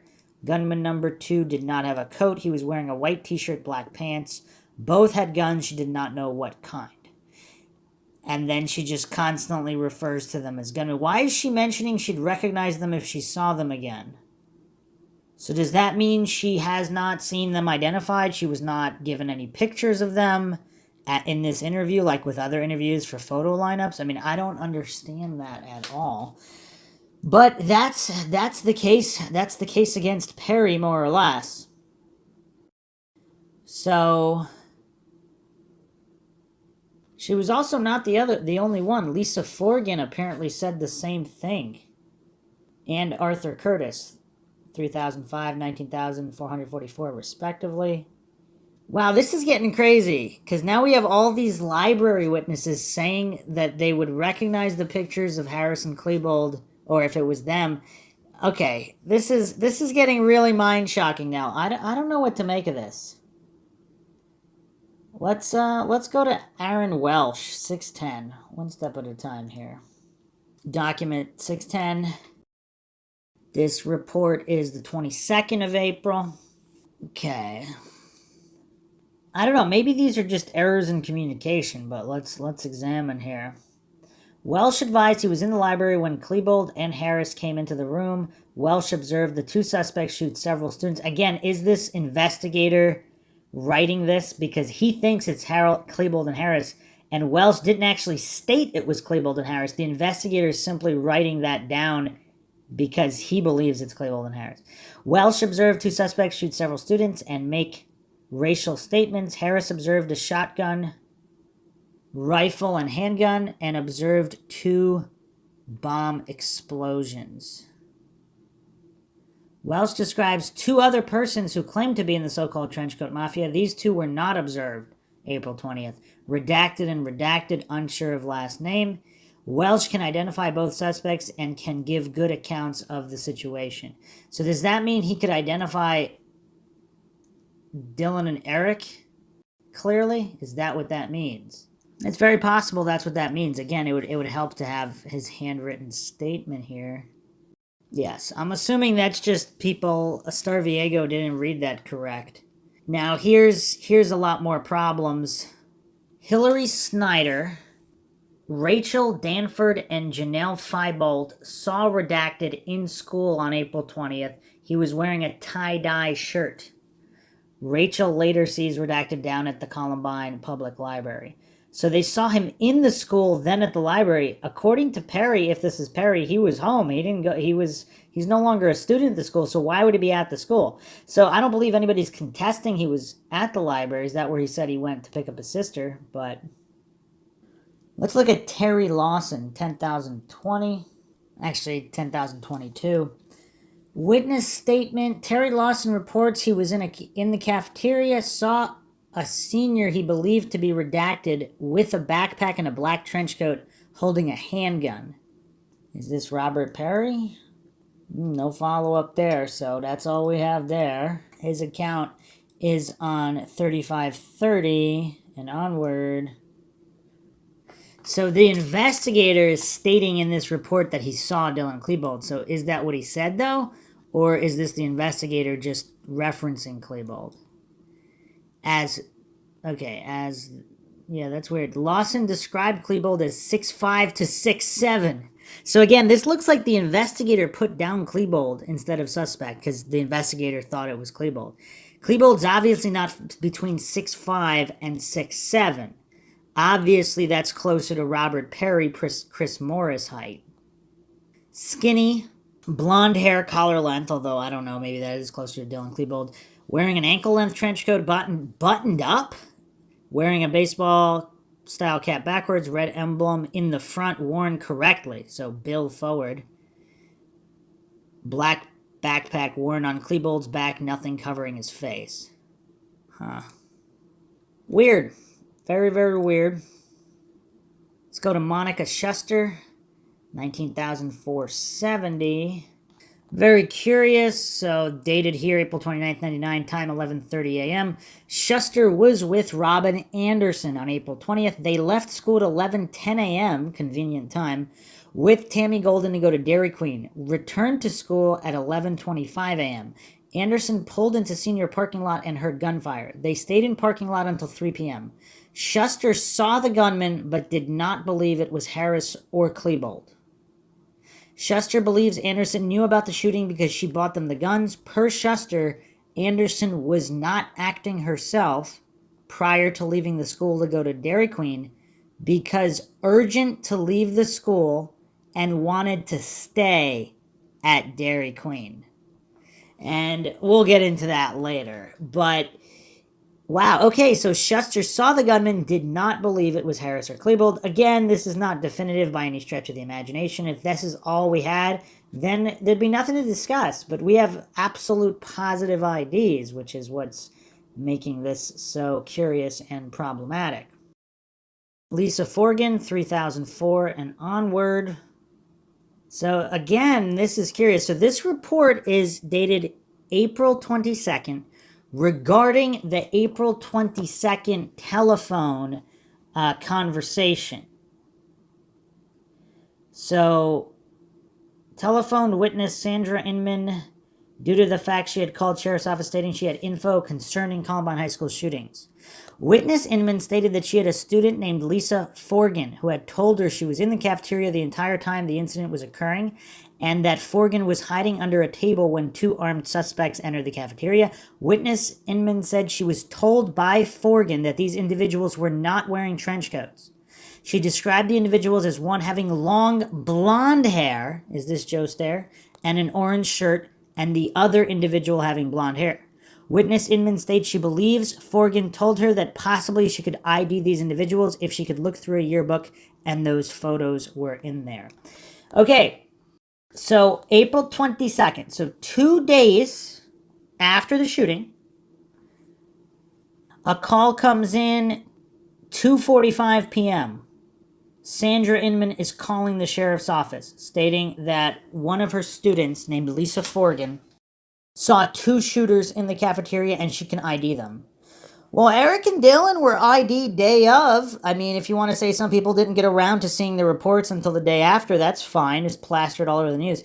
Why would 2 days later, on April 22nd at 2:45 p.m., a witness is frantically calling the sheriff's office to provide more information on two additional shooters? So this is her handwritten, this looks like her handwritten statement. Looks like they got to her the 29th. My friends and I were in the cafeteria when janitor came running in, telling everyone to get down. I saw one of the gunmen near the stairs running north and the west along serving line to the teacher's conference room. He was shooting a gun and throwing pipe bombs, 4 or 5 total. I saw the second gunman appear near the bottom of the stairs, and he was firing in the air towards others in the cafeteria. First gunman kept running back and forth in front of service line. First gunman returned to the teacher's conference room and started shooting.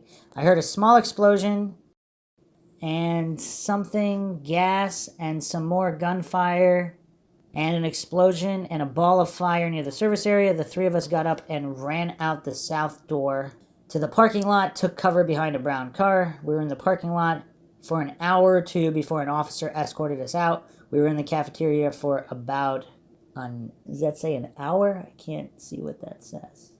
Okay, first gunman, white male, 5'5", slim, blue baseball cap, orange t-shirt.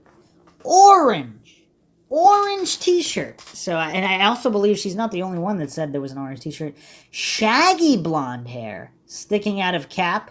So again, she's stating he was 5'5" here. 5'5", shaggy hair sticking out of the cap. Would Dylan Klebold be mistaken for somebody who's 5'5"? I mean, this guy's 6'3". Okay, narrow face, spoke German. Second gunman, white male, tall and thin, long blonde hair. Okay, so I guess the first gunman might be Dylan. I guess Eric Harris, would he be described as 5'5" if he's 5'8", 5'9"? But he wasn't wearing an orange shirt, though, and he didn't have shaggy blonde hair sticking out of his cap. The second gunman, white male, tall and thin, long blonde hair. Not shaggy, curly hair. Okay. May be able to identify the first gunman, but not the second. Curious. This is dated April 29th. So, despite all the news reports of the identification of both Eric Harris and Dylan Klebold, she's stating that she might be able to identify this first gunman. It looks like she made a typewritten statement, too. Yeah, this looks like a typewritten statement. And a couple other things here. Okay, so I saw the first gunman, medium-sized, narrow face, orange t-shirt, blue cap. Hair was shaggy, curly blonde. He kept throwing pipe bombs across the room. This guy also kept getting closer to us. I heard what may have been the janitor yell at the man to put the gun down.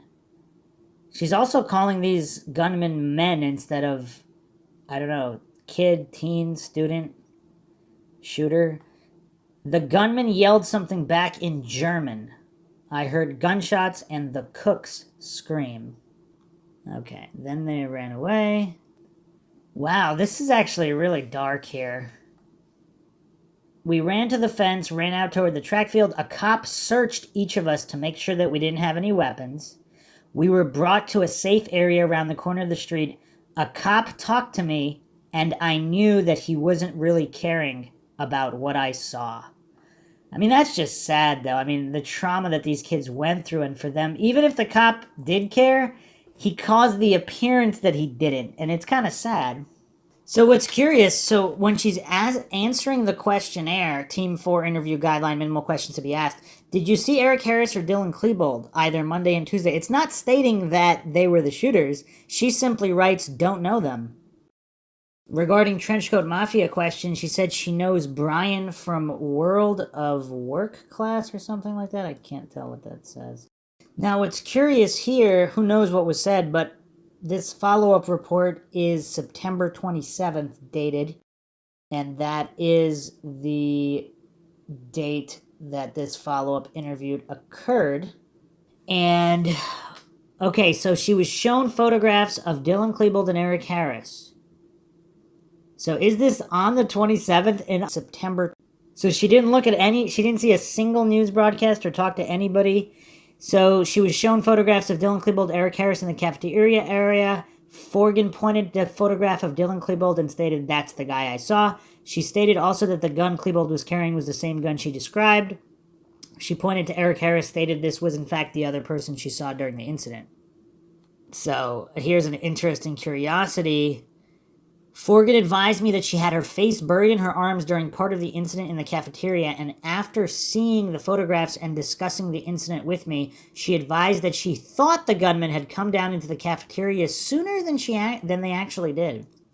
So again, that she was she re-educated into these answers, and why did her initial account vary so widely? And did she really not look at any media? Did she really not know that the shooters were identified? Because why is she offering to ID them?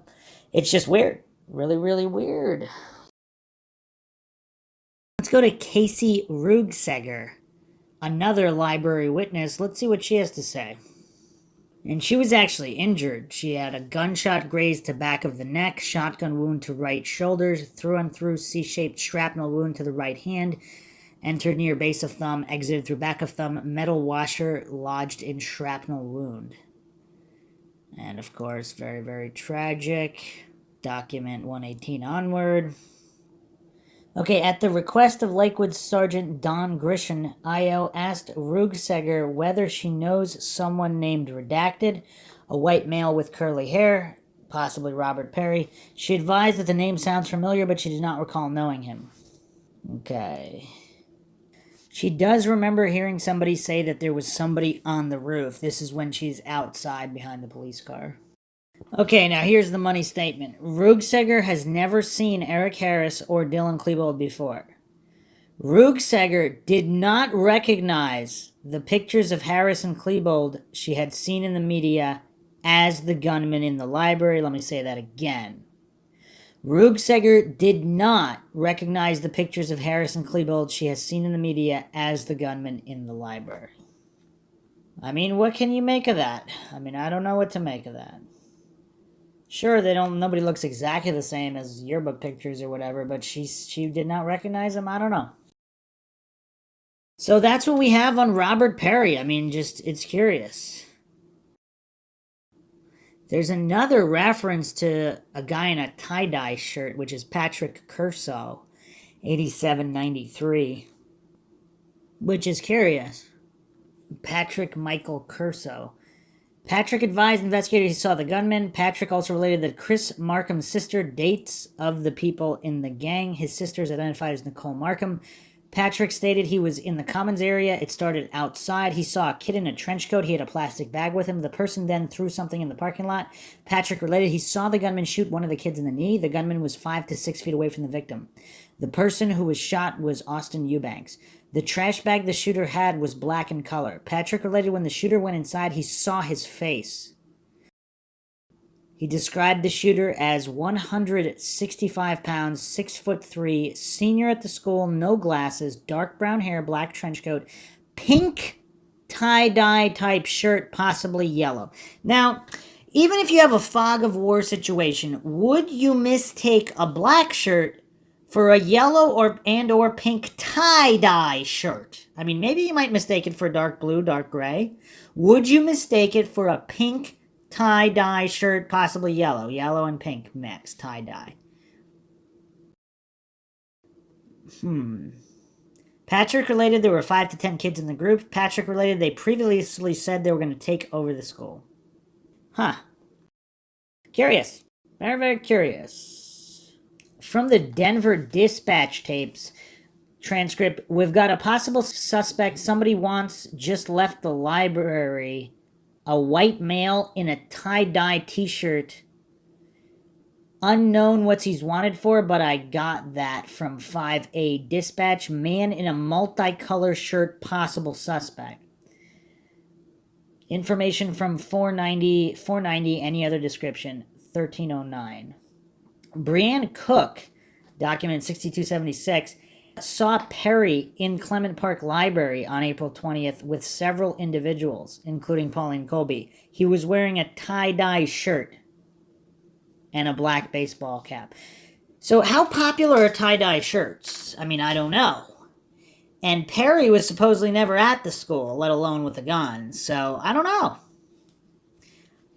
Andrea Cook, 5189, talked to Robert Perry at Clement Park Library afternoon, April 20th. He was wearing a tie-dye shirt and no trench coat. Sunny Hop, 1936, saw Robert Perry walking from the direction of Columbine to the Clement Park Library on April 20th after the shooting. He wore a tie-dye shirt and a black baseball cap backwards.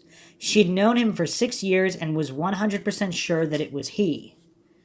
Let's look at that. 1936.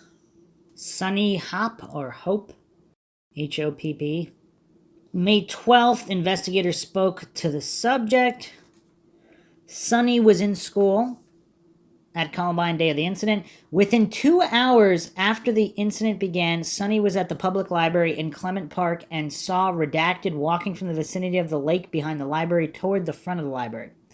Sunny stated she could not give an exact time because she had lost all concept of time that day.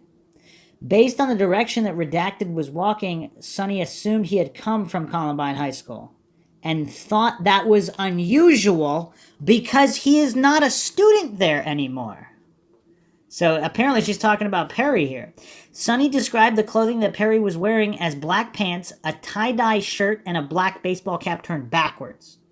When Sunny asked if she saw any logos on Redacted's hat, she stated that she did not recall seeing a logo that day. Although Redacted usually wears a black baseball cap with a white Jägermeister logo on it. Sunny did not speak to Redacted that day, but stated that she has known Redacted for about 6 years and is 100% sure that it was he. Sunny did not see Redacted at any other time on that date. What does everybody make of that? Let's look at Andrea Cook, document 5188, June 3rd, report date regarding, this lead sheet. Andrea Cook indicates in her letter that she was acquainted with Redacted and stated in the letter that he knew about the attack that was going to take place at Columbine High School before it occurred. Attached to the lead control sheet, also the original letter written by Andrea Cook to Mrs. Lucas. The fourth paragraph on this one-page handwritten letter reads the following: "Even what happened at Columbine will not discourage me. I will always have fond memories there. It was the first place where I did not get teased as much. I guess I wouldn't have been here if it wasn't for the fire alarm. I was in my food class at the time. My friends told me a bomb exploded close to the room. I'm thankful I'm alive, but mad. I just found out Redacted helped get the guns. At least he turned himself in. I knew him. I went to a dance with him. He told me right after this happened at Columbine, he knew they were going to do it. I asked him why he did not tell. He said he wasn't sure." And so they forgot to black out Robert Perry, looks like one point later in the document. So I'm assuming this is constantly they're talking about Robert Perry here. And so she just found out Robert Perry helped them get the guns.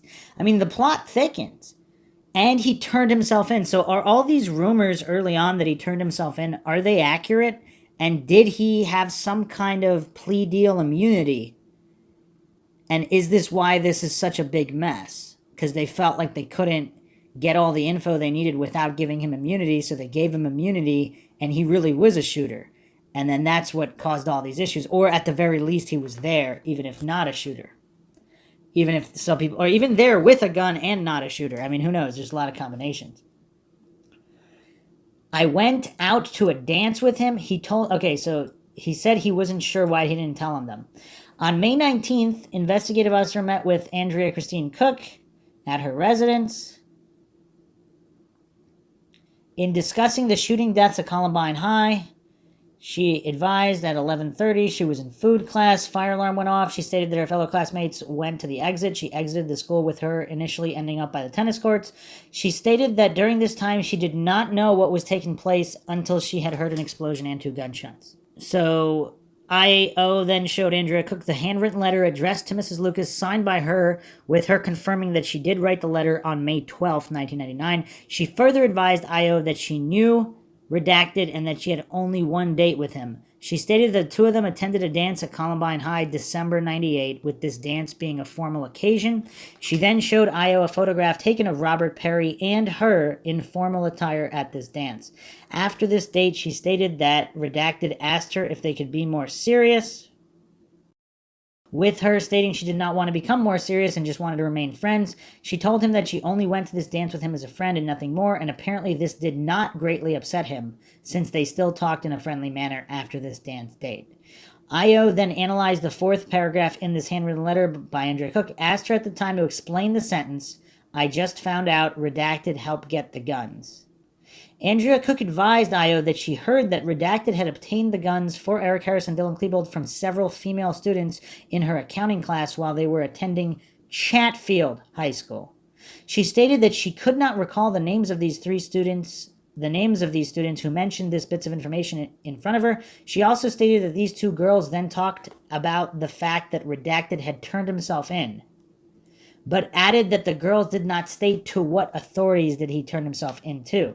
Andrea Cook advised IO that the last time she talked to Redacted was on April 20th, 1999, and that this short conversation between the 2 of them took place at Clement Library while the shooting and bombing incidents were taking place at Columbine High. Andrea Cook stated that she saw Redacted outside the Clement Library shortly before noon on that date. She stated that he came up to her and said, "This has got to be Eric Harris's doings." Redacted further told her that Eric Harris had told him that he was planning on doing something like this. Andrea Cook stated that Redacted at this time was quite angry when he was telling her this information. She further stated that he told her that he wished he had killed Eric before he did something like this. Andrea Cook advised IO that she asked him at that time why he did not tell the police the same information on this day, April 20th, with him replying he wasn't sure that it was Eric Harris who was doing this at Columbine High. She stated that Redacted then went into the library to get his sister, which is the last time she either talked to him or saw him. She further added that Redacted was steamed when he was talking to her and that he was very angry at whoever was responsible for what was taking place at Columbine High School. She stated that on April 20th, when she was talking with Redacted at Clement Library, he was wearing a tie-dye shirt with the primary colors being hot pink and yellow. Again, curiously matching the description of one of the shooters by several students. She further stated that he did not have a trench coat on at that time or in his possession. Andrea Cook further advised IO that she had not even heard of the Trenchcoat Mafia prior to this incident taking place at Columbine High. She further stated that Redacted and Eric Harris were friends, and that was the extent of her acquaintanceship with Eric Harris. She further stated that she did not know Dylan Klebold on a personal basis, and in fact did not even like him based upon the little bit that she did know of him. Wow. Okay. Wow. What a statement. No follow-up, no nothing. So we have Robert Perry in a yellow-pink tie-dye shirt. Several individuals have reported seeing him in this attire, including in the cafeteria with a gun. Make of that what you will. And then, of course, Sunny Hope happened to saw Redacted walking from the direction of Columbine High School to the Clement Park Library with a tie-dye shirt as well. So, of course, we went over Kristen Long's account, Kristen Long Kruger. She actually wrote a book, and it's on Amazon, Healing the Invisible Wounds of Trauma. And, of course, she's one of the few witnesses who did not backtrack on her ID and the third gunman. So here's an excerpt from this book. The truth is, I looked back and saw a third shooter who I and many others identified to law enforcement. No matter how many times I and countless others detailed the name and descriptions of that third shooter, who wasn't even supposed to be at school that day, no one believed us. One of the most traumatic aftershocks of that day was the knowledge that law enforcement ignored the warnings, ignored the signs hanging in the windows, and that countless other students who survived know that at least one other person was out for our blood that day. And it's also, the language she uses is curious, at least one other person. So she's clearly aware that there were even others, even more spotted. He still roams free because the easy answer is that Eric Harris and Dylan Klebold were the only shooters. After all, they were dead and the weapons used were found by their bodies. Only those of us that were there that day, and those who knew what was happening and who participated in the shootings or helped to orchestrate the massacre, know and speak about this truth. The shooters were my friends. We were all the outcasts in that school, bullied because we didn't fit into the mold. I knew Eric and Dylan. I also knew the third shooter, which explains why I was able to clearly identify him to law enforcement. When it was all over, I realized that the person who I saw point a gun at us was not one of the two identified shooters. He wasn't even a student at Columbine anymore. He dropped out. He isn't even supposed to be here. Yet here he was, trying to kill us all. And this is Kristen Long Kruger's book, Healing the Wounds of Trauma. She refuses to backtrack, and she's clearly stating what she believes she saw. What's also curious is a lot of people reviewing this book don't even mention the third shooter. I mean, one or two do, and then they just regurgitate the coincidence theorist narrative that there's no evidence of a third shooter. Eyewitness testimony is evidence, especially eyewitness testimony from someone who knew all the individuals in question. So let's go back to Jennifer Small, Jen Small, whose account we went over. But I'll do a quick recap, so document 2182 onward. So her handwritten statement is not, there's no date here or time of the statement, so I suppose it could have been day of. I looked between the tables to see what was going on.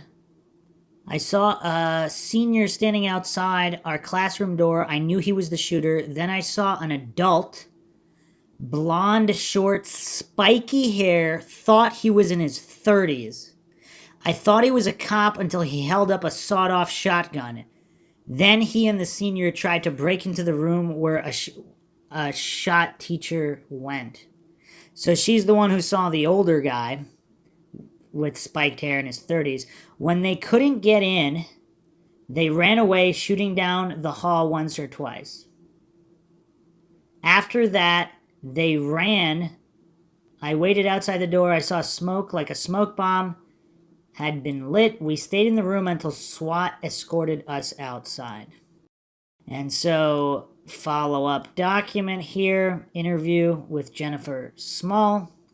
This is document 2185. Interview April 28th by Jill Rudler, Colorado State Patrol, approximately 3:15 at her residence. She had been interviewed a few days before by Pat Vanderkamp. I asked Small to go over the details of the day. She said she had seen Eric Harris at the smoker's pit between 11:05 and 11:10 on April 20th. She wasn't sure about what he was wearing, but thought he had on a trench coat. Miss Small said she made a remark about having a bad day to the students. At the pit, Eric said something like, "Not only are you having a bad day, it's Hitler's birthday." Small said she remembered the remark because Harris usually didn't speak with her. She said that she thought some of the other students at the smoker's pit might have been Taryn Fleming, Brooks Brown, and Rachel Scott. I mean, that's curiosity. That's a curiosity. April 20th. So all these individuals were at the smoker's pit just minutes before the shooting started? Let me read that again. Miss Small said that she had seen Eric Harris at the smoker's pit between 11:05 and 11:10 a.m. on April 20th. She wasn't sure about what he was wearing, but thought he had on a trench coat. Other students at the smoker's pit might have been Taryn Fleming, Brooks Brown, and Rachel Scott. Miss Small said that between 11:10 a.m. and 11:15 a.m. she saw a person who she thought was redacted, someone who hung out with Dylan, near the main doors, and it appeared that he had just come in. She later identified this person as redacted. She said he was wearing a black trench, black shirt, black and white camo pants. Black and white camo pants. He normally tucks his pants into his boots, but she doesn't remember if they were tucked in or not. And he was carrying a black colored duffel bag with 1 or 2 yellow stripes, or maybe just some yellow color on it. The bag appeared to be heavy by the way it was being carried upon his shoulder. Miss Small said that redacted is about 2 to 3 inches shorter than Dylan. Okay, so out of the Trenchcoat Mafia members, who's 2 to 3 inches shorter? Is that pretty much just Joe Stair? Unless he was short, stocky. I don't think that was Brian Sargent. Maybe Zach but Zach Heckler's 6'2", Nate Dykman's 6'2". Just a little shorter. So pretty much Joe Stair, who's about 6-ish, would probably be the only person that can match that out of the Trenchcoat Mafia associates, other than the ones we don't know the heights of. Miss Small said that she went to science class with Miss Peterson, and that at 11:25 she heard a loud boom, several shots, and then the fire alarm went off. Miss Small said that Mrs. Miller, a teacher, came in and told the students to lock the door. There were 2 adjoining classrooms, and the next room was Mr. Sanders. At some time, she looked into the hallway, saw the trail of blood into the adjoining classroom where Mr. Sanders went after he was shot. Miss Small said that the teachers, Mr. Johnson, Mr. Friesen, Mrs. Miller, and another teacher were in the classroom with Mr. Sanders, and that the students had gathered in the adjoining classroom. Miss Small said that sometime Mr. Johnson came in, told them to flip the tables to sort of barricade they could hide behind. She said she peeked out between the tables and also looked out the windows of the classroom doors. She said between 11:45 a.m. and noon, she looked into the hallway and saw Dylan in the hallway with another white male. She said that he looked past the other person, he would have seen her easily. Miss Small was asked to describe Dylan, and she said he was wearing a black t-shirt with writing on it. She didn't know what it said. And a black hat on backwards with writing on it, and that he had long curly hair. She said that the person with Dylan appeared to be older, had short blonde hair like a buzz cut, and was wearing a white t-shirt, tight fit with no pocket, was carrying a tan-colored sawed-off shotgun. She said they tried to break down the door where Mr. Sanders was, and when they couldn't break down the door, they threw a bomb and ran down the hall. Around 2:55 to 3 p.m., SWAT guy came in to get them out. Okay. I read Miss Small the photo lineup, admonition, showed her photo array, asked if she recognized anyone. She immediately identified photograph number 1 as Dylan, the person she saw outside of the science room between 11:45 and noon on April 20th, 99. I showed Miss Small another photo lineup and asked if she recognized anyone. She immediately identified the person in the photograph number 3 as Eric, the person she had seen in the smoker's pit between 11:05 and 11:10 a.m. on April 20th, 99. I showed Miss Small another photo lineup, asked her if she recognized anyone. She positively identified the person in photograph number 6 as an associate of the Trenchcoat Mafia. She did not know their name. The person in photograph number 6 is Chris Morris. I showed Miss Small another photo lineup, asked if she recognized anyone. Miss Small that she believed the person number 3 may be the person that carried in the duffel bag. Miss Small said she didn't know his name. The person in photograph number 3 is redacted. So is that either Joe Stair or Robert Perry. During the interview, Miss Small marked on a map of the school the location of the science room that she had been in. She marked this room Peterson classroom. She drew a small line to depict where the tables had been set on their sides, X to mark the spot where the students hid behind the tables. In the hallway, she marked a D for where Dylan was standing when she looked out the window of the door, and an E for where the other person was standing with Dylan. This was at my direction, as Miss Small does not believe that the other person was Eric. Miss Small drew an arrow to indicate which way the suspects ran after they unsuccessfully tried to break down the adjoining classroom door and then threw the bomb. So, curious follow-up here on October 13th, 99, regarding the follow-up interview that occurred on October 12th. Okay, so Jennifer, her mother, met at the Jefferson County Sheriff's Office, South Substation, conducted the interview. Okay. My initial question was pertaining to Jennifer's observations, where she stated she saw redacted at the high school between 11:10 and 11:15 on 4/20, and that redacted was near the main doors and appeared to be carrying a large duffel bag. Jennifer initially identifies this person as redacted, then recants and identifies redacted. So these are two different individuals. Both redacted, neither Eric or Dylan. Jennifer explained that she does not know redacted and told me that the individual she saw that day looked similar to redacted, but she could not positively tell me who the subject was. I asked Jennifer if she was implicating redacted as being involved in this incident. She told me she has no knowledge of him being involved in this incident and did not see him doing anything which would lead her believe that he was involved in the incident. And again, how much of this is coached, how much of this was based on them not wanting her to make trouble, etc., etc. We don't know any of this information. I asked Jennifer about the statement that she made between 11:45 a.m. and noon. She observed two armed gunmen in the hallway just outside her science class. Jennifer identifies Dylan Klebold as being one of the armed gunmen, describes him as wearing a black t-shirt with writing on it, had a black hat on turned backwards with writing on it, and she saw his long curly hair extended below the baseball cap. Jennifer stated she was positive this individual was Dylan Klebold. In her statement, she then describes a second armed gunman who is unknown to her. She described the second gunman as being older, had short blonde hair like a buzz cut, was wearing a white t-shirt, tight fit, no pockets, carrying a tan-colored sawed-off shotgun. She said the description was accurate, at which time she provided me a composite drawing that she had done in reference to the suspect she saw at the high school, and provided a complete description of the suspect. Jennifer described the subject as having natural strawberry blonde hair, buzz cut, stating that the face was well-defined, high cheekbones chiseled. The party had a wide forehead and muscular neck. So that's not Eric Harris. He was 5'11" to 6 feet tall. Oval face, small upper lip, narrow nose, small eyebrows. I took the two items as evidence, later placed them in the Jeffco office evidence vault for safekeeping. I asked Jennifer if she could provide the identification of that second armed gunman. She told me she did not recognize the individual and she did not believe the party was Eric Harris.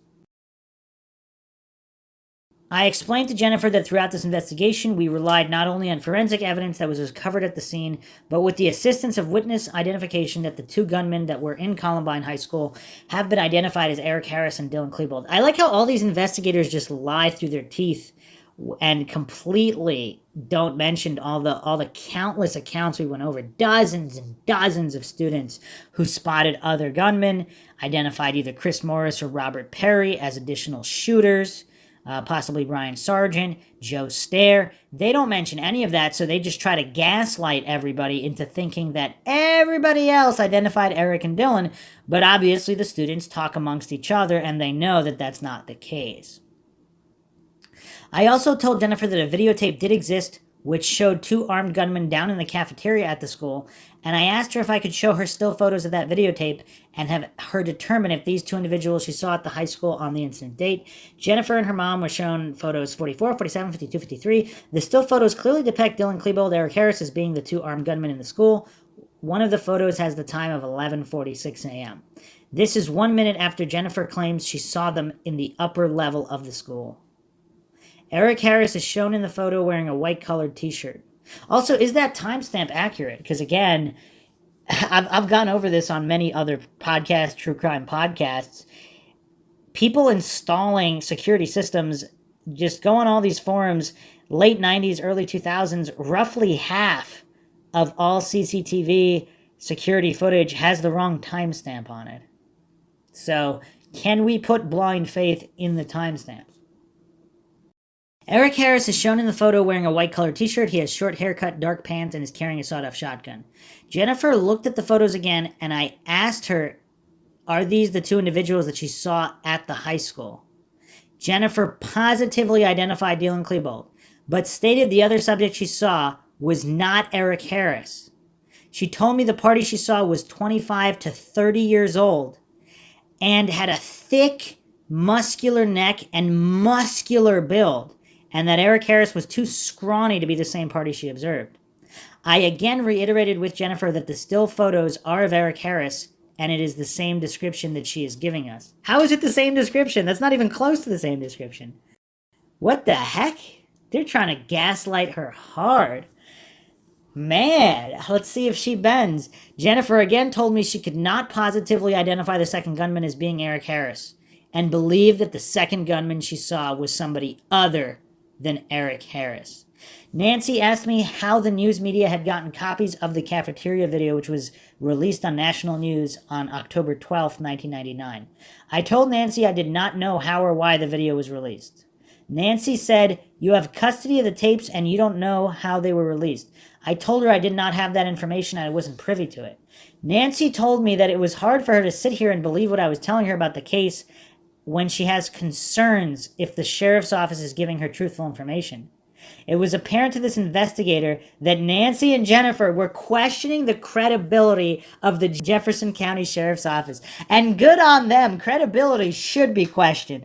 Nothing should be taken on blind faith.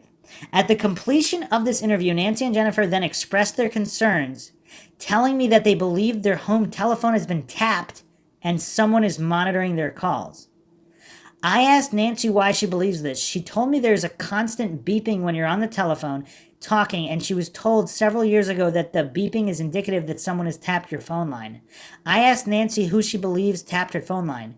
She told me her scenario is that associates who are sympathetic to Eric Harris and Dylan Klebold might be responsible because these parties know that their daughter has information on the identity of the two gunmen. Jennifer also explained that since the incident date, they have received several hang-up calls at their residence telling me that the caller ID identify the calls as being out of the area. I asked Nancy and Jennifer if any of the calls were threatening in nature or if they were coming at inconvenient hours of the day. They told me that they were nothing more than hang-up calls and they have received anywhere from as many as 3 per day. They were instructed that if they have a legitimate concern about the phone calls and somebody making harassing phone calls, they should contact the sheriff's office and speak with a uniformed deputy who could ultimately initiate some type of harassment report. I also explained to them that the phone service has means of trapping those annoying phone calls and that information can be provided to law enforcement if a criminal report has been generated. Okay. So, I mean, there's clearly some witness intimidation going on here. We'll be examining more of that later, but it's curious. She did not back down, and her mother basically supported her as well. And they have included a sketch of the second gunman. I mean, I gotta say, it kind of sort of looks like Eric Harris, but again, it's impossible to gauge the age of this individual. But if he's super muscular, this is only his facial features. I mean, I guess it could pass for Eric Harris, but if he's a lot older, I mean, it's kind of hard to mistake a 30-year-old for a 17 or 18-year-old. But on the forum, people are actually sharing screenshots from Facebook, Jennifer Small's Facebook. This is from 2019, but I don't know how much earlier these Facebook shots are. And they were asking about who she saw. She says, "I don't know. I thought he was an officer when I first saw him trying to calm Dylan down. I drew a picture, gave it to the police. They hide it or say it was Eric because of the haircut. The third gunman was a muscular adult, not a scrawny kid." And again, the coincidence theorists all pretend that these were simple misidentifications and everything was cleared up after the investigation. Clearly, that's not true. Clearly. Someone asked her, did they ever find evidence? She says, there is evidence to support up to 20 people helping them that day. My old friends Brooks was friends with Eric and told to ditch that day, so Brooks did a lot of research on it all. He was a bit obsessed about proving his own innocence because of how many people blamed him. I remember going out with him and his car got egged while we were inside a gas station. Wow, that sucks. And Brooks Brown, I gotta say, out of all these parties, Brooks Brown and Eric Veek really seem to be the most emotional and possibly are the most likely to not be connected with any of this or having any kind of prior knowledge or definitive prior knowledge. Whereas all these other individuals are just appeared to be incredibly shady. Again, doesn't mean they were involved, but yeah. Someone said, "What a conversation. We who aren't in Denver never heard anything else about a third person. You're in my thoughts and prayers." Jen Small said, "It was covered up. That's why I was told never to write a book. They want it to stay that way." Jennifer Small stated, "Thank you for kind words and prayers. In May of 1999, I wrote down every little thing I remembered from that day, minute by minute almost. There is a chance I will still write my own book. If I tell enough people about the threats I got, maybe they won't come true when I do decide to write a book. I don't want to be a martyr, but I want to find the truth by sharing what I know." A few more posts by her. "The police were very mean about telling me that I didn't see what I saw.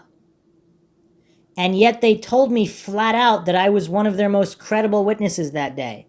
Is that because she identified Dylan Klebold like they wanted her to? "They had so much evidence to back up what I say happened to us, and their evidence said my time frames were very close, maybe a minute or two off, but I didn't see a third gunman. When you're in a traumatizing situation later, it's hard to admit when you're wrong. A Jeffco officer tried to convince me that there was no third gunman. Yeah, right, I won't be bullied to hide what I know." Someone asked her, "Was it staged?" Jen Small responded, "I don't know the whole story. All I know is that the fear, pain, and deaths were all very real for those of us who lived through it." She has another interesting comment here. Someone responding, "They really hid that well in the media because the only people I ever knew of were Dylan and Eric. You're amazingly strong, Jen Small, for sharing your painful experience." She responded, "The media is often controlled and inaccurate about the actual facts." I mean, more apparent now in 2021 than ever before, of course. "I can't tell you how many times I watched the news or read a paper that I ended up yelling at it because I knew firsthand it didn't happen like they said that it did. They also say Dylan and Eric died almost right away, around 12:15. I think the police try to say that. If that's so, who blew up the fire alarm system at 1:35 p.m.? And she actually apparently commented on YouTube as well as Jennifer Thompson. She's got some interesting comments here. This was 2 years ago. This video was Raw Cut, the Mysterious Third Shooter by the Keith Carnes YouTube channel. Posted September 27th, 2018, but this comment by Jennifer Thompson 2 years ago. A few comments here. "Thank you for sharing some of my accounts from that day. This will forever bother me. In the years since I have spoken to a few men who claim to be former officers of Jeffco, they all said they quit because of the cover-up. They warned me not to write a book about my experience at Columbine that day. They said if I wrote a book about it, I could easily meet an unfortunate accident. That should tell you something is amiss right there." And of course, if you've listened to MINDSHOCK Columbine episode 1, the amount of people who had mysterious deaths after Columbine is just astronomical. Jennifer Thompson also made this comment just 5 months ago. "Another survivor that saw him too wrote a book. Her name is Kristen Kruger. You could look up her book and read it. There are some random videos on YouTube and mentions of it in documentaries about why such things happen. My old friend Brooks Brown also wrote a book called No Easy Answers. I would just Google it, see what comes up. There were about 100 witnesses of the same guy, but the police talked most of them out of believing what they saw. They tried to do that with me. That's why in my part of the official report, you will see where a deputy wrote, at one point it seemed as if Jennifer and her mother questioned the credibility of the Jefferson County Sheriff's Department. Because we did, and with good reason. So check out the official reports too, you'll see what I'm talking about. Another YouTube comment from Jennifer. And thank you for sharing my drawing. When they displayed all evidence for everyone to come see, they put my written description of the third gunman on top of my drawing on his face, so that you couldn't see the face. Also, in my part of the report, you will see that when they told me I was one of the most credible witnesses of that day, they also tried very hard to convince me that I saw Eric with the sawed-off shotgun, and then they reported at one point it seemed as though Nancy and Jennifer questioned the credibility of the Jefferson County Sheriff's Department. Damn straight we did. They wanted to believe everything else I saw that day, but who I saw doing what. You also left out how I saw a friend of theirs bring in a heavy duffel bag minutes before the shooting. The name is redacted, but it was Robert Perry. He had a lame alibi that the police bought too. Makes me mad. I know they are out there living as if they had no part in this massacre, and just so you know, I was calm for 90% of the time I spent trapped. Others with me that day can testify to that too. I was not scared and upset. I was excited, thinking we were being saved. And then I saw the gun in his hand and said, uh-oh, I guess we aren't being saved after all. The guy was trying to calm D down and held up his hands to say, I don't know. And then I saw the sawed-off shotgun in his left hand. I was one of about 100 people who saw him too. They tried their damnedest to convince all of us that we didn't see the third guy. So regarding Courtney Hallman, she said there were 3 guys. The guy I remember most was the main guy. He was over 6 feet tall, had long, curly, dark-colored hair. He was wearing a trench coat. His name is Robert Perry. Hallman identified the second gunman as having a 50% chance of being Klebold. She described him as being 16 or 17 and shorter than Robert Perry, which of course is accurate, with a medium build. He was wearing a dark shirt, black trench coat. And this is document 841. The description fits Klebold very well. If Hallman actually saw Perry and Klebold simultaneously, it would make her a critical witness. Police discounted Hallman's report because she wasn't wearing her glasses. You'd still be able to tell whether how many guys there are and what heights there are, even if you can't make out exact facial features. And we did go over her account. Hallman stated while standing outside the southwest corner of the cafeteria, peeking around the corner, she observed gunman number 1 and 2 standing in close proximity of each other, and that the third gunman was standing above them on the stairs. She observed what she thought was 2 persons with weapons and a third person with them, possibly talking to them or yelling at them. She could not tell if the third party had a weapon. You know what else is kind of crazy? What if Robert Perry or Chris Morris, what if they were there and they were trying to stop them, but they couldn't, and then later pretended that it would just be easier to say they weren't there? Even though obviously a lot of people saw them, but if they did that in exchange for immunity, that's the only way it makes sense.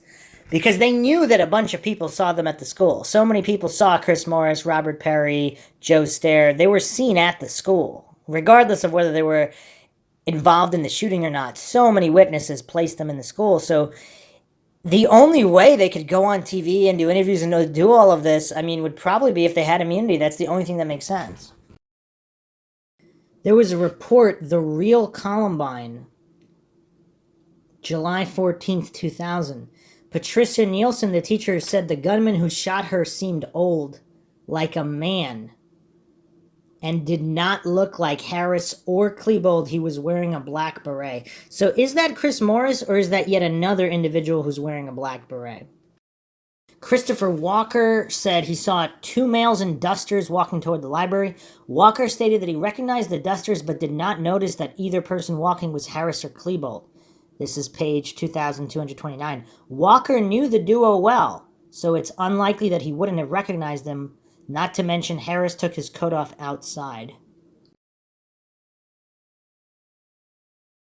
So apparently there's a CBS News report on April 19th, 2001.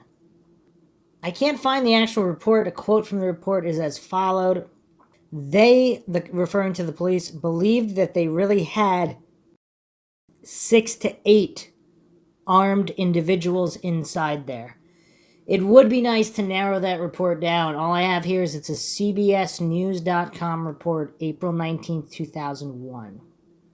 Also at 11:35 a.m., Jeffco Lieutenant Manwaring advised Vincent DiMano, Jeffco Sheriff's Office, advised him there were as many as 7 gunmen inside the cafeteria and the Commons area. See, what happened here? Were there more gunmen initially, and then the other Trenchcoat Mafia members basically abandoned the plan? They just left? Was there a suicide pact and they just didn't want to go through with it? They were present at the beginning of the thing. Maybe they thought it was all a big prank and that Eric and Dylan weren't really going to do it. Or Eric and Dylan were set up and there was something else afoot where they thought they were going to be part of a bigger plan. And maybe they still wanted to go through with it regardless. And when the others abandoned, they didn't care because they were already either in too deep, already shooting, or they just didn't care. They wanted to carry it out. But did they believe they would have more help at the beginning? And did they, at least in the first minutes? And then the others ran away. Adam Campbell, document 732, says fellow student Jessica Cave says she saw 10 shooters at the school. And there's apparently no interview for Jessica Cave. It's also curious how so many of these, some of the most damning reports or interviews, they're missing from all of the released documents. Why would that be? I wonder. Sarah Huey, sophomore, document 380, heard bombs in the cafeteria while the shooters were in the library. Josh Lapp, document 480, heard gunfire in other parts of the school while the shooters were inside the library. Brandy Wiseman, sophomore, document 4751, she was in one of the rooms near the kitchen, heard gunshots, bombs, and screaming from both the cafeteria and the library. So Dan Goines' interview, of course, missing, but Holly Pinkham, sophomore, document 1620, says friend Don Goyne had his shoe shot off in the middle of the hall during the time gunshots were going off in the cafeteria. Matt Katzenmeyer, 3424, heard shots and explosions inside the school at the same time there are 2 suspects outside. Alex Babienik, 1954, he thought explosions were coming from the level he was on and from downstairs at the same time. And how does this factor into a guy on the roof who may or may not have been lobbing grenades or pipe bombs or shooting? Because if that's the case, if that guy was throwing stuff and it was exploding, even if there were only 2 other shooters, that could explain the explosions at least. Josh Brinkley, 2528, heard shots downstairs and then other shots upstairs. 2 guns coming from upstairs, 1 gun shooting downstairs. This is document 2528. So here's his summation of the shots. He stated he jumped the balcony and the stairs, ran up the left side. People were falling as they tried to get up the stairs. Josh stated that he was at the top of the stairs. He ran left to the science hall, then out the door by the math hall. He stated that he could hear more shots coming from behind him while he was going up the stairs. Josh stated that when he got to the top of the stairs, the shots seemed closer. He stated that the shots at the top of the stairs were more of a rapid fire. He stated that he could tell by the sound that there were 2 different guns. Again, Josh thought that there may be a shooter at the top of the stairs because the shots seemed louder and different when he got to the top. He stated that he did not feel that the noises he was hearing were explosions. He stated he did not see any shooter at the top or in the hallway while exiting. So, again, not very damning. Again, in the confusion, possibly, I don't know, bullets bouncing. It's not damning. Definitely not damning, but this one's a little bit more damning. Drew Lagerborg, 1999 document. Is that a little bit of synchronicity there? So this is curious. So supposedly Eric and Dylan were together the whole time, according to the official narrative, or just about. So, okay. This is a report titled, the date here, August 4th, 99. Interview with Lagerborg. He was in chemistry class at the time. He heard an explosion, saw people running down the hall. Then man came into the class and said, "There's gunmen in the halls, get out now." There was panic in the halls. Lagerberg said he ran down the south hall, but a gunman was at the other end of the hall. And panicked people were running back at him, so he redirected his flight through a common room to the north hallway. He then heard a shooter down that hallway as well. He never actually saw that shooter, only heard them based on the sound of the gunshots. Next, he ran to a chemistry room office where he and 15 other kids hid.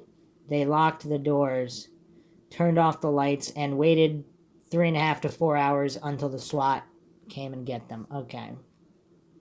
While waiting in the office, someone tried the doorknobs at one point, then walked away. He has no idea who it was. And that must have been terrifying, too. I mean, that's just creepy. So, multiple shooters, opposite sides of the school, at basically simultaneously. Curious, definitely curious. J. Galantine staff, document 3086, sees gunman by the library, then runs downstairs where he hears more gunshots. All this time hearing shots all around me and above me. Curious. Lindsay Wyant, sophomore, 4799, also heard shots in the cafeteria and the library at the same time.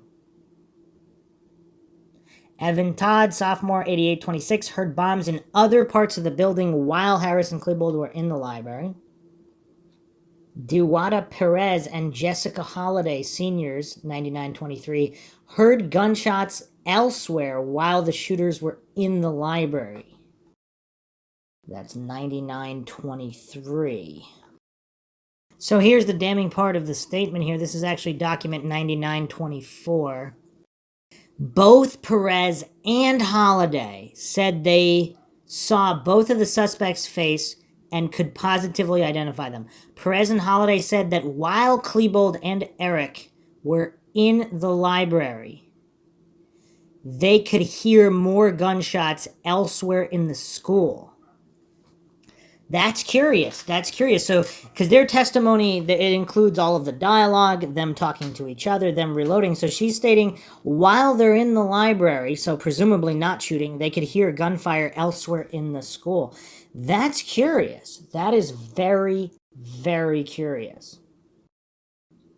I think we went over Archuleta. Crystal Archuleta said she saw one person throw a pipe bomb. She told me at the time she thought it was Robert Perry.